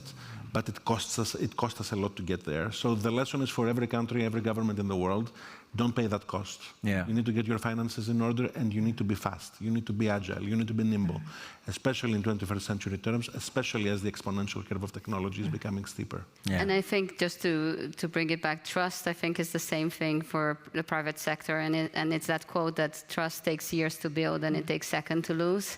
I think that's very, very important. Yeah, and you heard it from the minister. Get your house in order, you know, to be more resilient for if and when rougher times might be around the corner. Let's get him some more questions. It's very hard for me to turn around here, but if there are any, I also believe from the young voices, I believe I was given a couple of names. Do we have Desiree here from Hong Kong? Do we? No? Well, Desiree is not here, but you're speaking on her behalf? No, I'm speaking on behalf of myself, actually. Very good. I'm Simpiwe, one of the young voices. I think one of my questions was submitted as well. I'm representing South Africa. I'm a proud South African, proud African from the University of Cape Town, Graduate School of Business. Thank you very much. You brought your own fan club here. And I think my question is really centered around Africa. And I think Funeka mentioned the importance of trade around Africa. And I think we can't ignore the fact that Africa is rising in influence as the years progress. And with the African Union seat at the G20, as well as the expansion of BRICS, Africa is a big role player. So my question specifically is, what are 1 or 2 non-negotiable institutional reforms in global financial governance that new coalitions must champion to truly redefine global cooperation and create a fair, legitimate foundation for the Global South's sustainable development? Wow. Thank you very much. It's a question presented as a recital. Indeed. I love it. Let me start. I'm going to start a different direction. Let me start at home first. African countries have to get governance right. Every single country I go to, and I have the benefit of going to about 20 countries, is the same story. We have everything that it takes to win, but things don't always come together. So I think the first thing is that strategic strengthening of each of the countries, but also coming together, for example, using the umbrella of free trade. Because when we're in that position, we don't then have to take dodgy deals, for lack of a better word. We are in a much better position. So for me, the greatest challenge is for us to the minister's point, to strengthen and fortify ourselves. So that would be my first contribution. Yeah, I think it's a very valid one. Is the answer satisfactory to you as a young voice? I'm happy. He's happy. That's good. We are talking here about redefining global cooperation in a multipolar age, but of course, Maria, we cannot overlook the fact that the trend, at least, is not moving in the direction, right? I mean, we are seeing an increase in protectionism. We're seeing an increase in nationalism all around the world. Of course, cooperation, global cooperation, is a desired outcome. It's a desired goal. It's something we all aspire to. But the tendencies on the ground do not necessarily reflect that. The facts look different, don't they? It's true, but let me, before that we get into this grim reality, I think, you know, there's polarization for sure. But at the same time, I wanted to mention this data point. Nearly 690 million people traveled internationally in the first half of 2025. And that's a 5% increase over last year. So cooperation is happening every day at the human level. And of course, I will say that as being part of a travel company, but we think that travel can be a force for good. And the reason for that is because, and there's actually research that says that the more countries one visits, the increased empathy that one has. And we like to talk about the Mark Twain famous quote that travel is fatal to prejudice, bigotry, and narrow-mindedness. So I would start with the first very quick tip of travel, and travel to places that are different to yours. But in terms of global collaboration, goes back to what we were discussing in terms of trying to find win-win partnerships between different countries, and then businesses also having to scenario plan as things go forward, and creating the conditions for investment in startups and development, especially in Europe. Because if we talk about the influence of Europe and the Brussels effect, I think the highest chance for Europe to have an influence in the rest of the world is having more economic growth. Yeah. But the question, of course, still remains in that predictability is something that you're all craving and needing in order to execute your business successfully, also, of course, on the government front. But we all know we are in the age of unpredictability. We wake up in the morning and one tweet from a certain person can change everything. So I'm just trying to find out and get to the bottom of how you're dealing with these really the lack of predictability on a daily basis, also for the young emerging leaders here in the room. So maybe three things just to add to what you've said. The first one is, and I think a lot about this, I think those of us who are around these tables have to accept that what was globalization has not quite delivered to everybody. Because a lot of what we're seeing that we think is destroying or is moving away from global cooperation comes from what one might call the will of the people. The people have voted those individuals who have come and taken a different way. So I do think we need to acknowledge that and therefore construct a different path and be part of constructing a different path.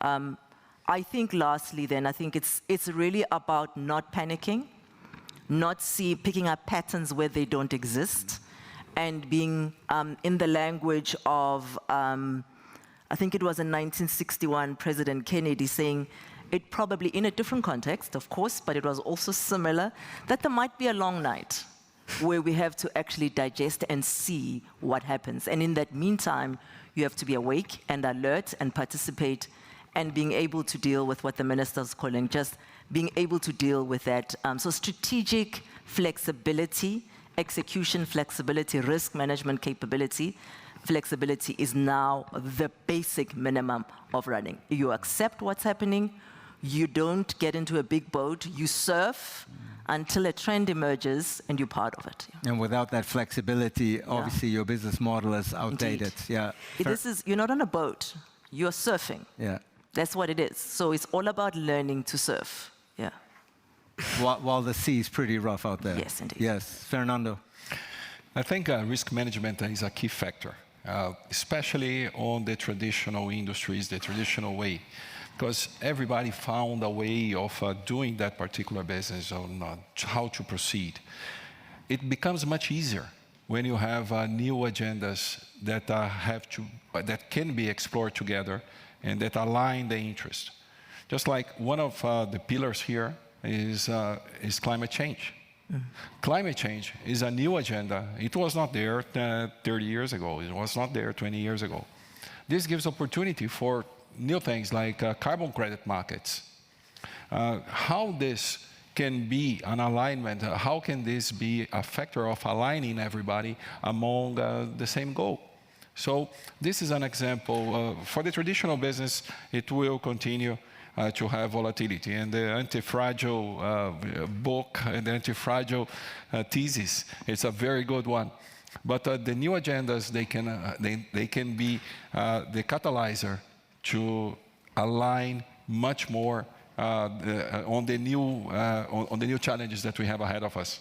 And the volatility, of course, specifically related to your business, can sometimes come from the changing of the zeitgeist, right? I mean, you are a leading beef exporter in South America at a time when perhaps beef or meat consumption is being vilified, where it's being pointed towards it's a major source of climate change.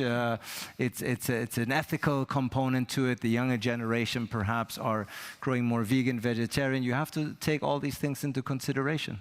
Exactly. And what we have in our company is that everything that we do in terms of climate change has to be scientific, has to be auditable, and has to be transparent. So this takes all the noise, because new things creates noise or creates different angles of looking. So with these three principles, we were able to move very fast in the agenda of decarbonization and measuring the carbon footprint. Maria? Yeah, I was just going to say, thinking about the young generation, going back to the question about things that you've learned, I think decision-making in uncertain times is something that a lot of people have wrote a lot about. So I think right now, I've never before thought so much about the quality of decision-making, because we are making decisions sometimes in very short term, not having a lot of time to think, right? So it's easy to rush into things, and without taking into consideration opinion of experts and facts and look at it objectively.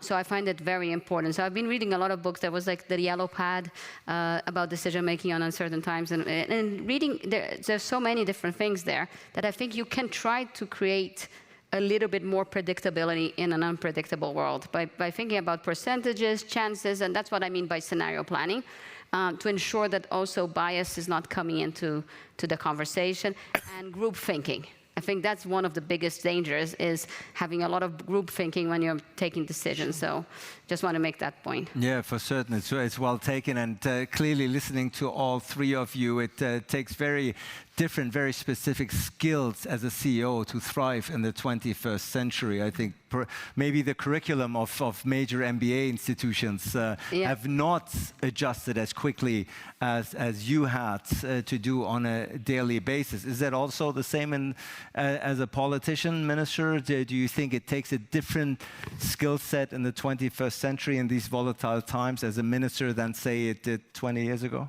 No. Clausewitz, next question. I mean, strategy. Clausewitz on war. The general should have a plan before entering the battlefield, but also an acute sense of the fact that the plan will be abandoned at the very moment that you enter the battlefield. Same thing, unpredictability. The question is, how much of it do you integrate in your daily life and in your daily policy-making decisions? And in this regard, again, from our experience, when we were elected in 2019 and Kyriakos Mitsotakis became Prime Minister of Greece, we had a dual mandate. You know, on the one hand, we had unresolved issues, things that we had been debating for decades. How do you capture tax evasion in Greece? Well, we did that. We captured most of it, and we still have some work to do, but we're in the process. How do you reform your education system, your health system? And at the same time, you need to adapt and respond to all those emerging crises which you haven't predicted. And the way we did that, for instance, in COVID-19, in vaccination, we had a remit, we had a mandate to vaccinate the whole population and develop the plan in 8 weeks. Whereas, you know, traditional IT procurement takes how long? 9 months, 1 year, and then deployment how long? 2 years, 1 year and a half, and it had to happen in 8 weeks. So how do you do that? Well, if you have the capacity building mindset and the engineer's mindset, I would say, of having a very specific KPI which you will meet, if you start thinking a lot like a CEO and trying to think in terms of building relationships and real-time solutions to problems which you haven't anticipated, then you're in the 21st century and you're doing your job properly. You're more intellectual than I am. You quoted Clausewitz. I refer to the philosopher Mike Tyson, who once said, everybody has a plan until you get punched in the face. So I guess they both probably mean the same thing, perhaps articulated in a different style. We are coming to the end of the session, but I do want a final round here. Again, we're talking, the session is titled Redefining Global Cooperation in a Multipolar Age. Funeka, starting with you. Nobody has a crystal ball here, but what you talked about resilience, you talked about foresight. What challenges do you foresee in the next months and years for you as a CEO? It's resilience, understanding that this is not going away in 3-4 years, and having the stamina, the physical and emotional stamina. Is that something you can train, the stamina? Yes, I think that stamina firstly starts for the acceptance of what is. But that's a more Buddhist approach. Acceptance of what is, and then making sure that you build in processes and tools to help people deal with their day-to-day. So I think what's the hardest is that the reformulation that is going to happen might not be as quick as we might be comfortable with, and we have to stay with it, while in the meantime making sure that their children are fed. And Africa's path and role in this volatile future is, in your prediction, only going to grow in relevance? I see so much positivity.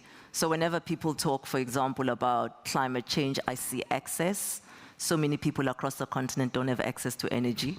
So now what's called renewable energy is new energy, can transcend all of that. Millions of kids that are coming through, a population dividend that comes through growth, huge level of informal markets. What I can see is an opportunity when a continent can play its rightful place in the world. The minister has already pointed out that we in Europe, we have very severe demographic challenges. Africa is at the opposite end of the spectrum. Do you think that can also backfire? It can, yeah, it depends on what we do with it. So if you think about, one might say, look at what happened in Kenya, maybe Morocco, etc.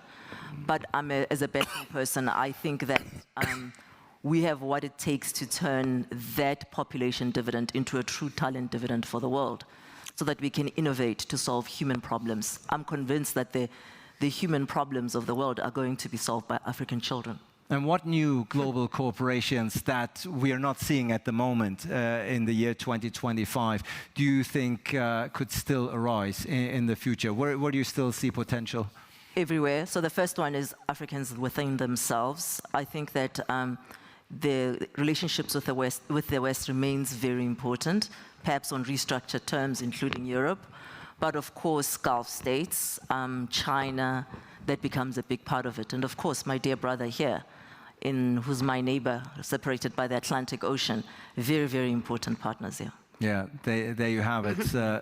Fernando, same question to you. What alliances do you foresee that perhaps we now in 2025 cannot see and predict yet? What do you see on the horizon as a CEO whose product is reaching over 100 countries?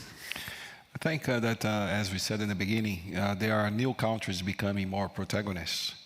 And I think the first challenge that we have is that how to reduce the social inequality, especially on the basis of Maslow pyramid, that food is the basic part that needs to be solved. And I think that only will be solved if we get the countries that are producing together with the countries that are consuming. Because the challenge is not to produce, is to produce in a more affordable way that gives food in general much more democratic access. And I think this is the main challenge that we have, but it's also an opportunity. And BRICS, very much like South Africa, is an important and rising member of BRICS. Brazil, of course, is a rising member. Do you feel your country is maximizing its potential, or do you still see a lot of room for improvement there? I think there is room for improvement, but I think in this new order globally. There are more space for new leaders, new countries that are leading some of the agendas. So the agendas are more debated. The agendas are more, they become a bit more global. And you feel Brazil will take its rightful place around the table in the years to come? It is taken. And South America as a continent? South America will have some challenges because you have the different political spectrum on it. So there is still some, we need to be more homogeneous on the thought, even though we can have different political systems. Very good. Maria, also give us your outlook and the partnerships that you still see on the horizon, potential that has not been maximized. Curious to hear your thoughts. Yeah, absolutely. Thank you. I don't want to make too much about AI, but I need to talk a little bit about it. Please do. It's an important. It's an opportunity and a challenge at the same time. And being a business that is born and raised in Europe, for us, we think it's very important that we have the conditions to innovate as fast as we need. And we are concerned that we are not going to be able to innovate at the speed that we would like. And if it's difficult for us, it can be even harder for small, medium-sized companies. So that's when you ask, like, what's top of your mind? That's one of the things. And the second is, how can we collaborate big business and small businesses together? And when you talk about productivity in Europe, there's been a good case here on the travel sector of collaboration with between hotels and digital platforms, where digital platforms have given hotels more visibilities, and at the same time, hotels give the whole business, right? So we depend on each other in a fruitful way. And what could be these type of collaborations that could happen in other sectors? But digital skills will be essential for the future, and I worry about speed. So I think I don't have one day in my life at a Booking that I'm not getting pressured about how to make things move faster. And it's not just about regulation, of course, but I think in relation to regulation, one of the challenges is the potential conflicts of regulations between one country and the other. And if you want to be compliant, and I think sometimes people think, oh, SMEs don't have the same issue. No, I think SMEs also want to be compliant. It can get extremely complicated for that. So how do you create those conditions to accelerate? That's the biggest concern that we have. Is AI a blessing or a curse for a company like Booking.com? I would say it's more of a blessing than a curse, but yes, it can be a challenge in terms of more competition. But at the same time, with pressure comes creativity, right? So I also think that the way we travel will change fundamentally in 5 to 10 years. I think it's probably more 5 than 10. And is it a blessing or a curse for you as a lawyer? If you think about job security, I think it's not blessing. Well, there you have it. Minister, we started with you. We're going to end with you. Also, give us your predictions. We're talking about global cooperation in a multipolar age, from Greece's perspective, from Europe's perspective, from the West's perspective, where are still a lot of untapped potential, not just around this table, but globally, that you see as Minister of Economy and Finance? I will reiterate exactly what you said in the question. I see lots of untapped potential in most of the relationships that we have with other states, with other countries. We have untapped potential within Europe.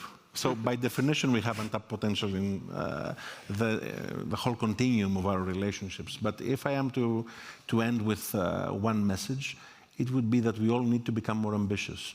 We need a mindset leap, a mindset change vis-à-vis what we can achieve. And if we don't, we will end up behaving as if we are in the camera market before the iPhone has come.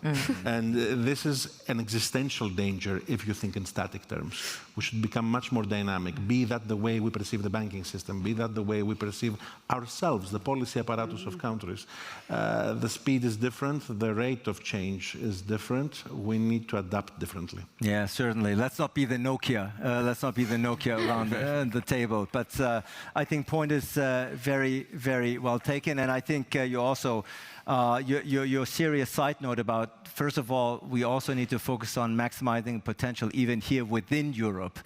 Just the fact that we haven't done so on this continent, I think, speaks volumes. Redefining global cooperation in a multipolar age, ladies and gentlemen, I think I speak for all here when I say the Berlin Global Dialogue started very strong on day one, and I think I speak for all when I say it ended very strong here with a very solid, very insightful discussion.